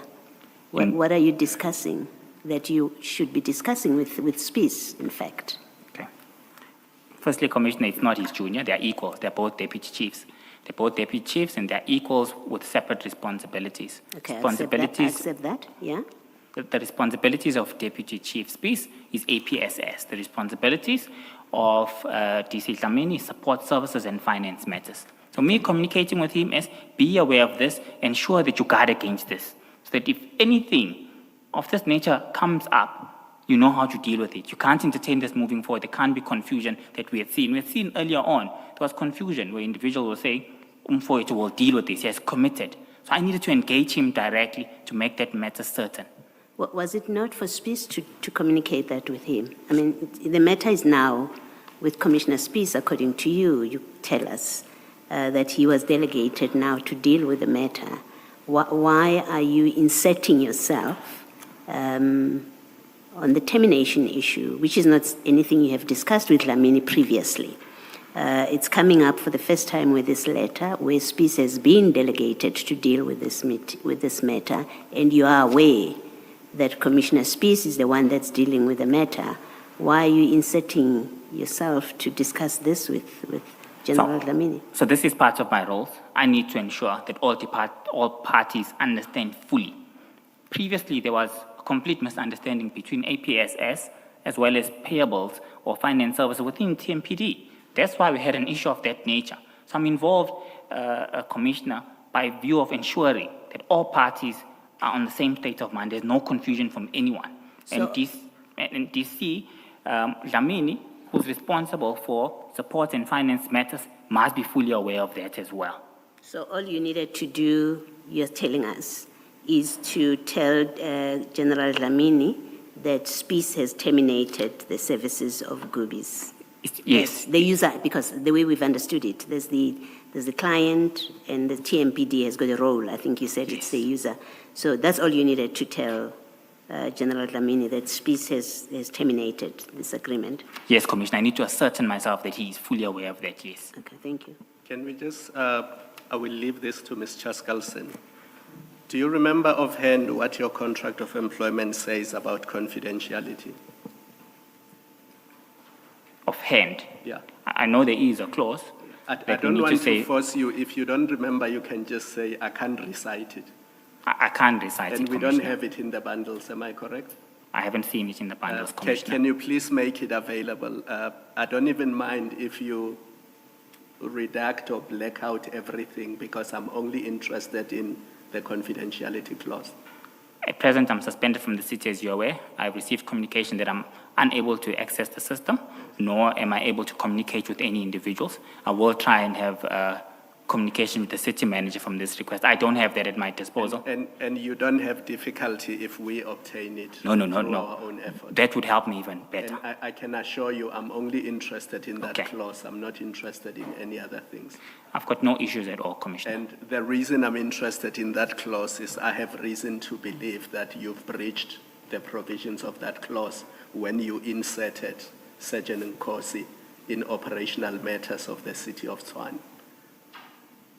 If you want to comment on that aspect, you can comment, or you can leave it for later on. Yes, please, if I can. Maybe before you comment, let me try and help. I don't know where Commissioner Khumalo is going with this. It might be helpful, I hope, what I'm saying, that you should accept that as a matter of common law, an employee, and that includes you, has an obligation to keep the affairs, information of the employer confidential, and to disclose only insofar as it's required by their role in the discharge of their functions.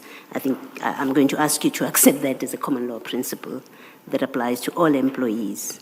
And I think if you do comment, you should comment on the basis of what I'm suggesting to you is the correct position of the law. Commissioner, firstly, on that perspective, I'll need to get guidance from my legal team. I'm not aware and I can't comment on that, and I can't accept it. I'll need to get guidance from my legal team. However, on the issues raised by Commissioner Khumalo, first of all, I did concede that Sergeant Nkosi involved himself.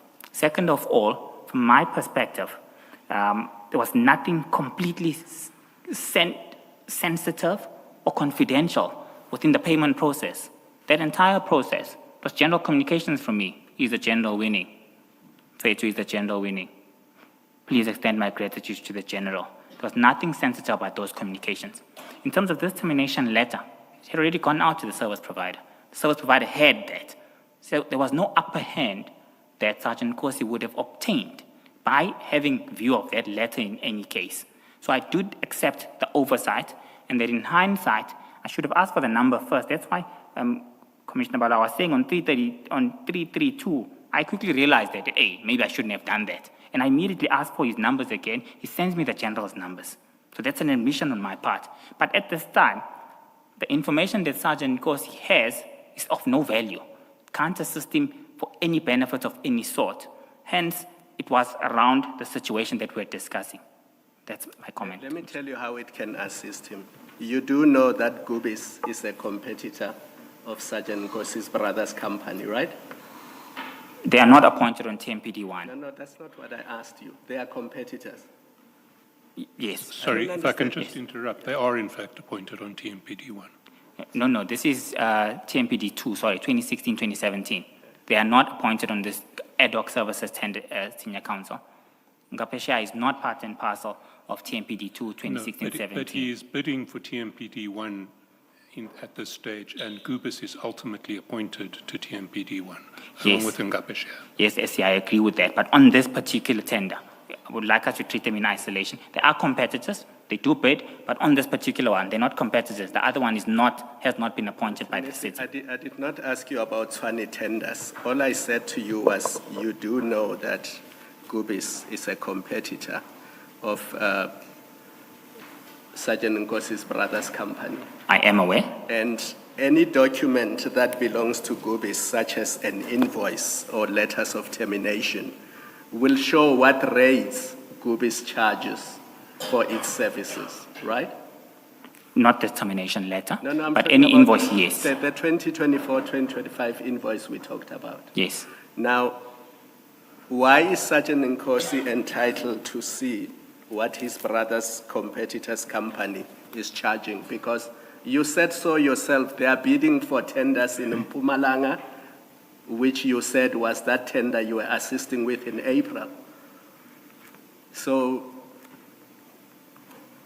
really what I'm dealing with is your suggestion that Sergeant Nkosi does not stand to benefit if you allow him access to Gubis documents, including invoices, including knowing when Gubis is going to get paid, including knowing whether or not Gubis' services have been terminated, including knowing whether or not Tshwane favored Gubis in relation to allocation of ad hoc security services.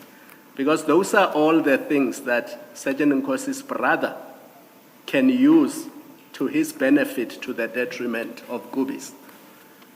And it troubles me that you don't see anything wrong with that, because you say by sharing all these things with Sergeant Nkosi, he will not benefit. It is of no use to him. And I'm saying you are wrong.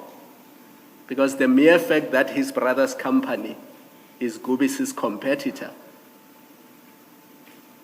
and you know very well that his brother's company tenders when it comes to security issues, and Sergeant Nkosi actively assists his brother in all of these matters, because that's how you get involved in assisting Ngapesheya.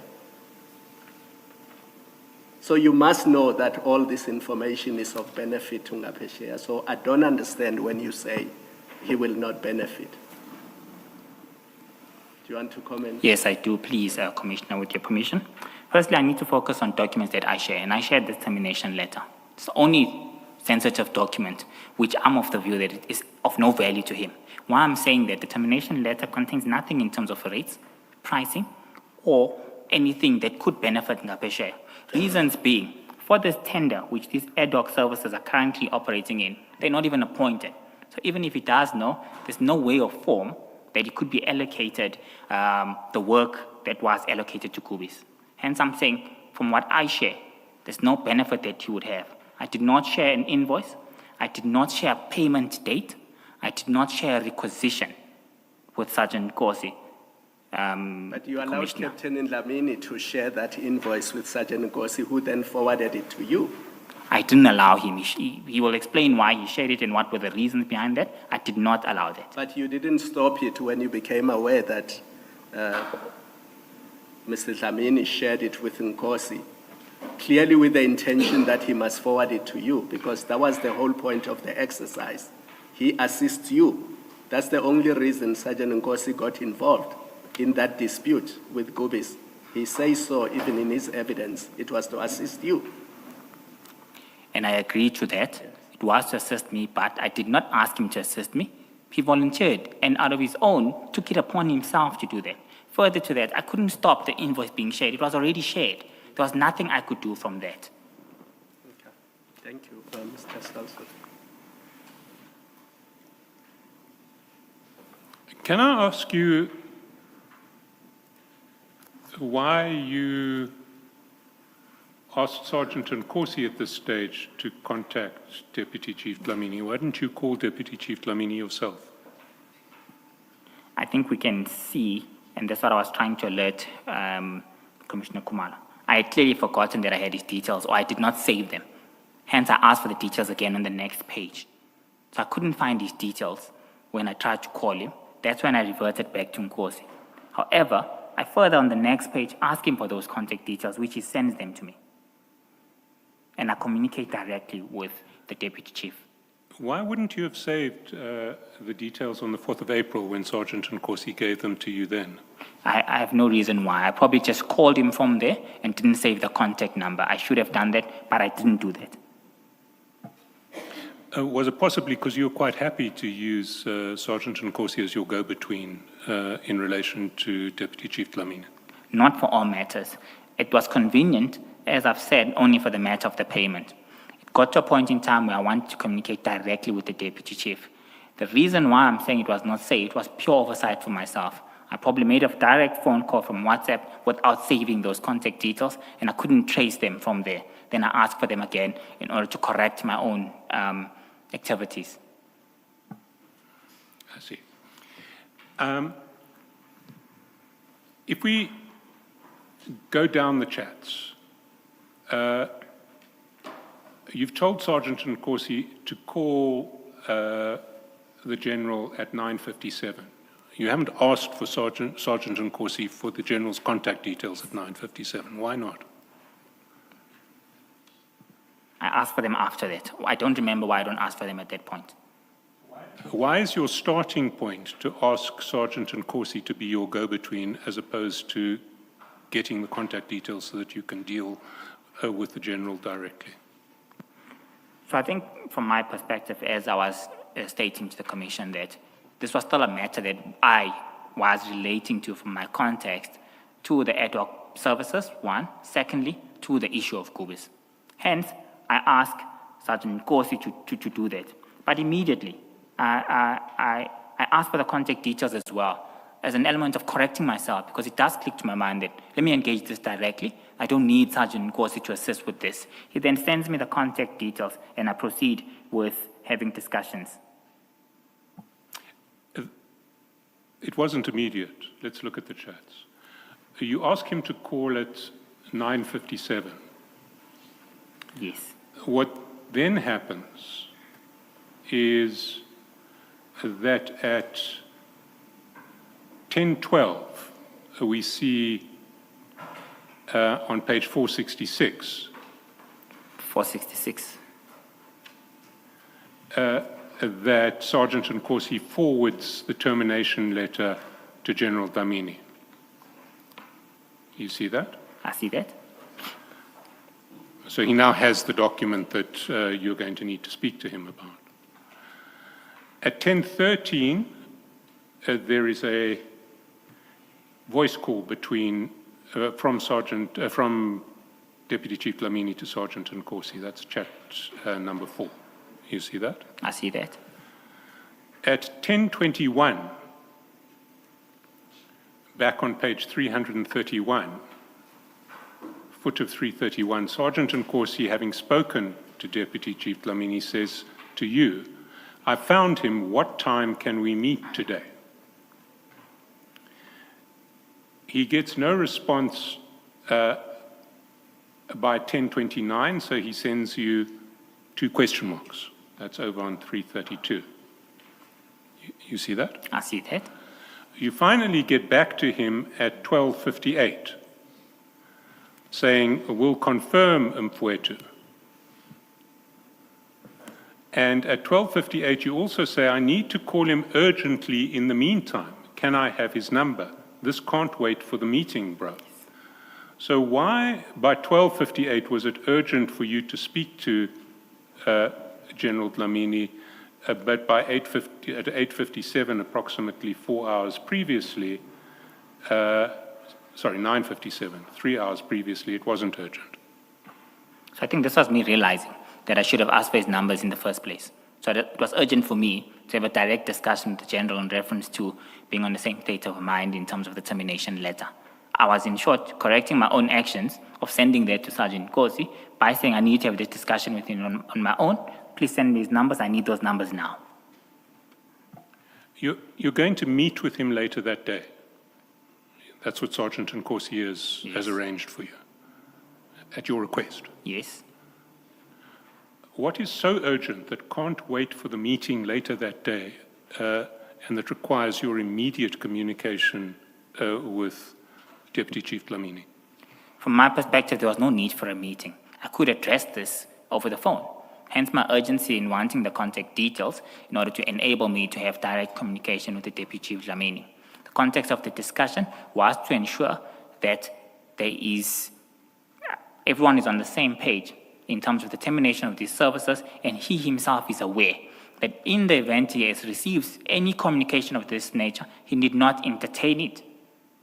That was the urgency of that matter, and I wanted to close this, and there was no need for a meeting have we ensured that this is done accordingly. I still don't see any urgency. I mean, you could have just said, I can resolve this with a call, send me his number. What was so urgent that you had to speak to him immediately? You'll recall earlier on the escalations and the phone calls and the messages that were received.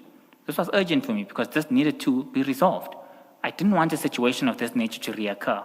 We're sitting at a stage where we are sitting almost the end of the month. Account payables, from my perspective, must be dealt with accordingly. I can't have a dispute of this nature, which will have an impact on the city's books. At this stage, Chair, it's the end of the financial year. It's the end of the financial year. I need to ensure that we commence the process of closing our books, preparing financial statements accordingly. There is no way at this stage that I can afford a dispute from a service provider who claims that no, we still had outstanding invoice at this stage. This was particularly extremely important for me because we're engaging in our year-end closing activities. And at this point in time, my payables must be dealt with accordingly. The city was previously qualified in this matter. I was not prepared to receive another qualification in this matter. I had resolved this in the previous financial year, and I could see the materiality of the 14 million rand, and that would have been a significant problem. So the urgency is on the basis of the financial year and getting our books in order to ensure that we prepare financial statements that are free from material errors. Financial year end is 30 June, is it not? Yes, it's 30 June. The letter only terminates services with effect from 1 July. Yes, The letter only terminates services with effect from 1 July. that's true. How on earth can it affect financial year end if no services that are provided up to 30 July will be subject to the termination?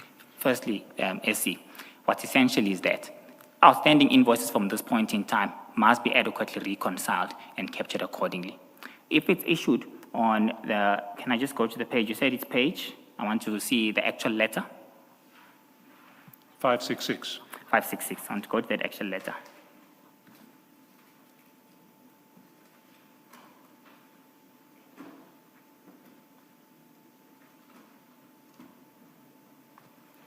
So 566. The letter is issued on the 24th of June, not July. Look at paragraph 3. Yes, but the letter is issued. So the point I'm trying to drive is that reconciliation of invoices must occur at this stage. As the deputy chief responsible for support and finance services, it's his responsibility to ensure full alignment. I wouldn't want to be engaged in a process after year end of dealing with outstanding purchase orders that couldn't have been dealt with at this point in time. So that was extremely urgent from my perspective, SC. Was the purpose of the meeting to get him to put in purchase orders, to ensure that purchase orders and invoices have been put in? Is that what made this urgent? No. The purpose was to ensure that the books are in order, that we don't get a surprise after year end, after financial statements have closed. At this stage, I had received no complaint. It was me being proactive in saying, this is something we might expect. This letter stops the services from the 1st of July. What happened between then and now? Were there any further deployments? How has those been dealt with? Was the budget available? Were purchase orders captured? I wouldn't want a repeat of what we've just faced at the close of the financial year, because at this point, it's something that's outside my control. And submitting financial statements to the AG with such flaws could result in a qualification area. Are you saying the committee that you were part of, which made the decision to terminate, didn't take those factors into account? So that committee took a decision that internal controls around ad hoc services must only be dealt with by TMPD. Yes. So what are you discussing with Lamini? What I'm discussing is that we need to ensure that before year end, before the 30th of June, any outstanding matters in this regard have been resolved.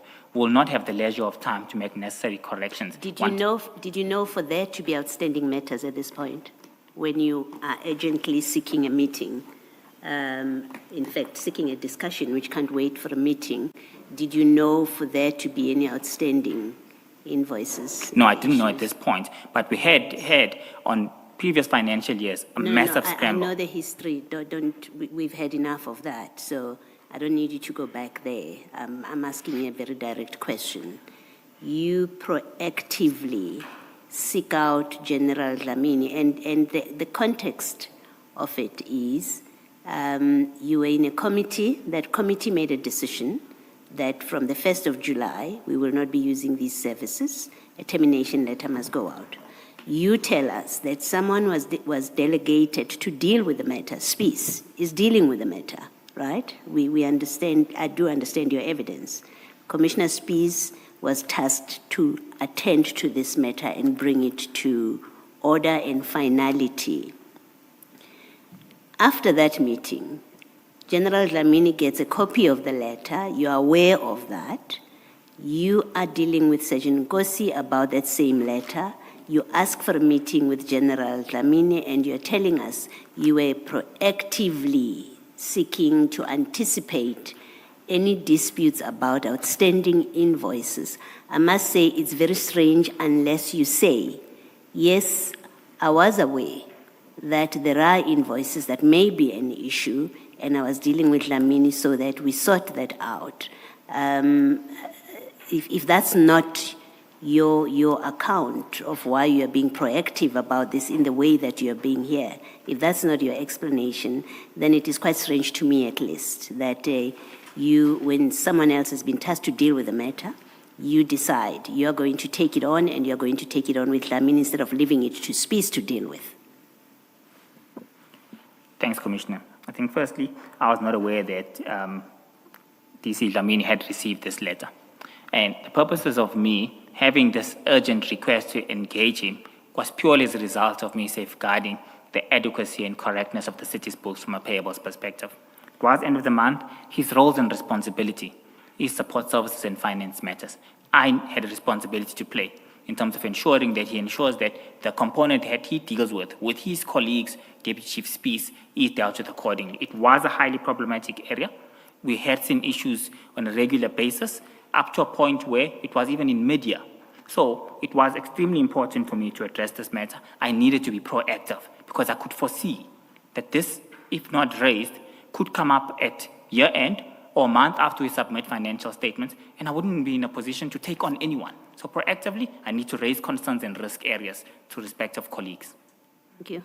And you could not send an email to both Spies and Dlamini through proper channels to say, I have these concerns, please address them, make sure this doesn't happen come financial year.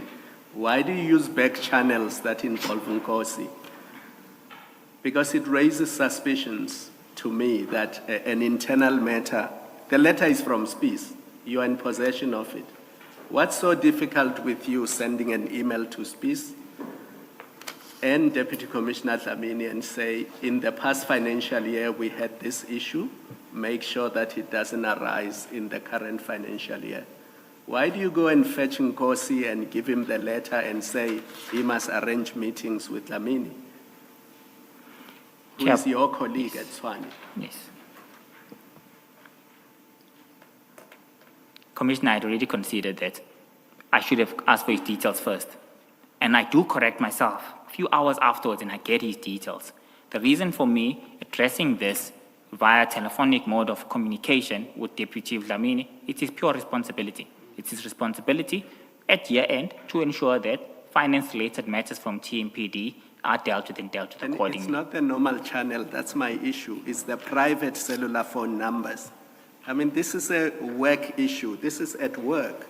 You can use your email at work to send an email to him at work to say, please bear in mind that we had these issues in the past financial year.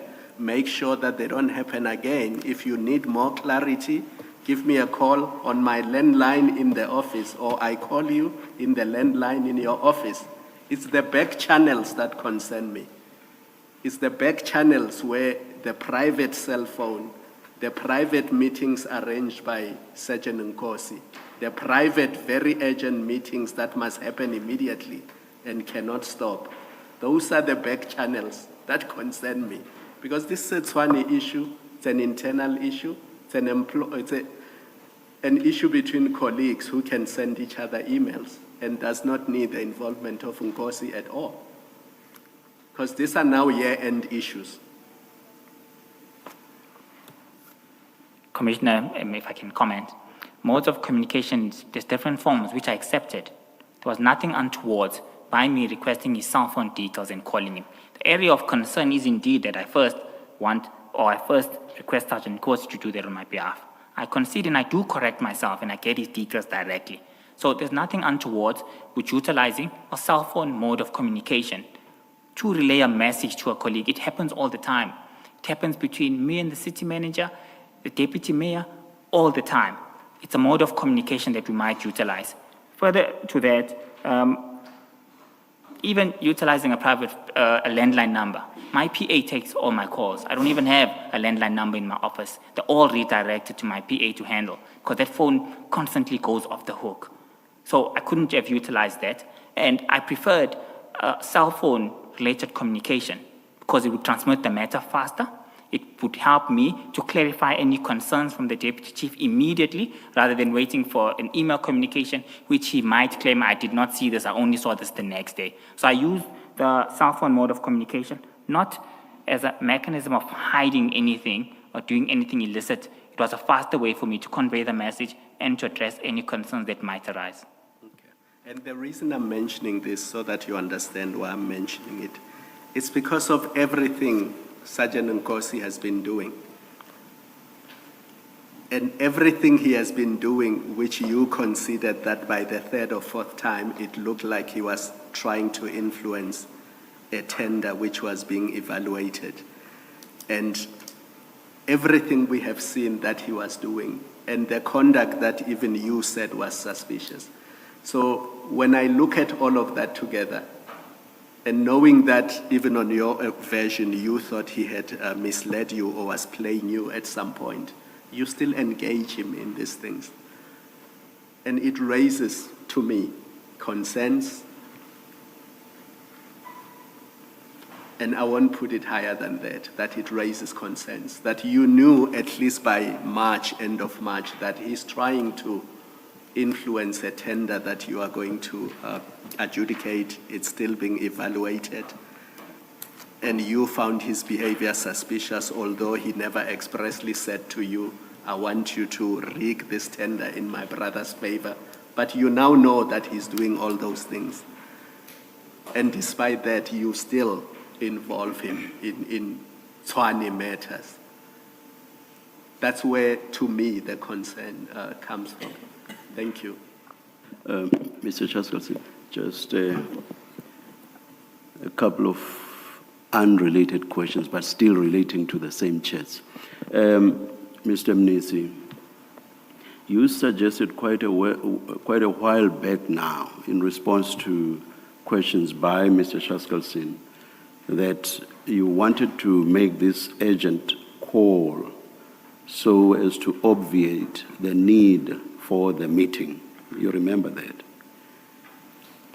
Yes, I needed to address this matter urgently. And yes. So once you got the number and once you made the call, there would no longer be a meeting. That's how I understood you, correct? There wouldn't have been a need any longer. Yes, yes. Okay, now let's look at page 332, the third chat on that page, where you say, I need to call him urgently. And here are the words that I want to emphasize. In the meantime.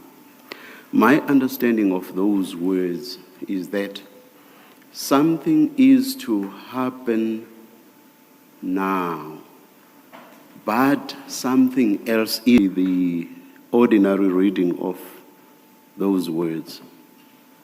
I agree, Chairperson. Yes, yeah. Now,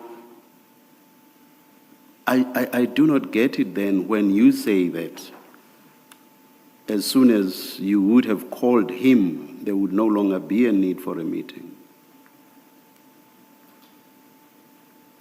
If you accept my interpretation of this as you have just done. Do you want to respond? Yes, please, Chairperson. Yes. So, in the event that there's additional clarity-seeking questions, I had already requested for the meeting. I had already done that. And I'm sure Sergeant Nkosi had already informed the Deputy Chief. So I'm not sure whether he now moved whatever plans he had. So when I say in the meantime, I say if the need arises, and if there's any additional communication or clarity that we might need to have out face-to-face. So, continue. yes. So it was in that context that I had already requested for a meeting, but I had realized that I should have asked for the number first. Yeah. So, but you say in so many words that once you spoke to him, there would be no need for a meeting. So I don't understand the explanation you've just given. Chairperson, I had already requested a meeting. I say in the meantime. That means nothing. If you say, once I called him, there would be no need for a meeting. So it doesn't matter that you had already asked for the meeting, because all you would then have to do would be to say, because I've now spoken to you, General, there is no need for a meeting, and you would then tell Sergeant Nkosi that as well. You agree? With my colleague. But That's- you can't say if the meeting will still be necessary. You've just said in so many words now, when I'm engaging you, and when Mr. Shaskalson was engaging you, that there would no longer be a need for a meeting. You said so in so many words. Chair, our communications are informal, and I wouldn't express and expand in so many words. Hence, I'm taking you on your word, Mr. Mnisi. I'm taking you on your word. that's my word, and I stick to that. That I would have a correct, direct communication with the deputy chief, clear the matter, and if the need arises, we'll still have a meeting. That's what I meant by that. Okay, moving on to the second point. One chat down, you say, because earlier you said you want to call him urgently in the meantime. The next chat is, this can't wait for the meeting, my bro. This is totally at odds with somebody who's saying there would, once you've spoken to him, there would no longer be a need for a meeting. Do you agree? I agree, Chair. He was taking long to send me the details. I needed the numbers now. I was trying to demonstrate urgency, that I want these contact details now. I can't wait. If he, in his mind, thinks, no, this can wait. So you accept that this too is an indication that you were still expecting that there will be a meeting, I accept that, Commissioner. which I say is at odds with what you said in response to Mr. Shaskalson and me, that once you called him, there would no longer be a meeting. At this stage, I hadn't communicated with the deputy chief. But in the context of me sending these, I knew. That's something else. That's something else. You knew what you wanted to talk to him about, and you knew that once you did, that would kill the need for a meeting. So whether or not you'd spoken to him is neither here nor there. Do you follow me? Chair, I follow you, but I tend to disagree with that notion as a result of this being related. So, if I couldn't get hold of him for whatever reason, then the meeting must still proceed.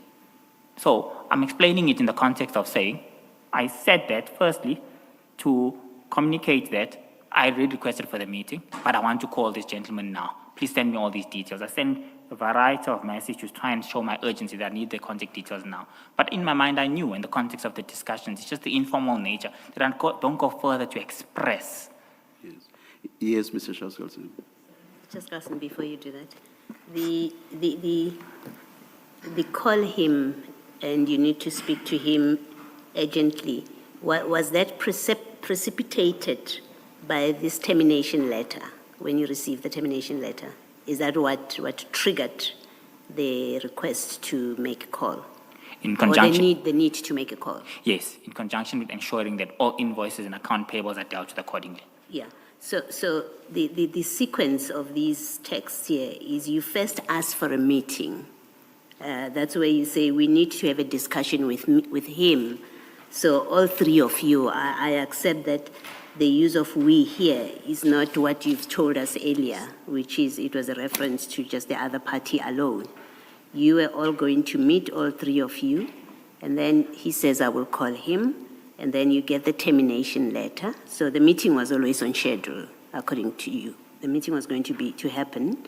Then you get the termination letter, and then you then say, call him, and that follows with the urgently. I found him, what time do you want to meet? And then you say, I need to call him urgently. So whatever you tell us, you've testified you are going to discuss with General Mkhwanazi, it appears on the sequence of these WhatsApp messages that the telephone call, this urgent telephone call, was going to be a different discussion, or in addition to the meeting, in fact, because the meeting was with you, Dlamini, and Sergeant Nkosi, and the meeting was not precipitated by the termination letter, according to the sequence of these WhatsApp messages.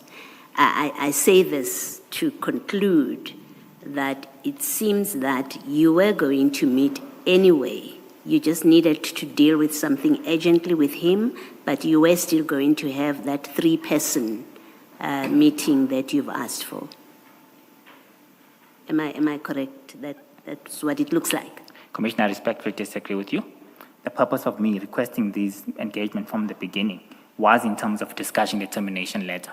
The reason I send it is for General Mkhwanazi to be aware of what the content of the discussion will be about. Okay. So when you first said we need to meet, it's because you already had the letter.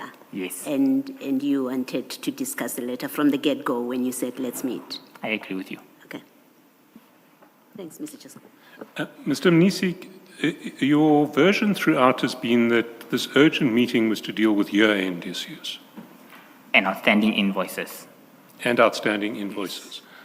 Well, the termination letter was completely irrelevant to that. How could the termination letter, which only took effect after year-end, be relevant to year-end issues and outstanding invoices? It's relevant because we need to reconcile any outstanding invoices for the current financial year. But you need to do that whether or not there's termination. But there's been instances where that wasn't done. We had seen that previously from TMPD. That resulted in 7 months worth of invoices having been dealt with only in January. So I needed to avoid a situation of that nature to reoccur. It was common practice that was occurring. If there was no termination letter, you'd be faced with exactly the same problem. If there was no termination letter, you'd be faced with a problem that there is evidence that there is no reconciliation of invoices, and you're going to sit with the problem that by year end you can't reconcile.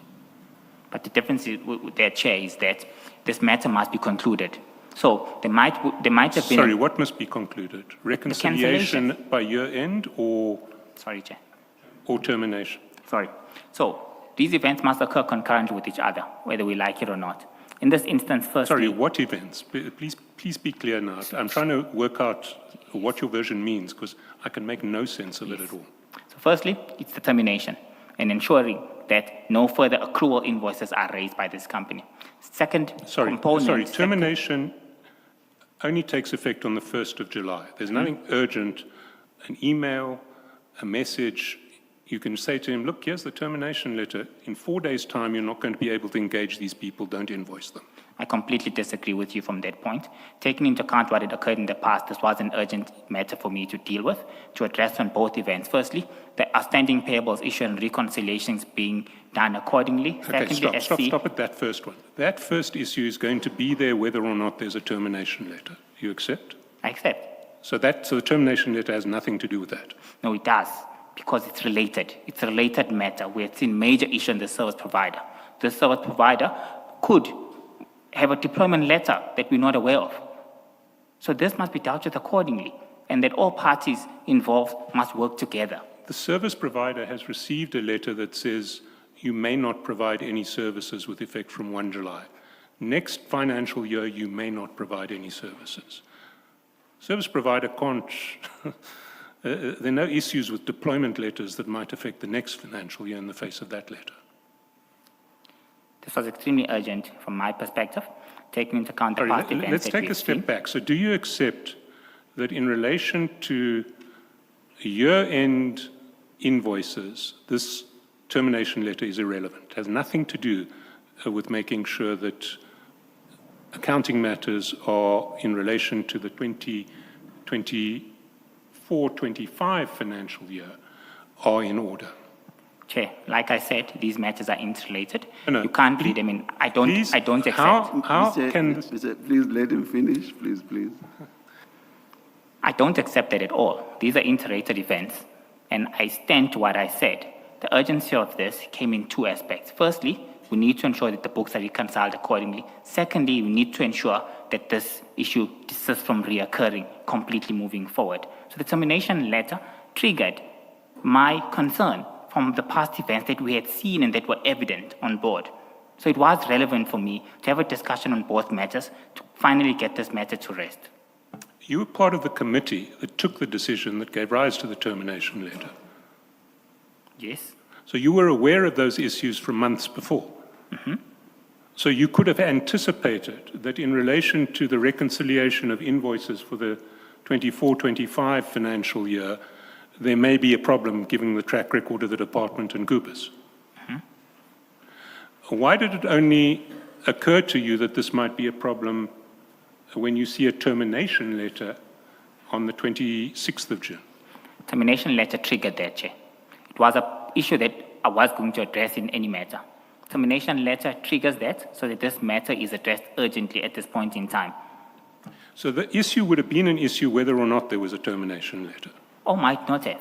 But it's an issue that I was aware of, and it was persistently continuing. So I needed to ensure that there's systems and safeguarding controls in place to desist that from reoccurring. And the That's not the only reason. Moving forward, how we Sorry. Let's get rid of the first explanation that you gave us, because I want to put to you that first explanation is just simply wrong. The termination letter could have had nothing whatsoever to do with issues as to whether invoices had been reconciled up to the point at which termination took effect. Respectfully, SC, I disagree with you. These matters are interrelated. One matter triggers another, whether we like it or not. There could have been You can say that again and again, but you actually need to give me some sort of rational explanation for it, because the termination letter takes place after year end. You're talking about a process of reconciling invoices up to year end. The two are not related. I disagree with you, SC. They are related. That's my answer as a result of this triggering, whether these matters have been reconciled or not, and also ensuring that we put systems in place to avoid this from reoccurring in the new year. We saw what happened in the previous financial year. Invoices from 28th of June 2024 were claimed by the service provider, which had to be dealt with as an ex post facto invoice. So from my perspective... But if we're talking about invoices from a year and a month previously, that's not going to be affected by termination. That is a problem that exists whether or not termination has taken place. You understand that? I understand that, and I've given urgency of this matter and what triggered processes.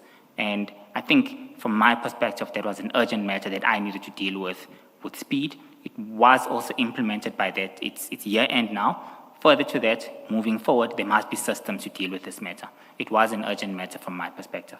So I want to put to you that your evidence is false and that one of two propositions must be the correct state of affairs. Either the urgency had nothing to do with the termination, or the urgency did have something to do with the termination, but it had something that you're not telling us about. I respectfully disagree with you on that proposition. I am giving evidence from an objective perspective. I am telling the truth to the Commission. The purpose of this engagement was in reference to dealing with the matters that I just raised. Firstly, year-end processes ensuring account payables are in place. Secondly, ensuring that this matter does not reoccur in the near future, as depicted by the sequence of events and the urgency of me actually wanting his contact details so I can further have discussions with him directly. But Mr. Mnisi, what's the happening or not happening of something in the future? What's it got to do with the financial year end of 2025? Well, what's the connection between the two? The future in the context of that financial year would obviously be something starting from the next financial year onwards. So what's that got to do with the end of this financial year? I just do not understand you. Firstly, Commissioner, I hope you are not going to repeat the same thing you've been repeating to Mr. Shaskalsin. I hope you're going to give a new explanation. I'm going to give you a true explanation of what occurred from my recollection and what happened on this event. Chairperson, risk management processes have dictated that there's a failure within the internal controls around this process. I will not repeat. We've already discussed it and we've seen the evidence towards that. Secondly, I am a proactive individual in terms of managing risk and mitigating measures from reoccurring in the near future. So I don't just look at matters... What's your near future? What's your near future? The new financial year. Is it from 1st July onwards? It's the new financial year, and to put safeguards in place from the beginning. That's my proactive thinking in terms of addressing this matter and mitigating it from reoccurring in the near future. So I had to deal with it firstly. I assessed the risk management processes. There were severe issues that were reoccurring. It's evident we've seen that. Secondly, let's be proactive and stop this so that everyone is on the same state of mind. From my perspective, that was urgent. What exactly would you have had to say in your year-end report about this matter? At least in this context, with the exception of saying this has been terminated. Chair, the first aspect. I know you would have had to give a history, this and that and that and that happened leading to the termination. But my understanding is that you wanted to talk to the general about the termination, correct? Yes, correct. Now, what's the agency in that in relation to the financial year end? What's the agency? If all that you want to talk to him about is the cancellation, that's my difficulty, especially regard being heard, and Mr. Shaskalson has said this repeatedly, regard being heard to the fact that that cancellation was only going to take effect from the 1st of July. So telling the general that there has been a termination or discussing that termination with him, what's that got to do with you finalizing your report for purposes of the financial year end? What you've said thus far just does not make sense at all. Yes? Chairperson, with all due respect, this is what occurred, and I am giving evidence to the Commission that the purpose of me having a discussion with Deputy Chief was in relation to ensure that, firstly, account payables are recorded accordingly to avoid What accounts payables, the creditors, that if there's any matters outstanding, reconciliations must be done accordingly so that our books are relating to complete. which financial year? To the financial year that was closing, which was the 30th of June 2025. Further to that, the termination moving forward and that the matter has been closed, that was urgent for me. I needed to address that. I saw that as something that's pertinent for me to have a face-to-face discussion with the general in order to avoid anyone saying anything else. We've seen in other chats that the general, between himself, what was presented to me, it's something that said Mfowethu is okay that, which I hadn't. So I needed to ensure that I have a direct communication with him and I outlined this in full so that this matter is closed completely. And on something you consider to be that urgent, you don't get the number directly from within the system and you want it from Sergeant Nkosi. It was easier. He had it readily available. And your PA could not easily have gotten it for you. I chose to ask it from Sergeant Nkosi. I could have asked it from my PA, who would have phoned his PA, who would have first asked for permission. Would have been easier for me to Sergeant Nkosi. On these chats, how long did it take him to give you the number? I'm just going to page 331.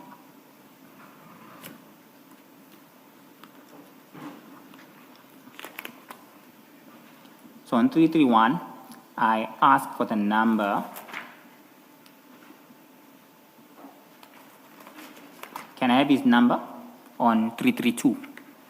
I just want the time, how long. You can look at the beginning and then right at the tail end and just give me how long it took. How long did it take? Okay, that's where I'm going. It was at 11:58. He sent it to me at 11:03. So it looks like it was about 5 minutes. 5 minutes, okay, all right. Mr. Shaskalson? No, before you do, can I please? Sorry, Mr. Shaskalson. Mr. Mnisi,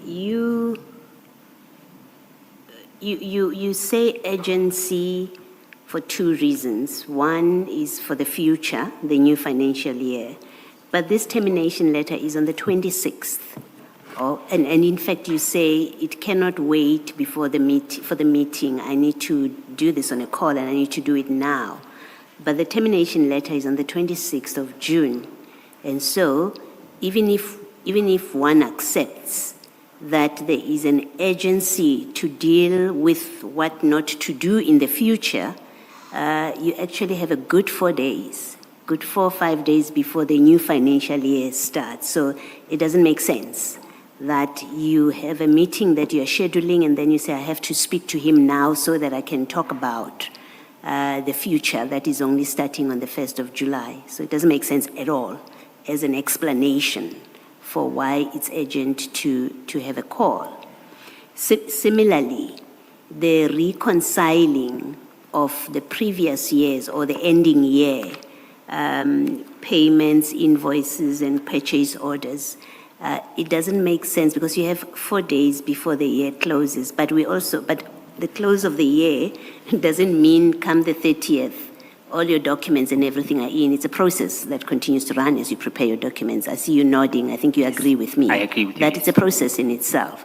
So your explanation that I needed to speak to him now, before the meeting that we are scheduling, and that's what made it urgent, is not a satisfactory explanation, because you had time on both sides.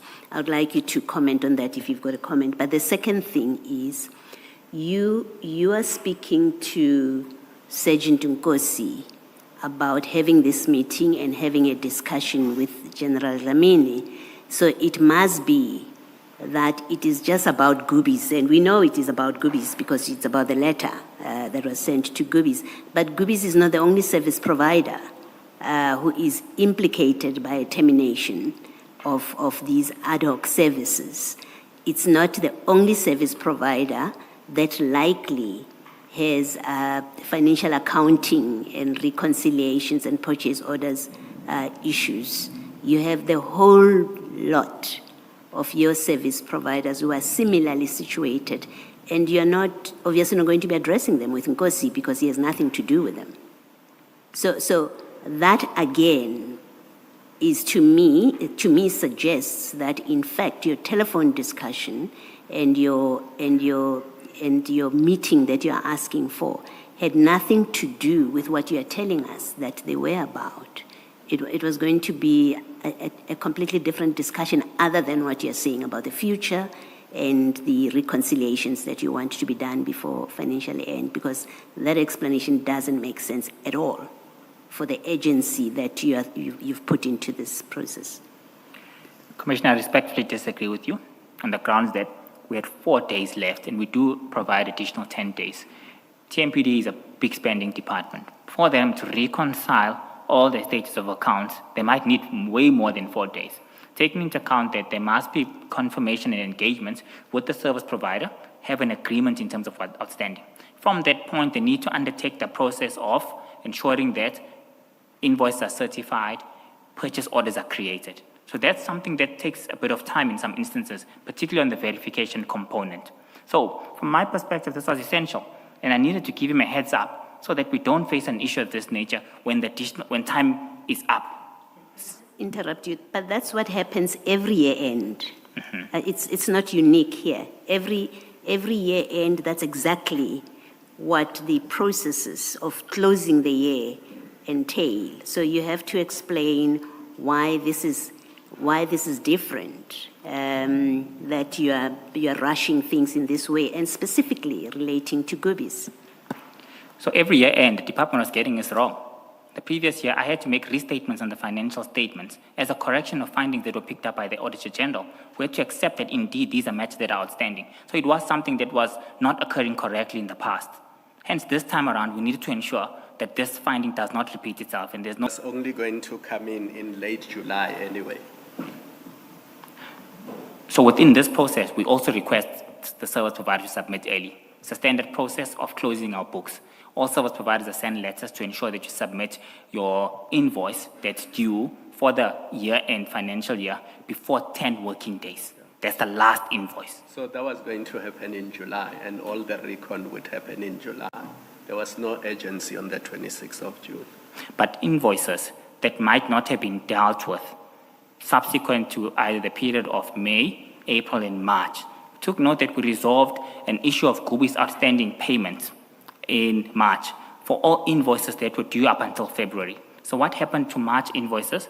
What happened to April invoices, May invoices, and June? So there was 4 months that needed to be dealt with accordingly. But you said at this point you were not aware of any outstanding invoices. Yes, but there was a perception that I need to get confirmation. So the Deputy Chief Dlamini must ensure that that has been dealt with accordingly.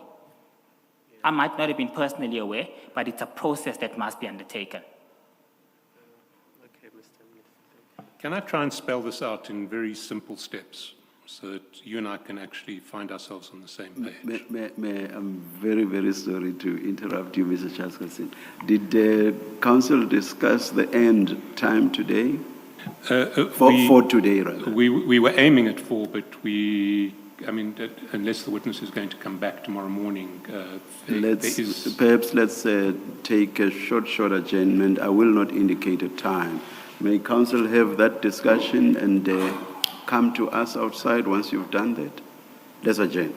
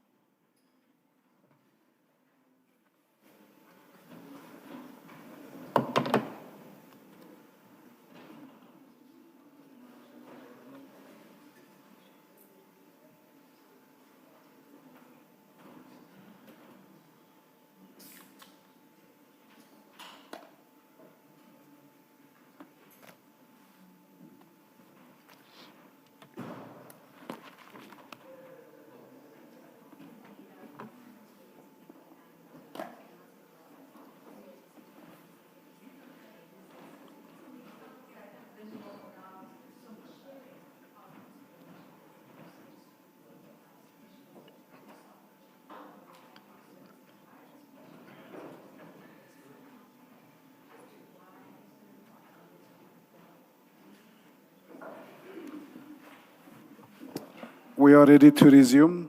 Please switch off your devices. Thank you.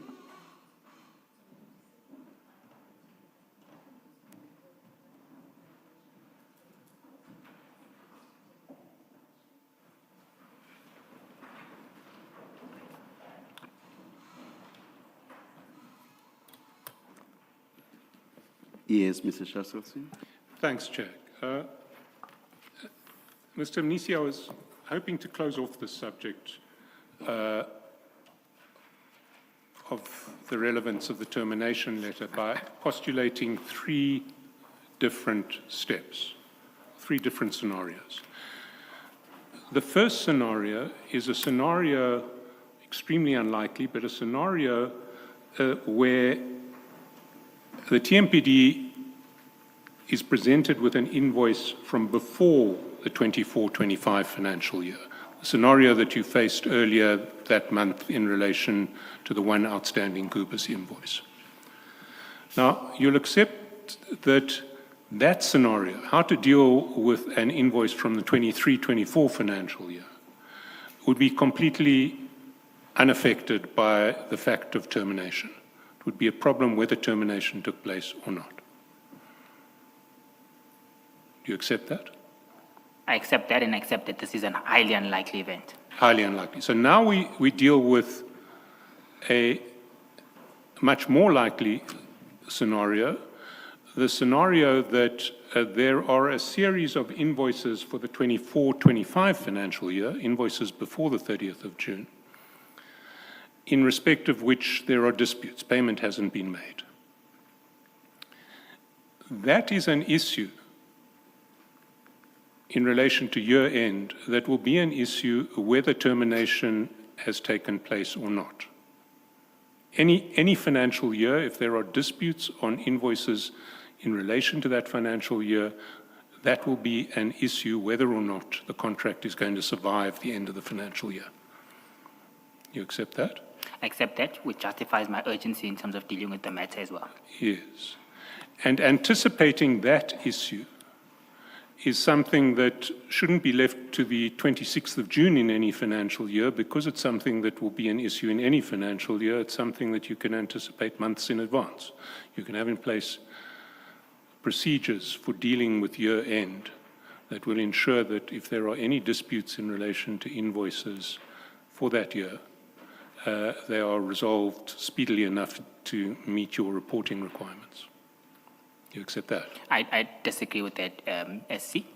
The environment that we're working in is not the perfect environment. In the perfect environment, all of these issues must be dealt with on a monthly basis. These are some of the issues that we're still struggling with at the city, and we're still trying to ensure that the systems that we put on board deal with that.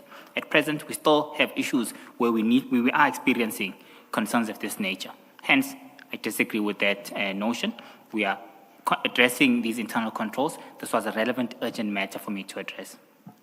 But you're addressing those issues in relation to contracts other than contracts that end at the end of the financial year, are you not? All contracts. All contracts. So it's an issue that arises in all contracts, whether they terminate on the 30th of June or whether they run into the next financial year. Agreed. So the termination of this particular contract wouldn't make it a special situation. I disagree with that. I was being proactive. I needed to ensure that this matter doesn't persist in the future.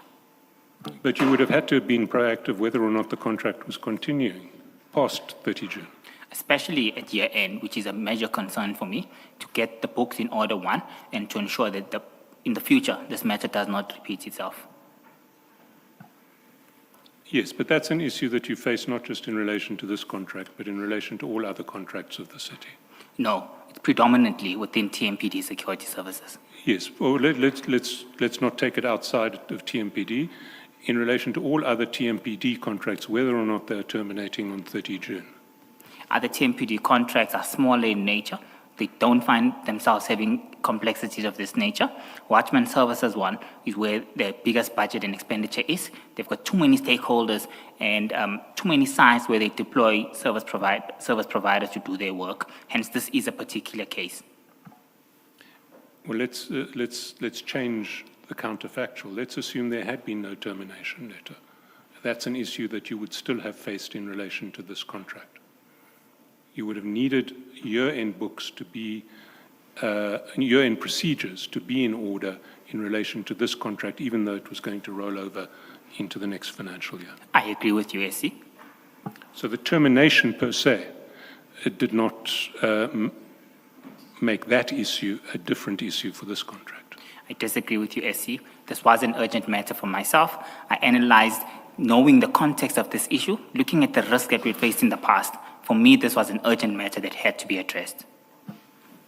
Well, look, I don't know if I can take it further in relation to the current financial year. Let's talk about the next financial year. The 25-26 financial year. If Gubis had received a letter saying you may not provide any services with effect from 1 July, you were aware of that? Yes, I'm aware of that. So if Gubis provided services with effect in August 2025 or on the 5th of July 2025, they knew they were doing something that the city had expressly informed them that they may not do. Agreed. And the city would be under no obligation to honor any invoice furnished for those services. Yes. So the termination letter couldn't have created any difficulties for the city in relation to what might happen in the 25-26 financial year. The city would just ignore an invoice that Gubis submitted for the 25-26 financial year. I agree with that. What I want to put to you is if we look at those three scenarios, the fact of the termination letter couldn't have had any effect on the urgency of a need to meet with General Mkhwanazi. And I think you've given your answer in that respect, but what I want to put to you is that having regard to the situations with respect to the 23-24 financial year, the 24-25 financial year, and the 25-26 financial year, the termination letter, the fact of the termination letter, didn't make any difference to the urgency relating to year-end procedures. SC, I respectfully disagree with you. From my dealing with this matter, it was urgent and it was necessary for me to deal with. Well, let's leave it there. We may just have to agree to disagree. Can I deal with one last issue in relation to what happened between you and Sergeant Nkosi on the 26th of June? If we... Page numbers, apologies, SC. So we were at page 332, and the last exchange between you and Sergeant Nkosi in relation to the meeting or the non-meeting with Deputy Chief Dlamini is at the foot of 332, where you say, please let him know, I'll give him a call. And Sergeant Nkosi says he's inspecting it, and that's at 1:49 p.m. Yes. That evening, over the page on 333, Sergeant Nkosi sends you a screenshot of a chat that he's had with the MMC, Ms. Morodi, and saying at the bottom of the, towards the foot of page 334, where it says today, which would be 26 June, appointment booked and confirmed 11 o'clock at Pretoria North Verosky Spa. Let me know when you leave home. Please bring your car so I can take it to valet while you're busy on your massage. That's from Sergeant Nkosi, and the MMC responds, thank you so much, I will do so. And Sergeant Nkosi forwards you that screenshot with a little message at the bottom, Mfowethu. Why did he forward you that message? What did you understand him to be saying in that regard? Well, I knew he knew and had an association with MMC Morodi. Was just informing me. I can't confirm further than that. From my perspective, he was just informing me. He was informing you that he'd arranged a spa booking for MMC Morodi and was going to arrange for a car to be taken for a valet service while she was at the spa. Yes, as per the message that he sent to me. Can I take you, why would that be relevant to you? Well, I can't comment on that. I had no interest in it as well. You had no interest in it? I just took note. I had You no had interest. no interest in Sergeant Nkosi's steps to get into the good books of MMC Morodi? Absolutely, yes. No interest. Let's go to page 388. That's the next screenshot that Sergeant Nkosi sends you of a chat with MMC Marodi. And there you'll see there's a screenshot. It's from the 7th of October of that year. Again, it's a chat with MMC Marodi, and Sergeant Nkosi sends, top of it is a picture of some sound equipment at a meeting venue, and then a response from the MMC saying, "Thank you so much," with 4 hearts. And then another picture of the sound equipment, and then underneath, Sergeant Nkosi says she asked for assistance. Your response to that message is, "Thanks for helping her, Mfowethu. She must brief us of any developments." Now, why were you thanking Sergeant Nkosi for helping MMC Marodi? It was just a courtesy for me saying, "Oh, she asked you for help and you helped her. That's very nice of you." And what developments did you want MMC Marodi to brief you on? If there were any service delivery matters that occur from the meeting that she was in, she needs to raise it so that we're able to deal with these issues accordingly. Did you know what that meeting was? I wasn't aware, but it's clear to me. Well, I don't recall now, but I probably think it was a community meeting that all councillors have. She was a chairperson of a region where they discuss urgent service delivery matters. Within that context, billing issues are raised as well. So if she encounters any issues of that nature, I would like to assist in terms of resolving the concerns raised by the residents. But you didn't say she must brief us in relation to any issues or in relation to any concerns. You said, brief us of any developments. What did you mean by development? I meant if there are any issues that come above from the meeting that she has with the community from a service delivery perspective, and if there are finance-related issues, kindly brief me of any of those developments so that I can address them. That's what I meant. I want to put to you that that's not the ordinary meaning of briefing someone on developments. When you ask for someone to brief you on developments, you're talking about an ongoing process that may change. I disagree with you, SC, respectfully. Myself and Sergeant Nkosi have informal discussions where we don't look deep into meanings of words. The purpose of this, like I said, was any service delivery issues or finance matters that are raised by community so that I can assist in resolving them. And when you said she must brief us, did you mean Sergeant Nkosi and Ngapesheya, or did you mean you and Sergeant Nkosi? No, I meant me. When I said us, it's a similar way of speaking with the hours and the way that I had previously seen on circumstances. Like we said, when the number 1 issue came out, I said, should we be concerned? It was in that context. I meant me. So you meant you? Yes. So when you, in relation to number 1, when you said, should we be concerned, you were asking, should you be concerned about Sergeant Nkosi's meeting with Mr. Sibanyoni?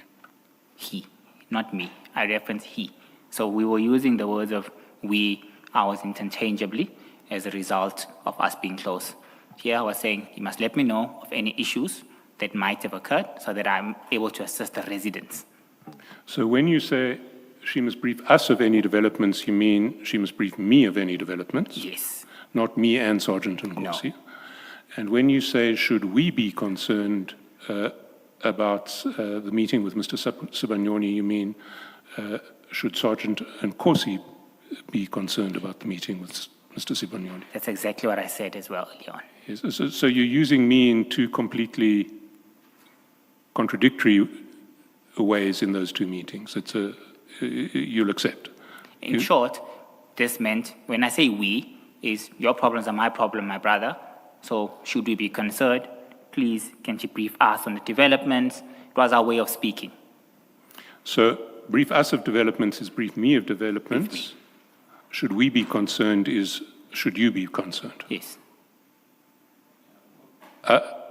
So we is serving as a multi-purpose pronoun that can mean any singular or plural pronoun that you want. Is that what you're saying? Informal discussion. We didn't ensure that English grammar is up to scratch when we had discussions, I see.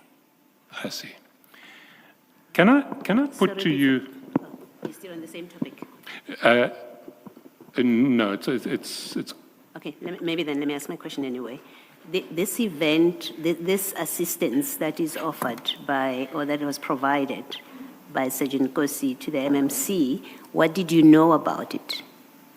I don't About- recall exactly, Commissioner, what was it about. Sorry, you say you don't recall? It was a service delivery meeting that she normally has. It looks like here she requested him for assistance with additional sound systems. So I said, oh, in that meeting that you're in, if there are any issues that are raised, please let me know so I can assist the communities that you're meeting. So, and you say when you, firstly, you don't remember what it was about? I don't remember the exact meeting where it was. I do remember the context around. And you say the context was what? Commissioner, I'm saying that she was in a service delivery meeting. Within that service delivery meeting, it's clear that she had requested Sergeant Nkosi from what he had sent to me. I said to him, oh, thank you for assisting her. I wasn't even involved. I didn't even know this was going to take place.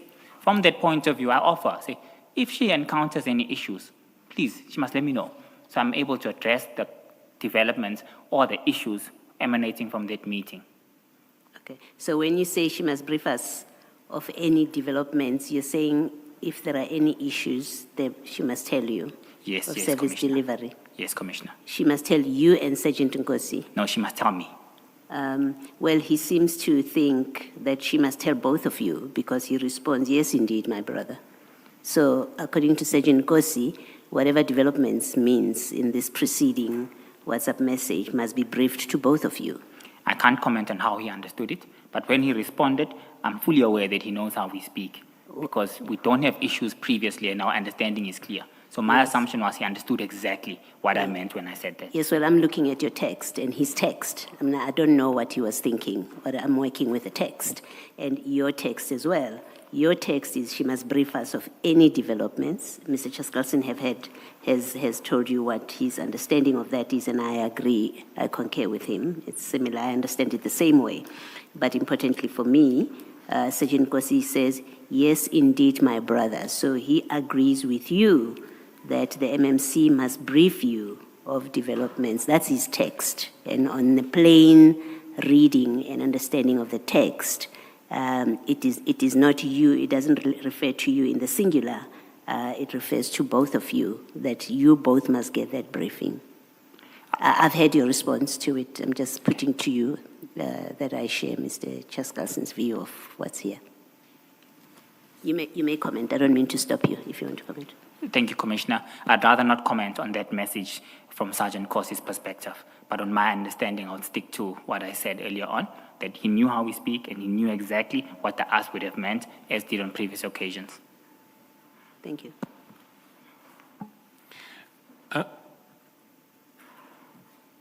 So when we look at these conversations between yourself and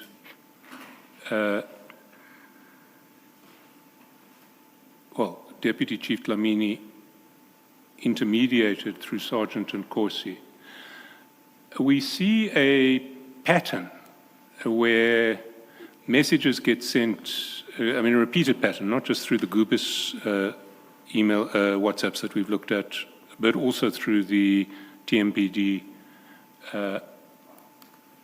1 emails, WhatsApps that we've looked at. We see a repeated pattern where messages from Deputy Chief Dlamini get sent to you through Sergeant Nkosi, and where messages from you get sent to Deputy Chief Dlamini through Sergeant Nkosi. So you and Deputy Chief Dlamini are in effect exchanging messages through Sergeant Nkosi. You'll accept that we see, probably more than 100 of those instances. I accept that we saw instances of that nature occurring, but my discussions in terms of the relevant matters that were discussed, in terms of TMPD1, in terms of the outstanding Gubis payment, which was only instances where we had those indirect communications as well as the termination, which I tried to stop. But my explanation on those matters and the reasoning behind without going back is still relevant and stands as well. But I do accept what you're saying with the provision of my explanations being taken into account. No, absolutely. We've heard your explanations. What I want to put to you is there is a possible other explanation. And in order to do that, I need to draw to your attention that in the WhatsApps of Sergeant Nkosi, we see the same mode in his WhatsApps with General Sibiya and his WhatsApps with Mr. Vusimuzi Kat Matlala, and in his WhatsApps with a Mr. Stephen Motsumi. So we see that Sergeant Nkosi, that General Sibiya and Mr. Matlala never communicate directly on WhatsApp, that we are aware of. General Sibiya and Mr. Motsumi never communicate directly on WhatsApp that we are aware of. But we do see messages being passed from General Sibiya to Sergeant Nkosi and on to Mr. Matlala, and then back from Mr. Matlala through Sergeant Nkosi to General Sibiya. And similarly in relation to Mr. Motsumi, messages from General Sibiya going to Mr. Motsumi through Sergeant Nkosi, and messages from Mr. Motsumi coming back to General Sibiya through Sergeant Nkosi. And in those cases, we understand that mode of communication as serving a very obvious function, that General Sibiya doesn't want to leave a trace of direct communications with Mr. Matlala, so he communicates with Mr. Matlala through Sergeant Nkosi. And similarly in relation to Mr. Motsumi. That's the appearance at any rate. And this mode of communication that we see between yourself and Deputy Chief Dlamini in relation to TMPD1 and in relation to into the Gubis issues about invoicing and termination has the same hallmarks, that you're actually having very extensive communications, but there's no sign of them on either of your phones. All that one sees is your communications with Sergeant Nkosi and General Dlamini's communications with Sergeant Nkosi. And what I want to put to you is that why you are using this mode of communication with General Dlamini through Sergeant Nkosi is that you are engaged in activities that are irregular activities, and you don't want to leave a trace of direct communication with Deputy Chief Dlamini in relation to those activities. What's your comment on that? Thank you, SC. I think firstly, I must respectfully strongly disagree with you. I'm not going to comment on other issues that you might have seen through other discussions that don't involve me. I'm going to focus on the matters at hand. And as stipulated earlier on, it was an issue of convenience. I did mention that. Also, an equally important point is that that channel is broken. I request for his contact details and I start dealing with him directly as a mechanism of avoiding the hindsight agreement that I set. I did agree that in hindsight, I should have asked for the contact details immediately. I agree to that. However, I strongly disagree with the notion that we're engaged in illicit or illegal activities that are unlawful. And the major difference is that there is trace of communication directly between myself and Deputy Chief Dlamini. There's significant evidence to that. We did break the chain because I did realize the hindsight error of allowing Sergeant Nkosi to involve himself initially. So I strongly disagree with you with respect, SC. Well, you broke the chain when it was urgent and you needed to speak to the General. That leaves no trace of what you said to the General. Are you suggesting that you have WhatsApps that you sent to the General in relation to TMPD1 or in relation to the Gubis invoicing? What I'm suggesting is that I requested for his contact details in order to deal with the matters moving forward, particularly on the matter that we have just discussed now, on the accounts payables matter, as well as the termination letter. I did request that. Are there any WhatsApps that you and General Dlamini exchanged in relation to either TMPD1 or any of these Gubis-related issues? No, there are no, because I didn't have his contact details from the Gubis invoices, and I wasn't interested, and he wouldn't send me any WhatsApp messages for TMPD1.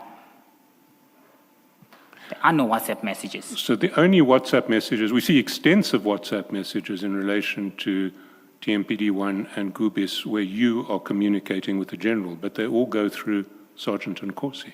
Gubis in relation to the payment have been resolved. TMPD1, I did not at one point agree to have those communications. I did not at one point request any of those messages to be sent to me. I'm going to distance myself from that completely. I'm not going to respond to those because those were not WhatsApp messages for myself.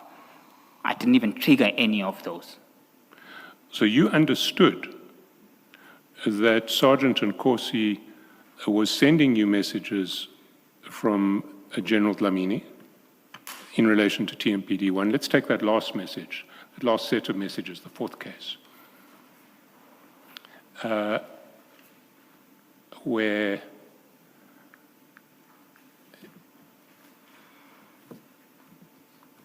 on the 25th of March, you, I'm looking for my page now. It's page 177.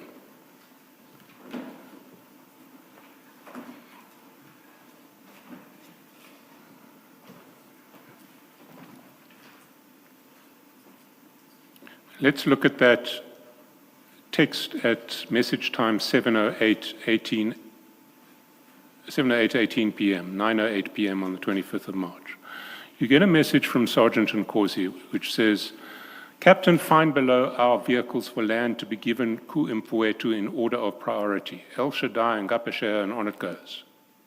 So you look at that message and you know it's coming from Deputy Chief Dlamini.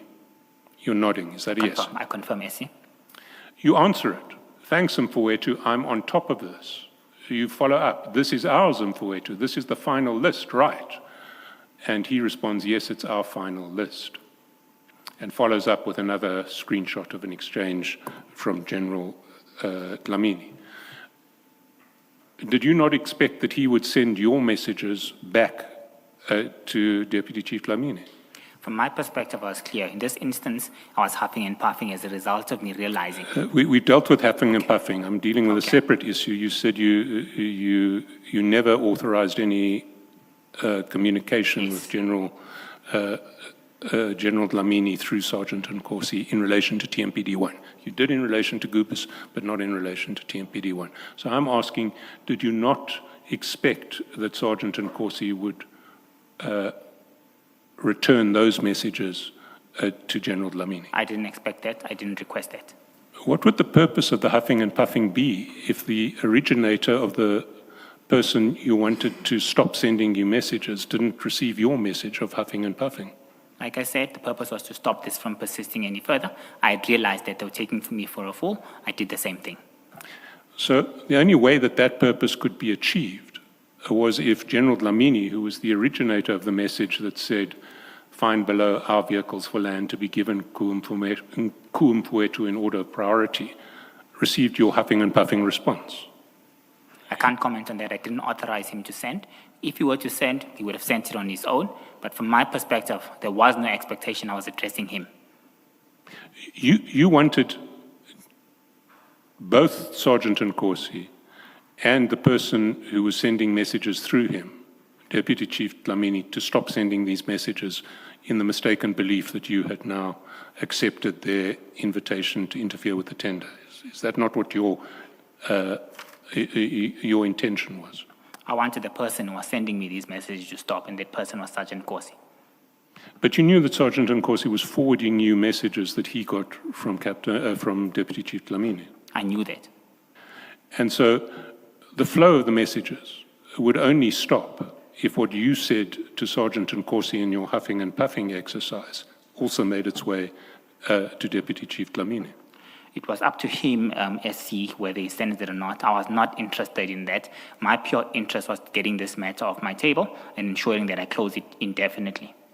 How would it get off your table if Sergeant Nkosi didn't communicate to Deputy Chief Dlamini that the CFO is on board, he's understood that this is our final list, and he's going to ensure that our final list gets the tender?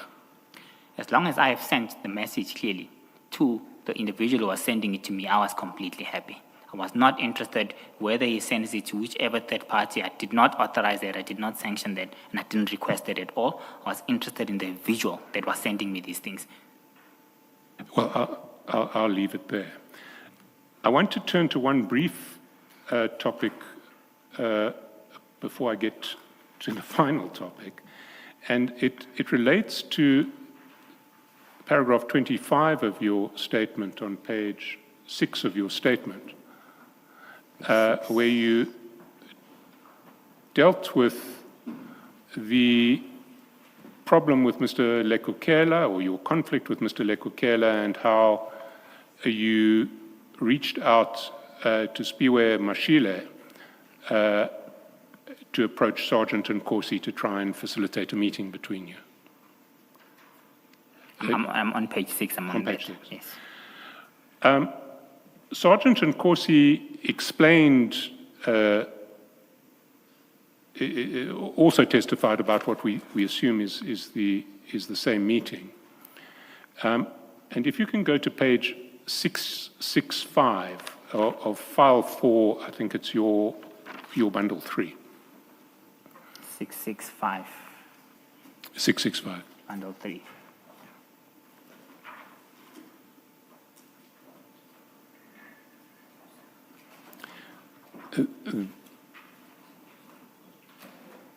There you'll see chats. Apologies. My bundle 3 ends at 664. Those are documents that we gave to your legal team. Okay, I've got a printout. You've got hard copies, great. Yes. And are they paginated, 665? Yes, true. They are, yes. So there you'll see Sergeant Nkosi's, an extract from Sergeant Nkosi's chats with Mr. Mashile, who he saves as Comrade Didi Mabuza, Deputy President. And you'll see that he sent that Mr. Mashile sent 2 screenshots to Sergeant Nkosi at 5:36 p.m. on the 17th of January 2024.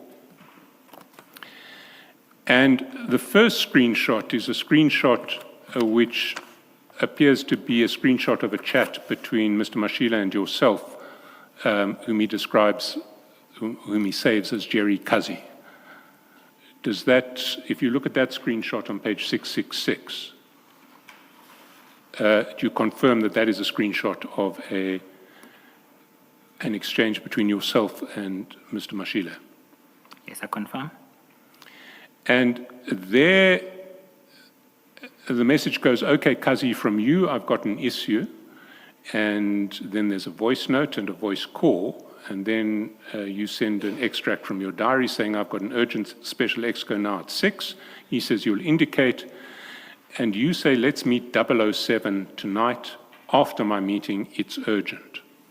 Now, is this the meeting that you set up in relation to Sergeant Nkosi and Mpho Lekukela? I can confirm that, SC. And you refer to Sergeant Nkosi as 007? In our first encounter, he was introduced to me as 007. As 007. Did you ever ask why he was introduced as 007? No, I was not interested. He even says me as Madlanga CFO. You look at Mr. Mashile says me as Jerry Kazi. I wasn't interested. You didn't think he might have ambitions of being James Bond? No, I was not interested at all. Okay, we had that conversation with him. So then the exchange continues. And in fact, if we go back to page 665, you'll see that you'll see that a venue is given, the pivot please next to Palazzo, but at 667 there's another screenshot that gets sent to Sergeant Nkosi, which has essentially the same picture, except now Mr. Mashile has said to you sorted and confirmed, and you've said thanks, Kazi 7-ish right. Now, who was present at that meeting? Myself, Sergeant Nkosi, Mr. Mashile, as well as Mr. Lekukela. It was just the four of you. Just the four of us. You see, the one strange thing that we saw in relation to this screenshot is that shortly after he received the first screenshot asking for the meeting, Sergeant Nkosi forwarded that screenshot to Mr. Steve Motsumi. That's page 668. Have you ever met Mr. Motsumi? No, I've never met him and I don't know who that is. You don't know who he is, so No, I don't. you can't comment on why Sergeant Nkosi would have told Mr. Motsumi about a meeting he'd been asked to attend to broker peace between yourself and Mr. Lekukela. No, I see, I can't confirm at all. I don't know who that is. The very last topic you'll be glad to hear. We don't have in the you signed as a member of the BAC, to the best of my knowledge. But I think they're generic, and maybe you can correct me. If you go, for instance, to file 5, page 109, there's one for the BEC. And I think that these forms, we know that the BSC also has the same form. Page 109. 109. In my pack, it's the fourth pack. Yes, your fourth bundle. 109. In fact, it's right through. It's 104 onwards to the whole series of them.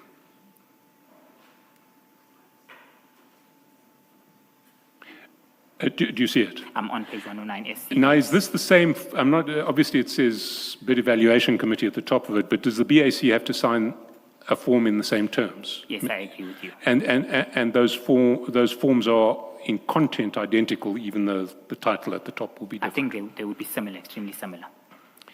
So the paragraph I'm interested in is the paragraph under the first box or table. And it says, is there anything else or the perception by others that could affect your objectivity and independence in this meeting? If your answer is yes, please supply details. Now, is that in the form that you sign at BAC? Yes. And it refers to the perception by others. You see? Or the perception by others. Yes. Now, and you presumably signed this form at your BAC meetings. Yes. And did you disclose anything under this form? I had no interest to declare. You had nothing to I disclose had under nothing that. to declare because I had no interest with any of the bidders. Well, let me put to you certain facts which I think are now common cause. The first is that Becky Nkosi is the owner of Ngapa share. That's accepted, is it not? Accepted? And Ngapa share was one of the bidders in the bid that your BAC was adjudicating in relation to TMPD1. Accepted? Accepted. His brother, Sergeant Nkosi, is a close friend of yours and someone who you regard as your brother for life. Accepted? By the time the BAC sat, Sergeant Nkosi, your brother for life, had been approaching you, trying to get you to rig the bid in favor of Becky Nkosi's company, Ngapa Share. He didn't expressly state that, but yes. That's what you understood That's what him I to be understood doing. in the end, yes. And he'd made 4 different approaches in that regard. Yes. While the TMPD1 bid was pending before the Tshwane Council, you'd also been assisting Sergeant Nkosi in relation to another bid of Ngapa Share that you say was for a different organ of state. From a general perspective, I've never not once interacted with any of the returnable documents. Yes, but you say that you were offering advice in relation, your version is you were offering advice in relation to the abstract tender document and what Ngapa Share had to do to put itself in a position where it might comply. Yes, SC. During the period in which that TMPD1 bid was pending before the city, you were also in direct communication with Becky Nkosi and invited him to submit a bid for a different tender to the City of Tshwane. You recall that, I think it was the refuse bags Yes, tender. but also to add, I did not know that he had bidded at that point. No, but we're now looking at objective facts that were true from which others might draw an inference. That others might think your objectivity and independence was. In relation to that other tender, you had written to Sergeant Nkosi saying, quotes, "I have sent the above to Becky. We need to regroup on it." You recall that? I recall that, and I did explain what the regrouping meant, that if needs be, if they don't understand the mandatory administrative and evaluation criteria, I'm available to help clarify from a general perspective. You'd also been involving, while this TMPD1 bid was pending, you'd been involving Sergeant Nkosi in a range of matters relating to the affairs of the client department, the TMPD, including processes relating to the payment and termination of private service providers contracted by the city through that department. He had involved himself, like I previously said, I did not actively involve him. I did, however, on the second instance in terms of the termination, send him that communication, which I have agreed that it's a perception that I involved him in that instance, but I further did try to clarify that as well when I requested the direct contact details of the user department. Well, whoever started that process, you continued with it, and you continued to communicate in relation to those Gubis matters with Chief Dlamini through Sergeant Nkosi. I accept that for the Gubis payment, SC. In the process of involving Sergeant Nkosi in Gubis-related matters, you put Sergeant Nkosi in a position where he gained access to documents exchanged between the city and one of the competing bidders in TMPD1, namely Gubis, including an invoice that showed the pricing used by Gubis in its dealings with the city. I disagree with that respectfully, SC. I did not share an invoice with Sergeant Nkosi. You didn't share an invoice with Sergeant Nkosi, but if you hadn't involved Sergeant Nkosi in the Gubis process, he would never have received that invoice. I also respectfully disagree with that notion. The general or whoever sent him that invoice took a decision on. Sergeant Nkosi had set himself up as your intermediary with the general in relation to Gubis. I agree to that. However, at no point did I authorize any sharing of confidential information in terms of the Gubis payment, and at no point did I personally share any confidential and sensitive information on the Gubis payment. So we've looked at 8 different facts. Did it not occur to you that if competing bidders in TMPD1 were aware of these 8 facts, they would have thought that you were not a person who could objectively preside over the adjudication of TMPD1? At that particular point in time, I'm going to cover this question. At this point in time, Chair, I did not perceive that as an interest, purely based on the fact that, firstly, my bias or my objectivity was not impaired. I did not know Begi.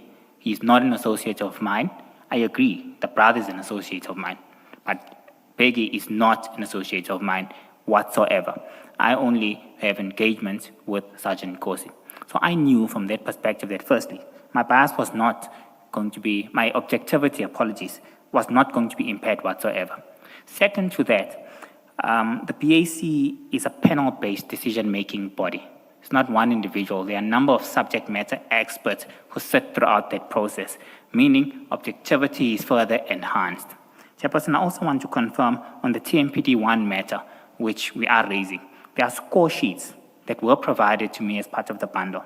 Within this bundle, I think it's the 4th bundle, independent members scored all bidders accordingly, which gives an indication that these bidders were compliant by the 11th of April.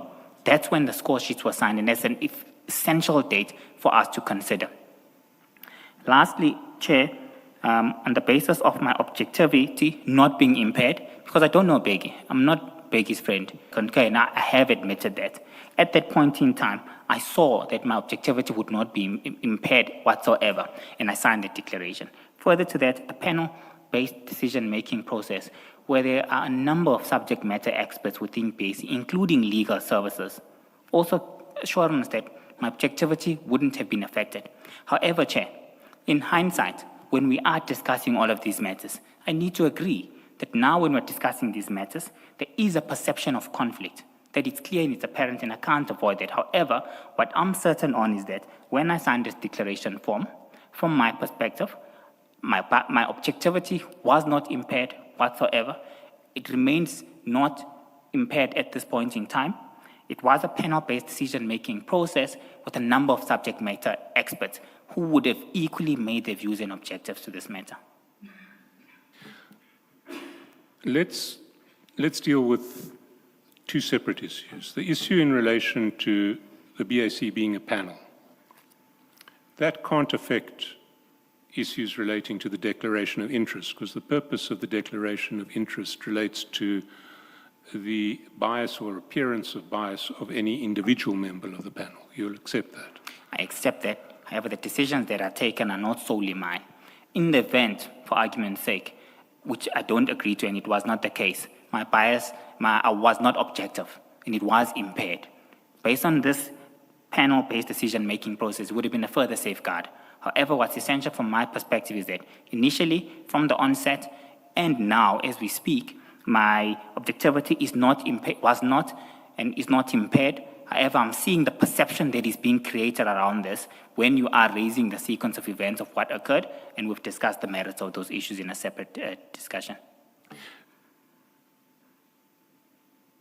The purpose of these declaration of interest forms relates to individual cases, doesn't relate to the committee. Each individual needs to sign them.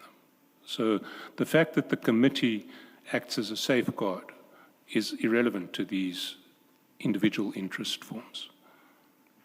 I see, at the time, when we're evaluating or adjudicating over this process, my objectivity was not impaired, and I still agree to that. I'm just adding a further factor to give you comfort that in the event it wasn't at all, and I confirmed that there's a panel-based decision-making. And in light of that, it is a further safeguarding process that I on my own would never be able to take a decision of this nature on my own. I also further agree that in hindsight, through the revelations that are coming out of this commission, there might be perceived conflict of interest. But from my perspective, at the point of signing this, I was not conflicted at all, and my objectivity would not have been impaired. Mr. Mnisi, on your logic, the logic that the BAC is a committee and a decision that comes out of that is a committee decision, and therefore an individual couldn't impact the outcome.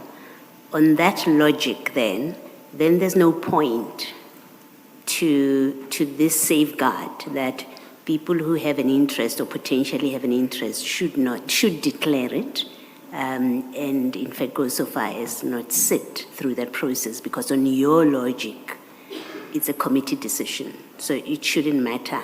And so you could change the facts here and say, even if Bheki were your brother, or he was your friend, your direct friend, that would not disqualify you or require you to make a declaration, because the BAC is a committee decision.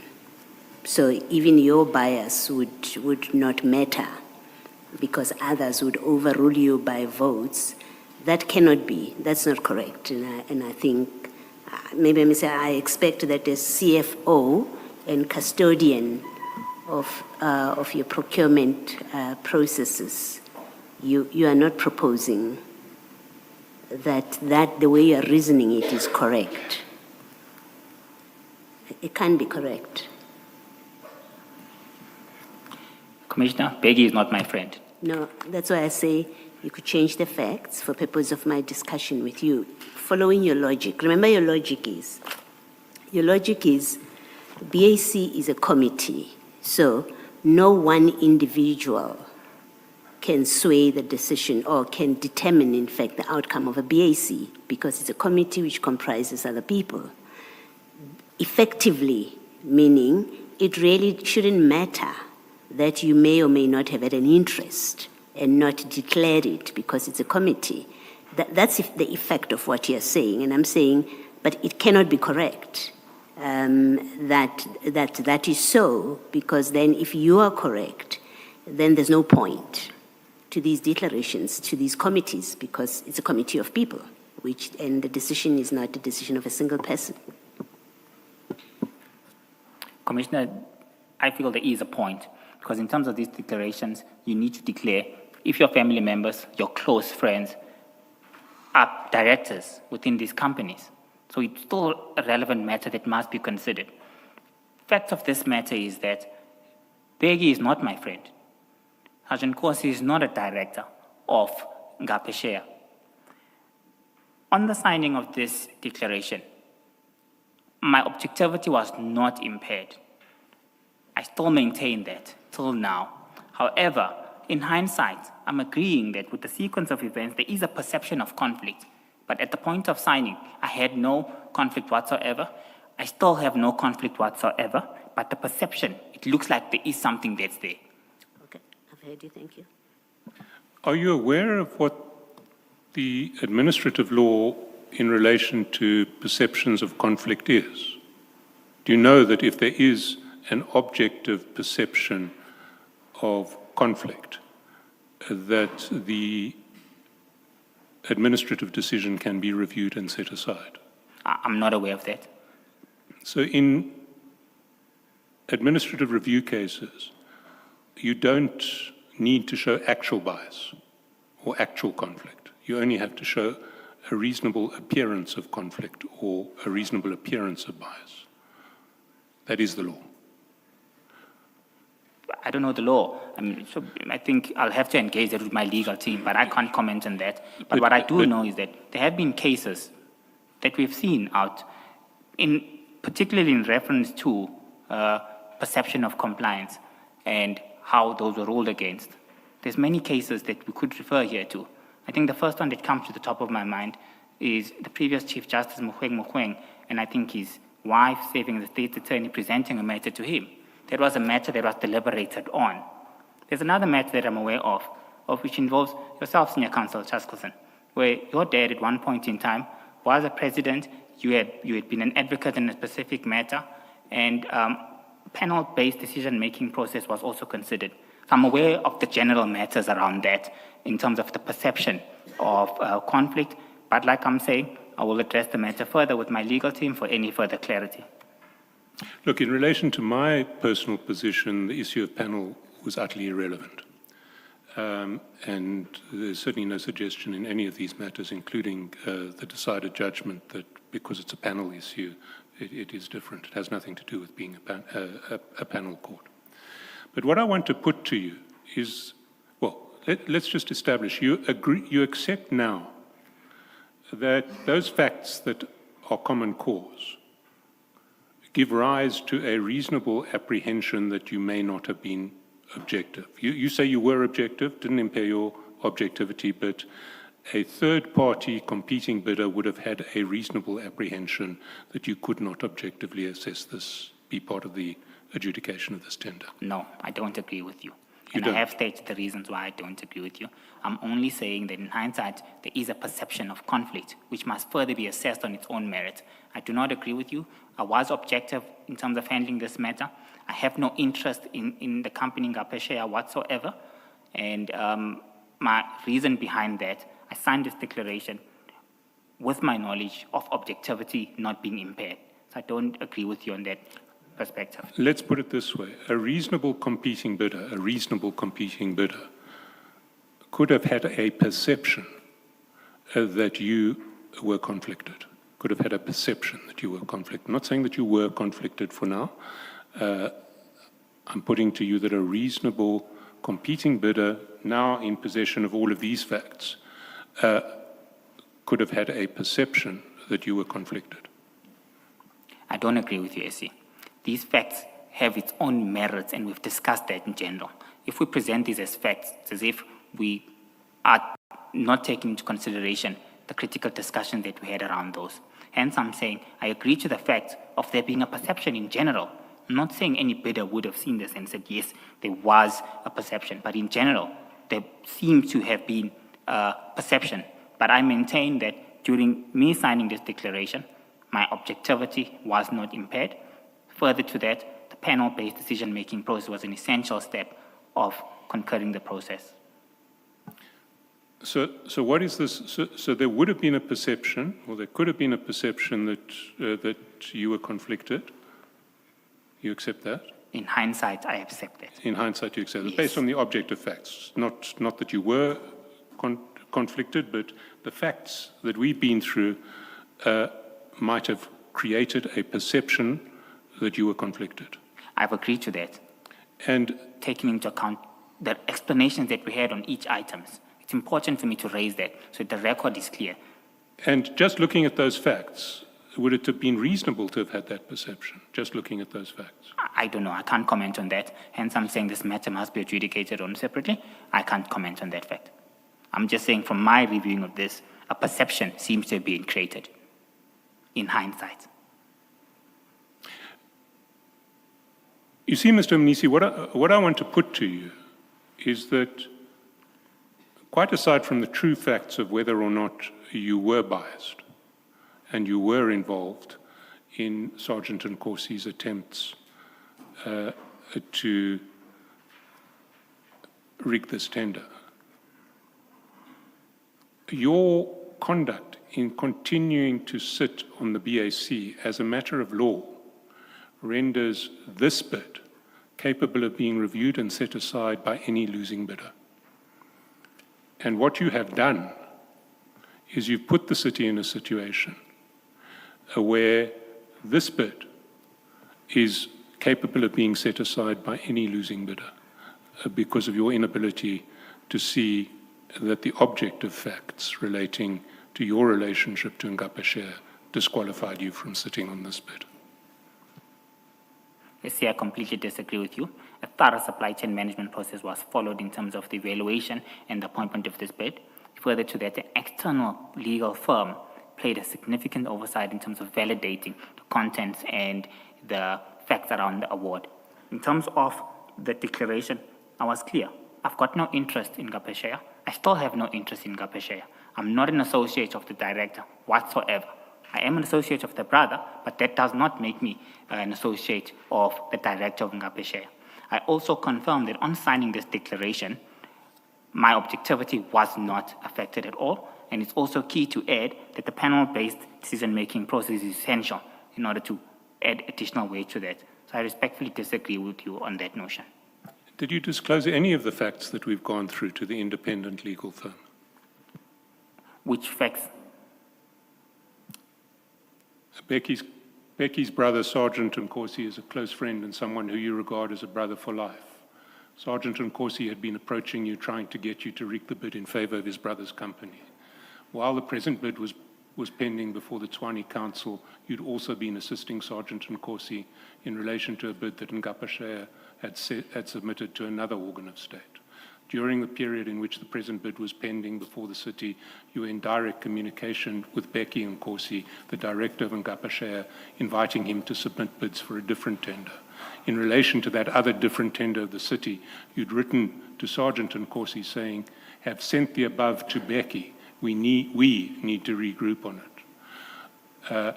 You'd also been involving Sergeant Nkosi in a range of matters relating to the affairs of the client department, the TMPD, including processes relating to the payment and termination of private service providers contracting with the department.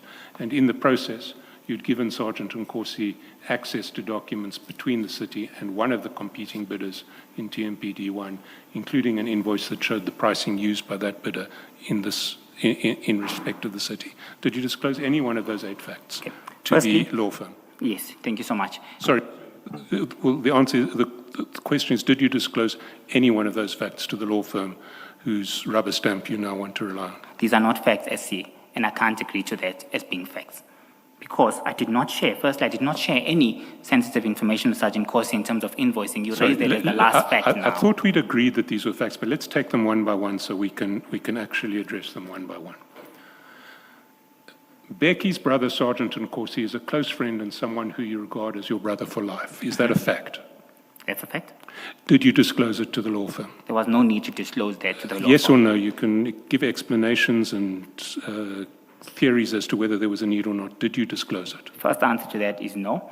Okay. Well, Can I- you can I can give explain? your explanations SC later. Let's just clarify the position SC, in relation apologies. to the facts first. You can Professor, come back, take apologies, each SC. one and give your explanation. I just want to establish the facts because you weren't willing to say, when I asked you, did you disclose any of these facts to the lawyer? My profuse apologies, SC. We're going to get lost in discussion. If you're unable to allow me to please expand. No, on you, each of I want to establish the facts in answer to my question. I just want an answer to the question. Don't want your explanation yet. You can give the explanation later. Let's get the ground facts ready. SC, that's Sure. that I respectfully request. Mr. Mnisi, you've just said what Mr. Shaskalson put to you were not facts. Can we just establish the facts? You can, if you then want to explain, and you can take notes on all of them. But let's just establish the facts, please. If at the end of it you want to say, although I say A, B, C, D are facts, here's an explanation I want to give. Let's just get a move on what is fact and what is not, please. The next fact, Sergeant Nkosi had made approaches to you, which you understood as approaches that were trying to get you to rig the bid in favor of his brother's company. Is that a fact?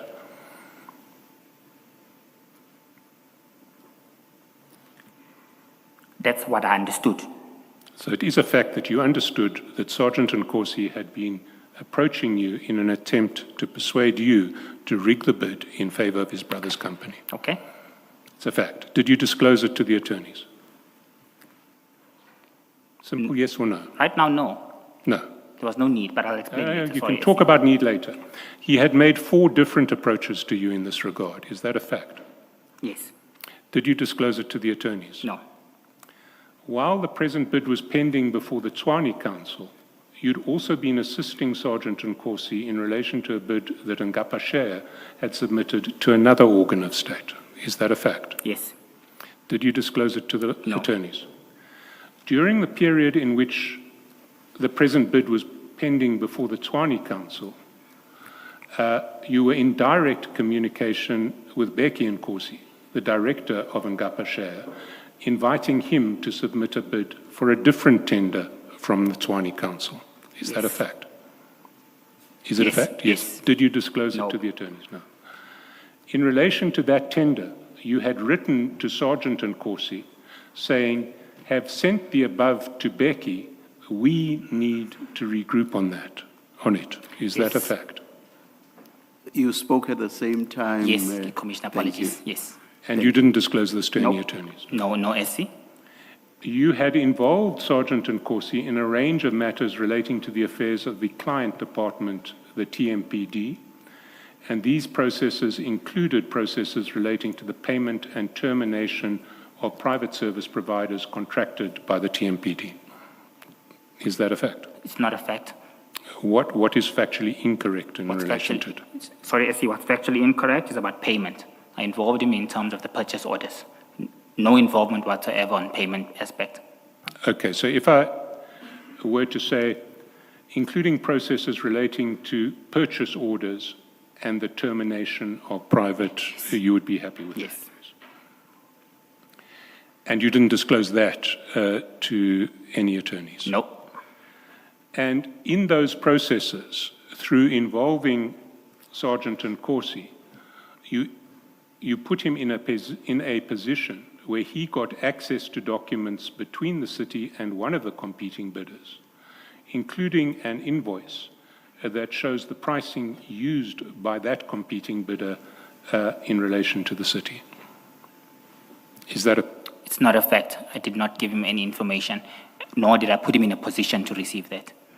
So you are suggesting that if you had not consented to Sergeant Nkosi intermediating your relationship with Deputy Chief Lamini, he would still have got the invoice that Gubis issued to the city? What I'm suggesting is that I did not give him authority at any stage in time to obtain any sensitive information. I'm sure Deputy Chief Lamini will have to answer it on himself. From my perspective, this is not a fact. If you had said to Sergeant Nkosi at the outset Sergeant Nkosi, you have no business getting involved in any TMPD matters. I will speak to General Mkhwanazi myself. Please do not approach him. Would he have got access to that invoice which discloses Gubis's pricing to the city? Chair, I can't comment on what would have happened. The matter that you're putting towards me is that, is this a fact that I enabled him or I gave him information, sensitive information of bidders? And that's not a fact. I'm not going to speculate on what would have happened. You were aware that Sergeant Nkosi had got access to that document? Afterwards, I was aware, and there's nothing I could do to stop that. He already had that. Yes, but at the time that you sat in the committee, you knew that Sergeant Nkosi, the brother of the Ngapasheya director, had got access through the city to the pricing of a competitor in relation to the city. 9 months down the line, I was aware of that. You were aware of that, yes. Now, you disclosed none of this to any attorney who was expressing a view on the probity of the process. That's common cause. I've said yes to those issues, except for the last issue that you're saying. Well, you didn't disclose that to any attorney. Did you say to someone, I didn't facilitate it, but Sergeant Nkosi actually got access to a Gubis invoice to the city? Okay. No, I did not disclose that. I didn't see the need. I see, yeah. Now, if you want to explain any of that, please feel free. Okay. I can explain now. Okay. Absolutely. Thank you, my SC. guest. The first one is, did I disclose a relationship with Sergeant Nkosi is my friend? Sergeant Nkosi is neither a director of Ngapasheya, nor is he a shareholder of the entity. As per the declaration form that's in front of us, it's clear on what you should disclose against. Any friends that I have that have no interest or any association with the firm, there's no need to disclose that. I saw that irrelevant, and there was no need for me to disclose that to the probity teams. Secondly, further to that, the exercise that was undertaken, there was no request for me to disclose that. I had disclosed information of the directors as per the declaration of form interest that the city has. The second matter, you say, Sergeant Nkosi made approaches to me, and I did clarify on the approaches that were there. Firstly, I had insufficient evidence to disclose this to any party because it was clear that he was asking me for compliance. I did suspect, I can agree, that at one point, due to the persistence, it's now resulting to an individual persisting that I go further than that. I had no conclusive evidence. There was nothing for me to declare to any of the property teams. Item number 3, you raised the same issue but on 4 different occasions. Equally, I had no conclusive evidence. There was nothing for me to declare. This was an individual constantly saying, may you please assist with compliance. Hence, there was nothing for me to declare to the probity team. The 4th one is on an assistance on another bidder. I have explained this matter. Assistance that I provide was on a general perspective. Did not interact with any of the returnable documents of the company at hand. Hence, further to that, I expected no financial gain. I had no interest in that. It was just me providing guidance to a friend in general terms to a bid that was open at the time. I did not see the need to disclose that because it doesn't affect any objectivity that might be there on a bid that is currently in question. You refer to direct communications on another bid. That bid was open, and in reference to discussion they had with Sergeant Nkosi, the regrouping clearly meant, if needs be, I'll explain to you the contents of administrative requirements, the mandatory requirements, as well as the evaluation criteria. There's nothing wrong with that. I have given evidence on why that's allowed if individuals do ask you to clarify for that. That ultimately didn't happen. Secondly, they weren't even awarded. I still maintain that I have no interest as a result of that factor, which brings me to conclude that there was nothing necessary for me to declare. The third one is on the Gubis payment.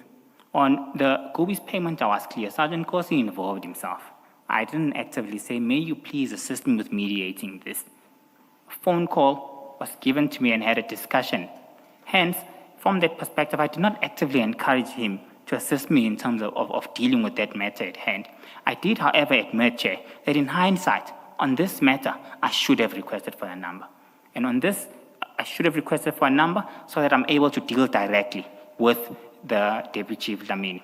On the second aspect you have raised on the Gubis payment on termination, this was clear. I asked for his number afterwards, and I subsequently took the matter up with the General directly. there was no further interaction with Sergeant Nkosi in reference to the termination letter. In hindsight, I'd also agreed that this is an issue that could have resulted in a problem for me, and I should have got the details directly, and I subsequently received those. Hence, from my perspective, there's nothing to declare. I still have no interest, and my objectivity would not have been impaired whatsoever.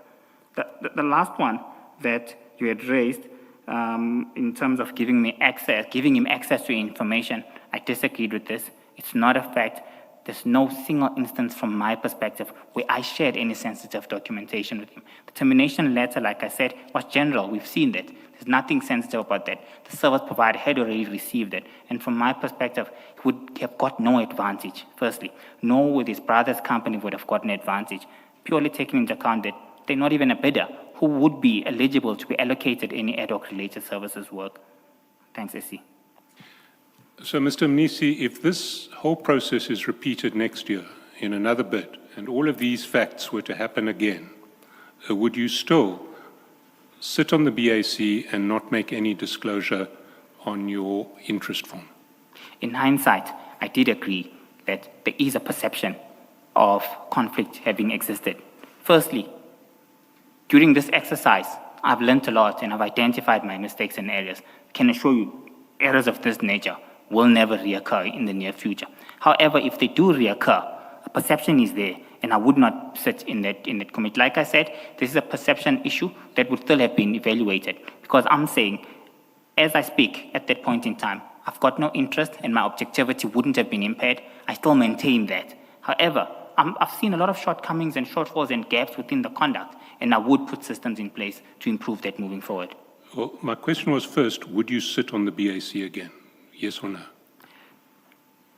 Okay. If all of these facts are repeated and you now are called to a BAC meeting against that background, would you sit on the BAC? The first Yes or no? Yes or no? Just simple yes or no. Okay, no. No. Okay. Me Thank expanding further on that, SC, is that this would never happen again.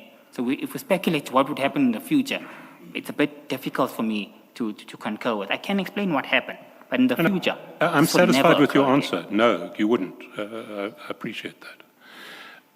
Mr. Mnisi, you'll be relieved, as I am, to hear that I have no further questions. Thank you, SC.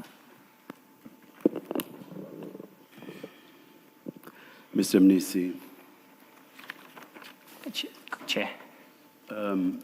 when Mr. Chaskalson engaged you on the grounds for cancelling TMPD3, you dealt with what you called an irregularity that related to the bid specification requirement of firearm licenses. Is that correct? It was one of the issues that...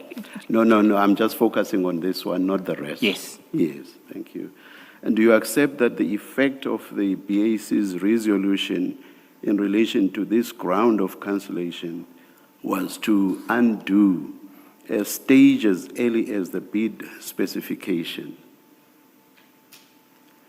Because you are effectively saying the bid specification ought not to have been framed like this, and therefore the tender document itself ought not to have been framed in this manner. So do you agree that your resolution as the BAC was effectively to undo a stage as early as the bid specification? I agree. It was one of those reasons, Commissioner. Yes.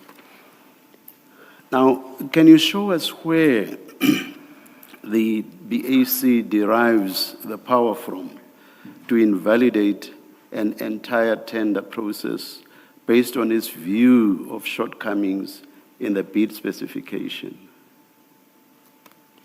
Chair, this particular matter was not invalidated by the BAC. The BEC brought a report with these resolutions already there that the tender must be cancelled. The BAC assessed and found additional matters which were added, and it's the three requirements that you just made reference to. I'm asking you about the power. Can you just say, I may be wrong, as you seem to be suggesting, that it was the BAC that effectively, in fact, you've already agreed that it was the BAC that effectively upended the process going back to the bid specification. So what I'm saying is, show us where the power the BAC has to do that. The BAC has power to recommend. The BAC doesn't have power to cancel. They have the power to recommend, and the accounting officer has the power to cancel. He has the authority not to agree to the recommendation that the BAC has, so they don't have that power. Okay, where does the BAC, because the BAC can only make a recommendation that is based on a power that exists. So whether the power lay with the BAC or the accounting officer, show us where that power is. Within this pack, it's not here. A power, it does not need to be in this pack. Where does the power come from for an entire tender process to be undone from a stage as early as the bid specification? Where does that power come from? The city manager delegates that in the form of appointment letters when he's delegating his powers to the BAC. No, the municipal manager can only delegate powers that she herself has. So if you say that this is a power that rests on the accounting officer, the municipal manager, show me where that power comes from. I don't have that information with me at present offhand, Chair. I will have to come back to you on that. But I can confirm to you that that power is by law rests with the city manager. He delegates that to the BAC through a letter when he appoints members. You wouldn't know, you wouldn't be in a position to say by law that power vests in, if, as you've just said, you do not know where this comes from. Would you? Chair, maybe I'm misunderstanding you. Maybe I'm not. So are you saying, please okay, rephrase? let me ask the question differently. Are you saying, as a matter of fact, if not law, the municipal manager does have the power to undo a tender process right from the start, the bid specification stage, based on shortcomings at that stage, undo it right at the tail end? Are you saying the the municipal manager, has that power? He has the powers, Chair. Based on shortcomings in the bid specification? Chair, he I'm does have those powers. I'm specific. Yes, he does have those powers. If he picks up this is an anomaly that will lead to irregularities, he does have those powers. I'm just thinking, the bid process is a very expensive process for the tenderers. I would imagine there's a lot of expense, in fact, even for the municipality itself, not only in monetary terms, but also in terms of the person hours that have to be used to run this entire process from the beginning all the way to the end.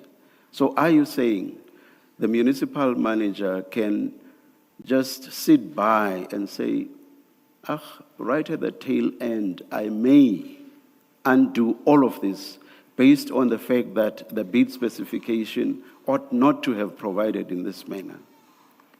He is the accounting officer, he has those powers. As long as he satisfies himself, he's got a duty to satisfy himself as well, with the reasons behind that, and he can take a decision of that. So by virtue of being an accounting officer, he does have those powers. Do you agree though, that a sensible way would be for the municipal manager to be in the know right from the beginning as to what the tender entails? Because if that were to be the position, this strange process would be obviated. The municipal manager would be able to pronounce right at the beginning and say, no, we can't have a tender process along these lines because there's everything wrong with a bid specification. Chair, you will remember an advert is signed off by the accounting officer. Before any advert goes out, that's a specification. So at that point in time, if he wants, he could request a specific document and say, I want to see the contents of this specification. He has that authority, and he can see that at that point. Thank you very much for that response. Then surely the accounting officer cannot, having approved the bid specification, which finds its way into the tender document itself, cannot, having approved it, at the tail end say, oh, by the way, I've since changed my mind, and now I'm saying there was everything wrong with the bid specification. Surely that cannot be, because, as you say, the municipal manager will already have signed off on that document. They can't change their mind. Surely not. Chair, I respectfully disagree with you. He is the accounting officer. We have to analyze the cost of compliance. In this terms, compliance is key. And if any irregularities amount, if there's irregular expenditure mounting this tender, and the accounting officer would have been alarmed that there is an issue on the specifications, he will be held accountable. So the powers are with him, he can decide. Signing off on that document right at the beginning, even before entities begin to put in bids, is an indication that the accounting officer is saying there is nothing wrong with this document. So the accounting officer is already happy that there are no irregularities. Otherwise, what's the point of the accounting officer signing off at the beginning? It would be pointless. So there's already a pronouncement on the existence or otherwise of irregularities. And in this instance, by signing off, the accounting officer is saying there are no irregularities. Surely, Mr. Mnisi. Chair, I agree with you on that perspective. He would sign it off. He might not have picked up any irregularities. And just to add practically how it happens, these are delegated functions. So we rely on the work that the bid specification committee would have done. In practice, he does not request to review each terms of reference of the tender document, nor do I request that.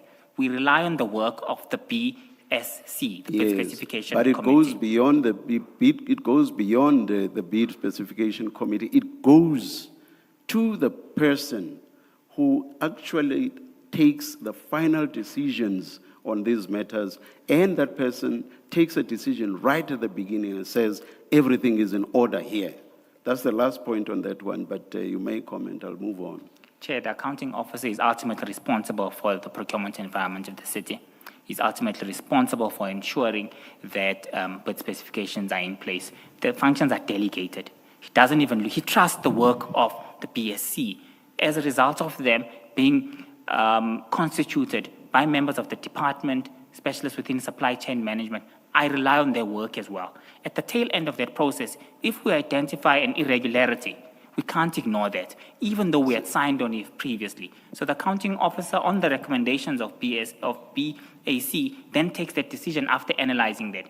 It's a sore point to experience, Chair, but it's necessary in order to avoid irregular expenditure. I wouldn't want irregular expenditure to be recovered for me as a result of overlooking a matter of this nature.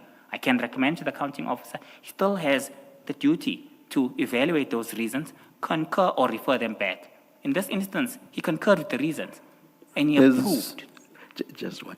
There's a fancy Latin term, Mr. Mnisi, that says that an organ of state cannot revisit their decision if they are functus officio, which means basically that once an organ of state has taken, which would be the accounting officer here, once an organ of state has taken a decision on something, they do not have the power to revisit that decision.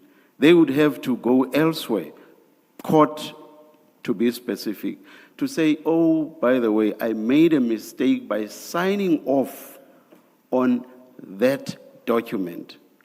Court, can you please set it aside? On what you are saying, which is the accounting officer is assisted by all the actors at these various stages and can then take a decision at the tail end, surely that has nothing to do with what the accounting officer has already signed off on. It will be whatever happens in accordance with what the accounting officer has already signed off on, cannot revisit the decision on that aspect. Do you want to comment? With your permission, yes, please, Chair. Firstly, in terms of the difficult legal terms that you had raised, I'm not aware of them. And of course, I'll request my legal team to help me clarify that if needs be. However, in the second aspect, I can confirm, I can comment on that, that the procurement process, Chairperson, is looked at holistically. Even if you pick up an error from the beginning of the process, you have a duty to raise that. If it's an error that's valid, that might lead to irregularity, you can't ignore that. We do take a decision to cancel that bid.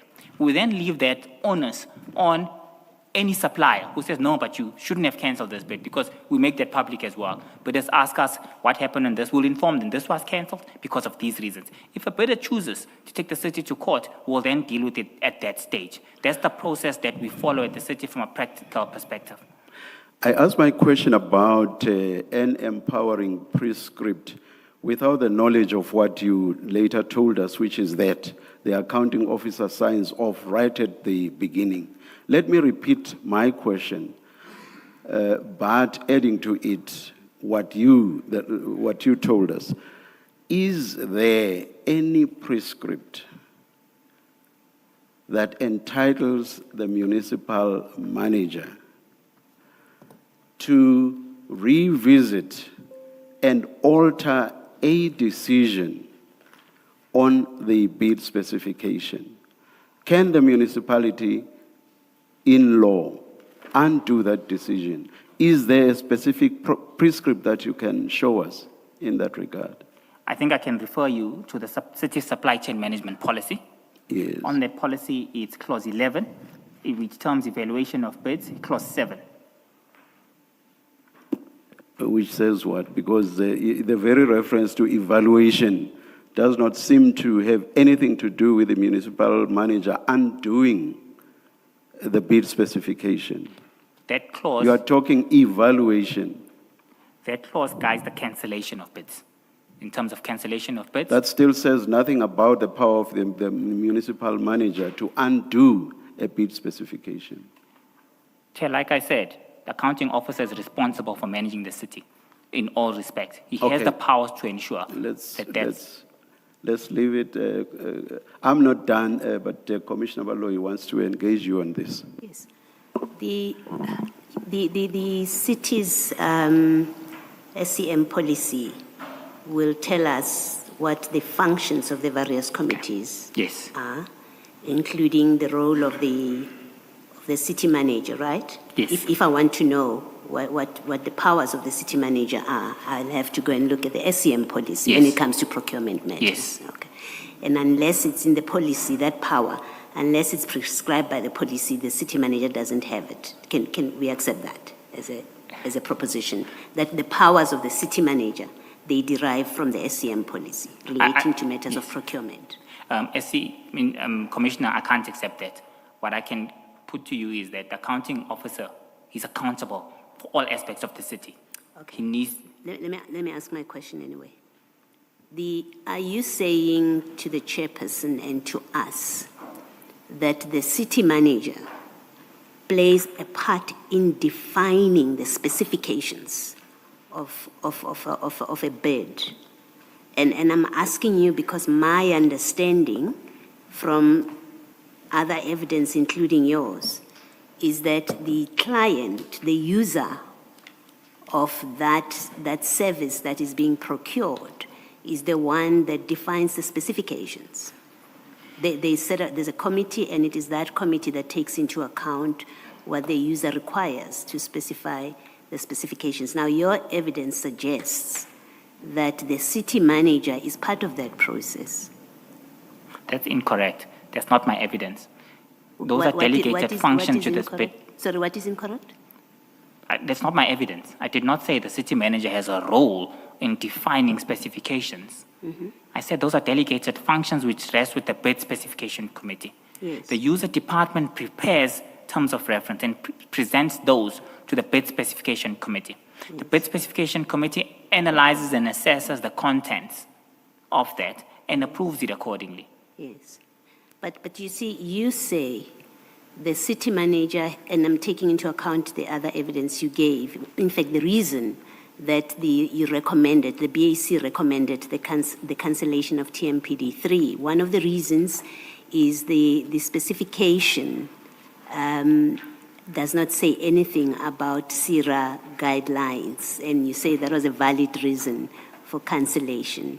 Now, therefore, it must mean that should have been in the specification. You are saying to us that the city manager is entitled to refuse to approve on the basis that the specification didn't include the CIRA guidelines. That must mean that the city manager has a say into what goes into the bid specification.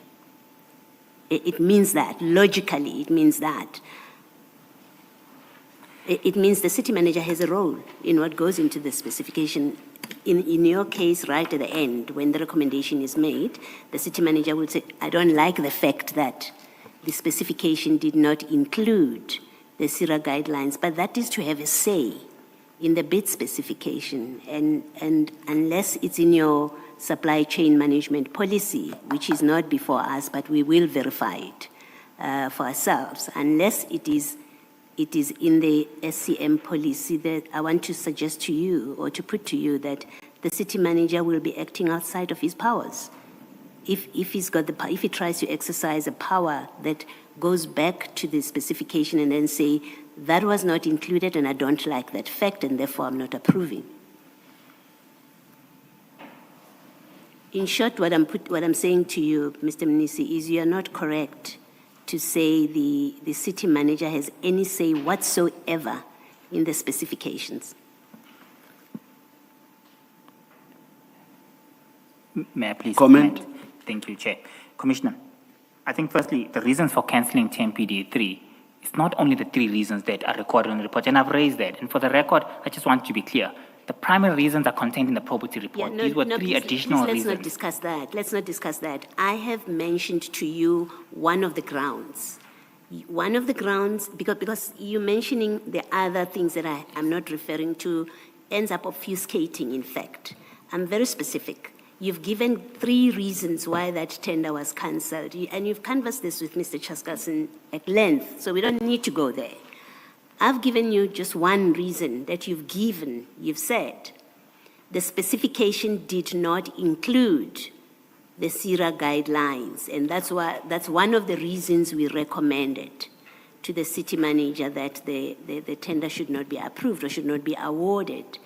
From those facts, which we've established from your evidence, that's the facts. I'm saying to you, if the city manager says, I don't like the fact that the CIRA guidelines were not included in the specification, that is to have a say in the specification.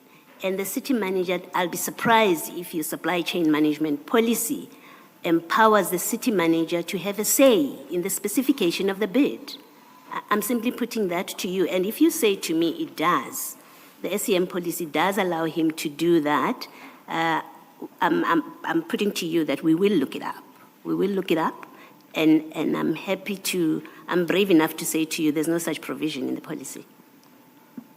Maybe to comment on that, I firstly indicated that specifications are delegated. The city manager doesn't have time to look at every single tender specification that go out. We literally take out hundreds, if not thousands, of documents that are advertised. The city manager will not have time to look at each and every single specifications whether he's happy with from the beginning. Practically, that's not possible, and practically that does not happen, and that's not my evidence.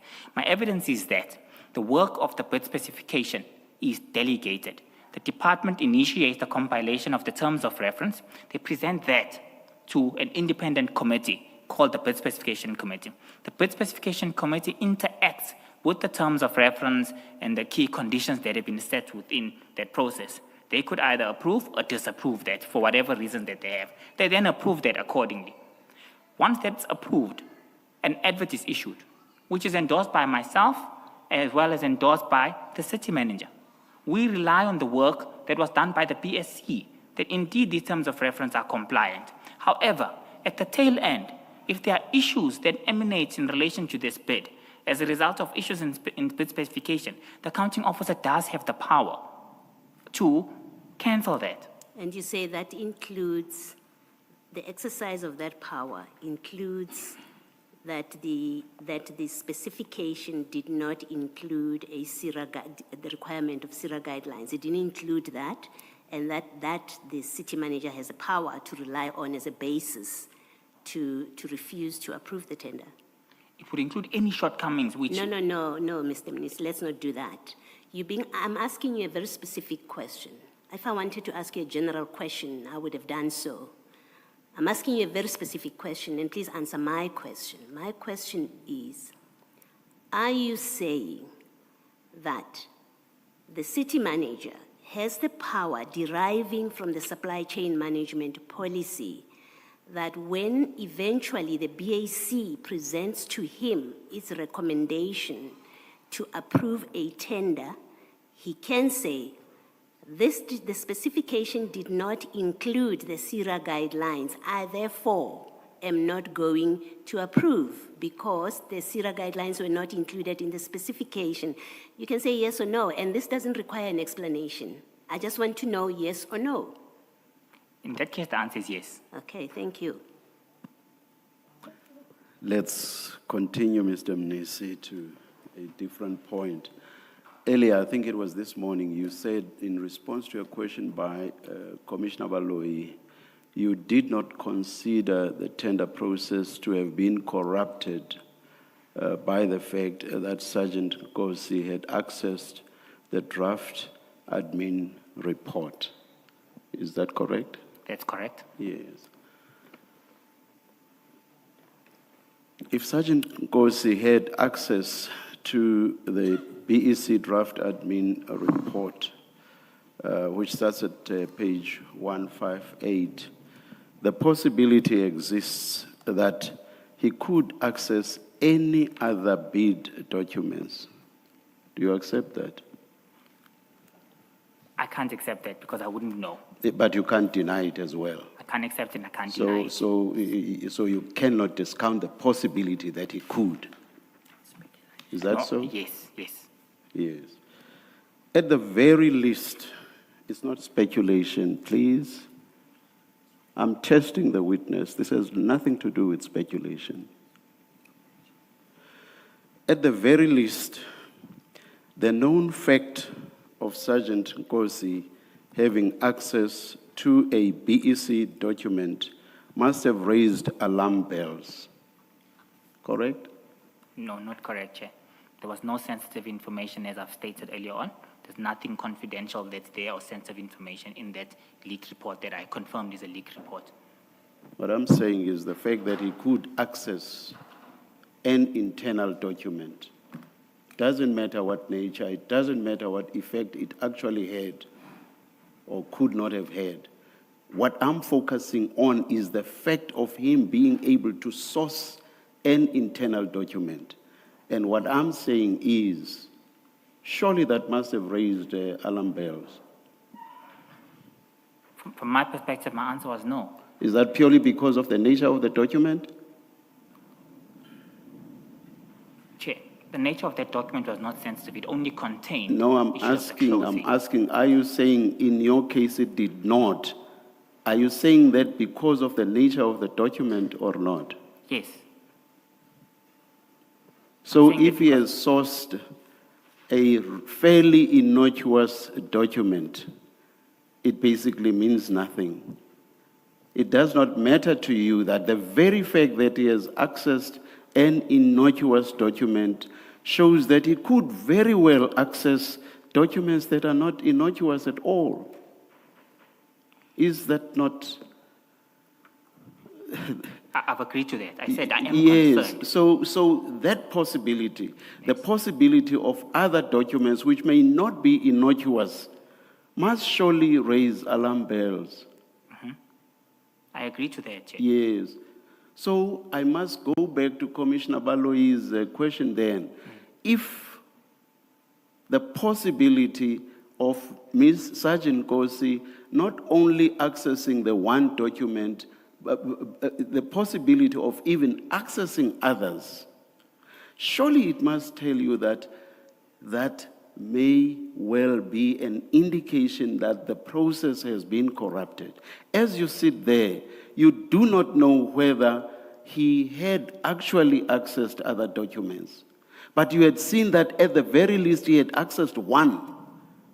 So on what basis can you say, as you sit there, that the process could not possibly have been corrupted? Chair, I've agreed to you in terms of my concerns and him obtaining the document. I've also agreed with you in terms of his prospective ability to obtain further documentation. He could have. I've agreed to that. I did not deny that. With the possibility of corrupting the process. My focus is on Commissioner Baloyi's question. So with the possibility of the entire process being corrupted, yes or no? I have agreed to that. Thank you very much. Mr. Mnisi, just one from me. Please go to page 52 of bundle 3.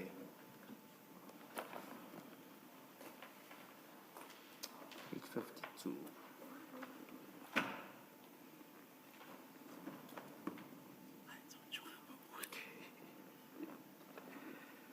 Yes, Are you there? I'm there. So this is the letter from the Hawks, Yes, DPCI, yes, addressed to the office of the CFO, yes. City of Tshwane Municipality. That would be your office, correct? Correct?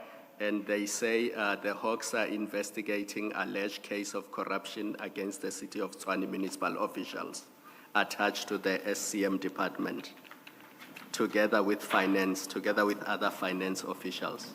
Do you see that? I see that. And then they ask for various documents relating to certain companies Yes, and certain officials. yes.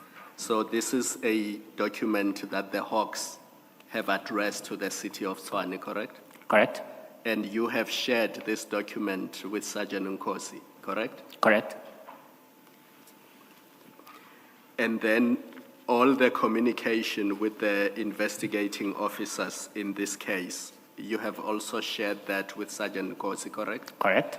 And the City of Tshwane's response to the Hawks, you've also shared it with Sergeant Nkosi to review before the response is sent to the Hawks, correct? Correct? And that is on page 65. If you want to satisfy yourself, you can have a look at it, but it is there. And it goes to my issue, which I raised with you earlier today and again yesterday. Your propensity to share with Sergeant Nkosi documents that are confidential to the City of Tshwane. What business does Sergeant Nkosi have with the Hawks investigating tender irregularities in the City of Tshwane? Chair, first of all, this was a fake and a fraudulent letter that was sent by imposters, I'm going to put it that way, imposters purporting to be from the DPCI. We've got a process that's validated and tested in terms of how we deal with investigations, organs of state, Chapter 9 institutions. The protocol that is followed, firstly, any communications must be addressed to the city manager. It's in standard protocol. We deal with these issues on a daily basis. We've seen a number of these communications daily.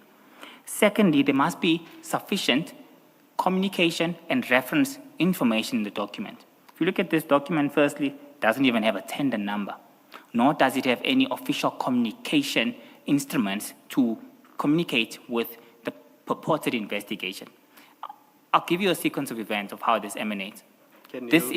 I allowed you to answer, and you didn't even answer my question, but I was patient because I wanted to give you a chance. Let's assume that this letter is fake. The first time you get it, you don't know that it is fake, correct? No, I know, because I analyzed the letter. Yes. I look at the letter, I analyze the process that's followed, I pick up anomalies. I know immediately it's fake. Where was it sent to, this letter? It was left at reception. At reception where? At the city. At the City of Tshwane? Yes, at the City of Tshwane. It is a letter left at the reception at the City of Tshwane. What business does Sergeant Nkosi have? It was a test of legitimacy. I needed him to give me advice on how I can take this matter up further. I needed to ensure that these individuals are trapped so that behavior of this nature does not carry on any further. Did you report it to the police station? I was waiting for advice from Sergeant Nkosi in terms of how we deal with this. Even if you look at the communication that you refer to on, I think, page 64, I commit to submitting these documents to the purported individuals, CC the supply chain management officials. The plan was to test legitimacy and to trap these individuals. So two years later, have you reported it to the police, to SAPS? No, I haven't reported it to SAPS. But you, in a City of Tshwane letterhead, sent a draft response to Sergeant Nkosi to review. I was asking for advice on how to trap these individuals. In a City of Tshwane letterhead, you sent a draft response to Sergeant Nkosi to review. Is that correct? It's not, it's an email with my signature. It's not a letter. That's my signature that's appearing there. So I was saying, did I cover the contents correctly? Will this help me catch these individuals in order to enable me to report this case? In short, this was an unlawful letter, and there's no unlawful conduct for myself because this is not an official document for the city. You'll be aware, Chair, that these individuals disappeared from here. We sent a team to go there at 10 a.m. to deliver documentation. When they were being contacted, they completely disappeared. That number stopped working as well. You see, you're telling me about the facts, and I'm not asking you about the facts, but I accept that that is your answer. My question is really why you involved Sergeant Nkosi in matters that relate to a letter sent to City of Tshwane. Forget about it's fraudulent, you are aware that it's fraudulent. You've already said yourself, it is sent to the City of Tshwane, it is left at the offices. My question is, why do you involve Sergeant Nkosi in City of Tshwane matters? It's not a City of Tshwane matter. It's an unlawful event. I needed to trap this individual so that I can open a case against him. He is a member of Hawks. He should be aware of the process on how I can escalate any irregularities of this nature. I was asking for advice on how to escalate the matter further. So if a fraud happens at the City of Tshwane's offices because it is a fraud, you are at liberty to involve Sergeant Nkosi, not internal fraud people, but Sergeant Nkosi. He's the one who must advise you on what to do. He's the one that must comment on your draft responses on letters that are dropped off at the City of Tshwane's offices. Unlawful letters that are not official documentation. The procedures are not followed up. I will even give an example. We had a matter of this nature where I had my first encounter with the senior counsel, Charles Kelson.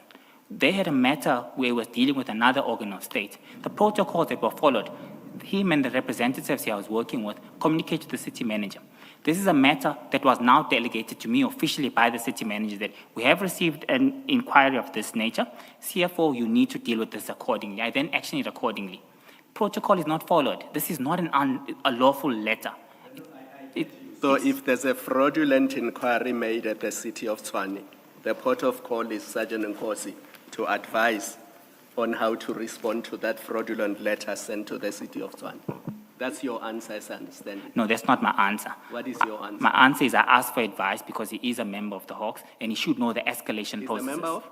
He is the member of DPCI. He's a SEPS official. He should know the processes of escalating these matters.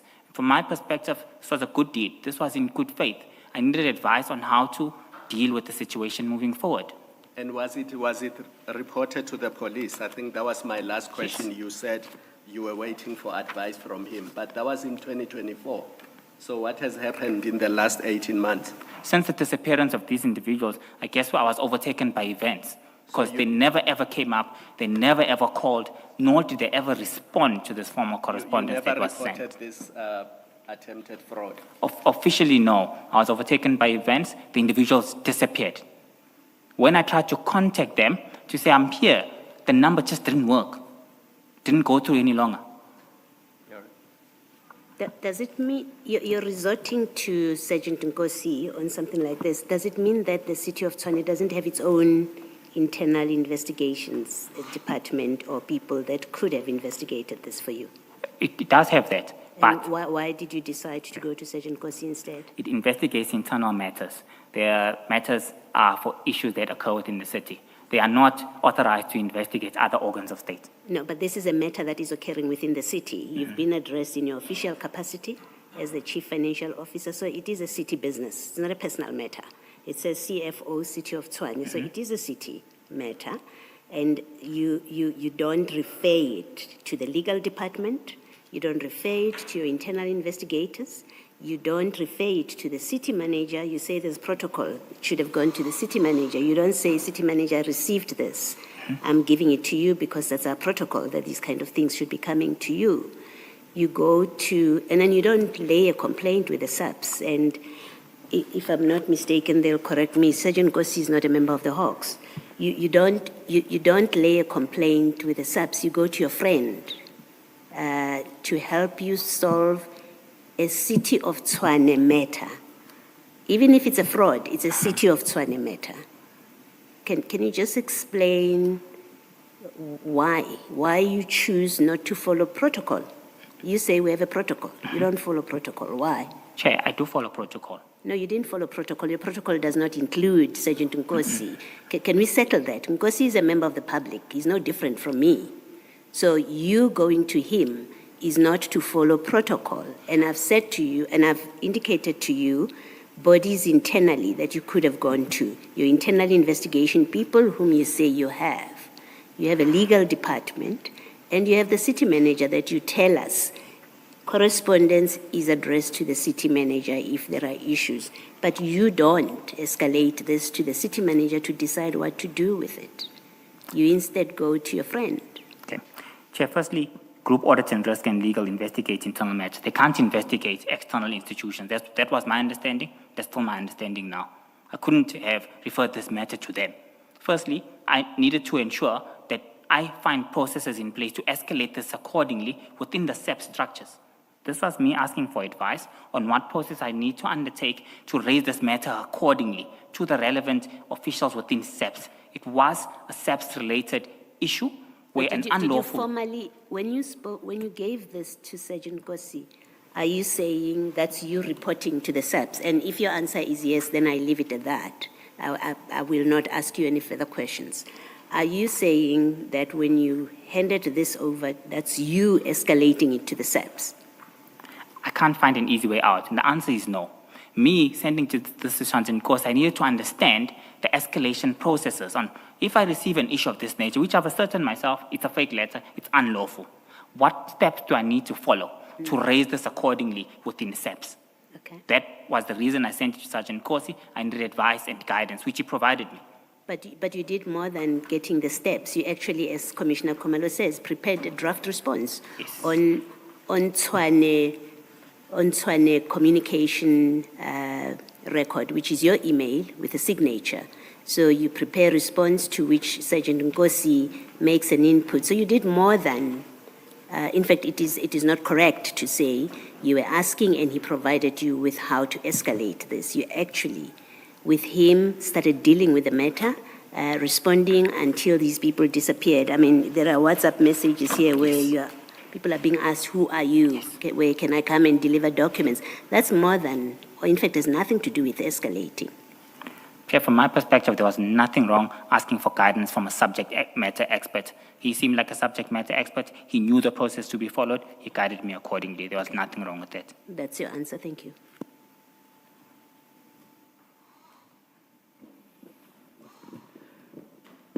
Ms. Vandenheefer, I think we've reached the stage where you should indicate whether you will be re-examining. And our practice is to ask upfront what you will be re-examining on. I know the evidence has ended just now, and I do not know if you have applied your mind to that.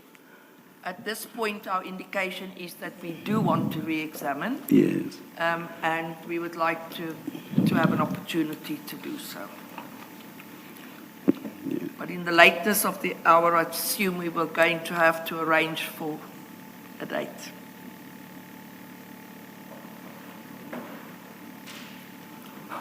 We certainly cannot say no to that. And what did you say? I'm very sorry, I was whispering to Commissioner Baloyi. What did you say about the lateness of the hour? I said I assume we'll have to arrange for a date for the that. re-examination. For that, yeah. I think we cannot avoid that. Let's just adjourn without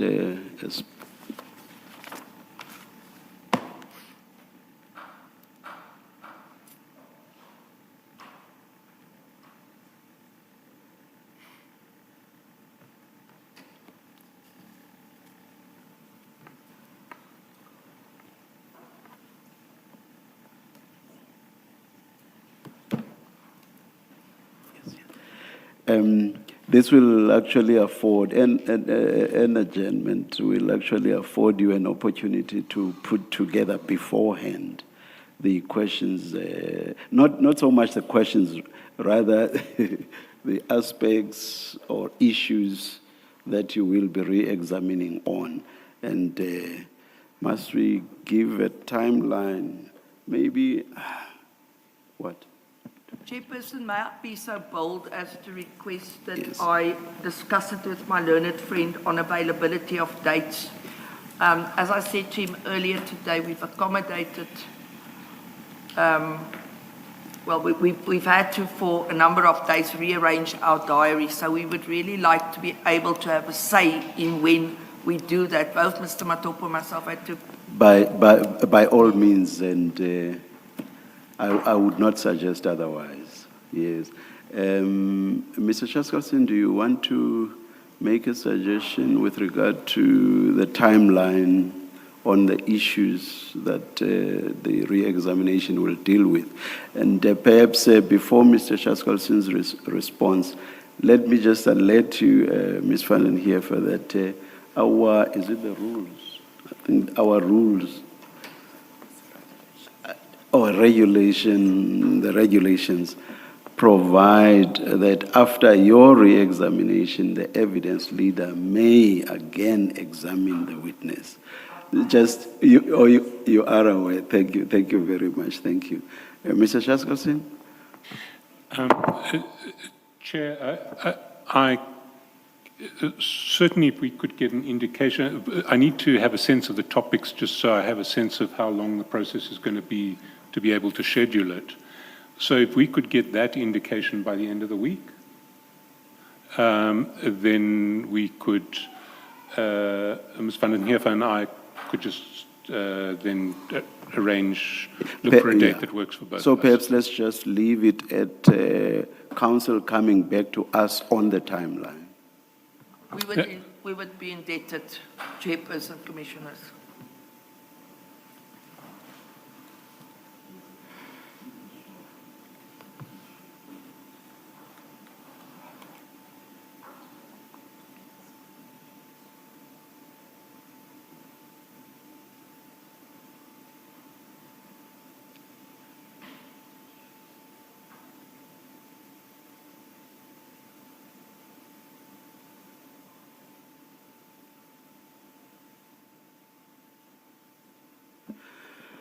All right, then, the timeline is agreed. End of the week. The date, that will be resolved between council. Thank you, Chair. We'll do that. Yes. Is Thank there you. anything else? Nothing else. Not Okay. from my side, either. All right. Let's adjourn and resume at 9:30 tomorrow. Mr. Mnisi, you will come back on a date to be advised. Thank you.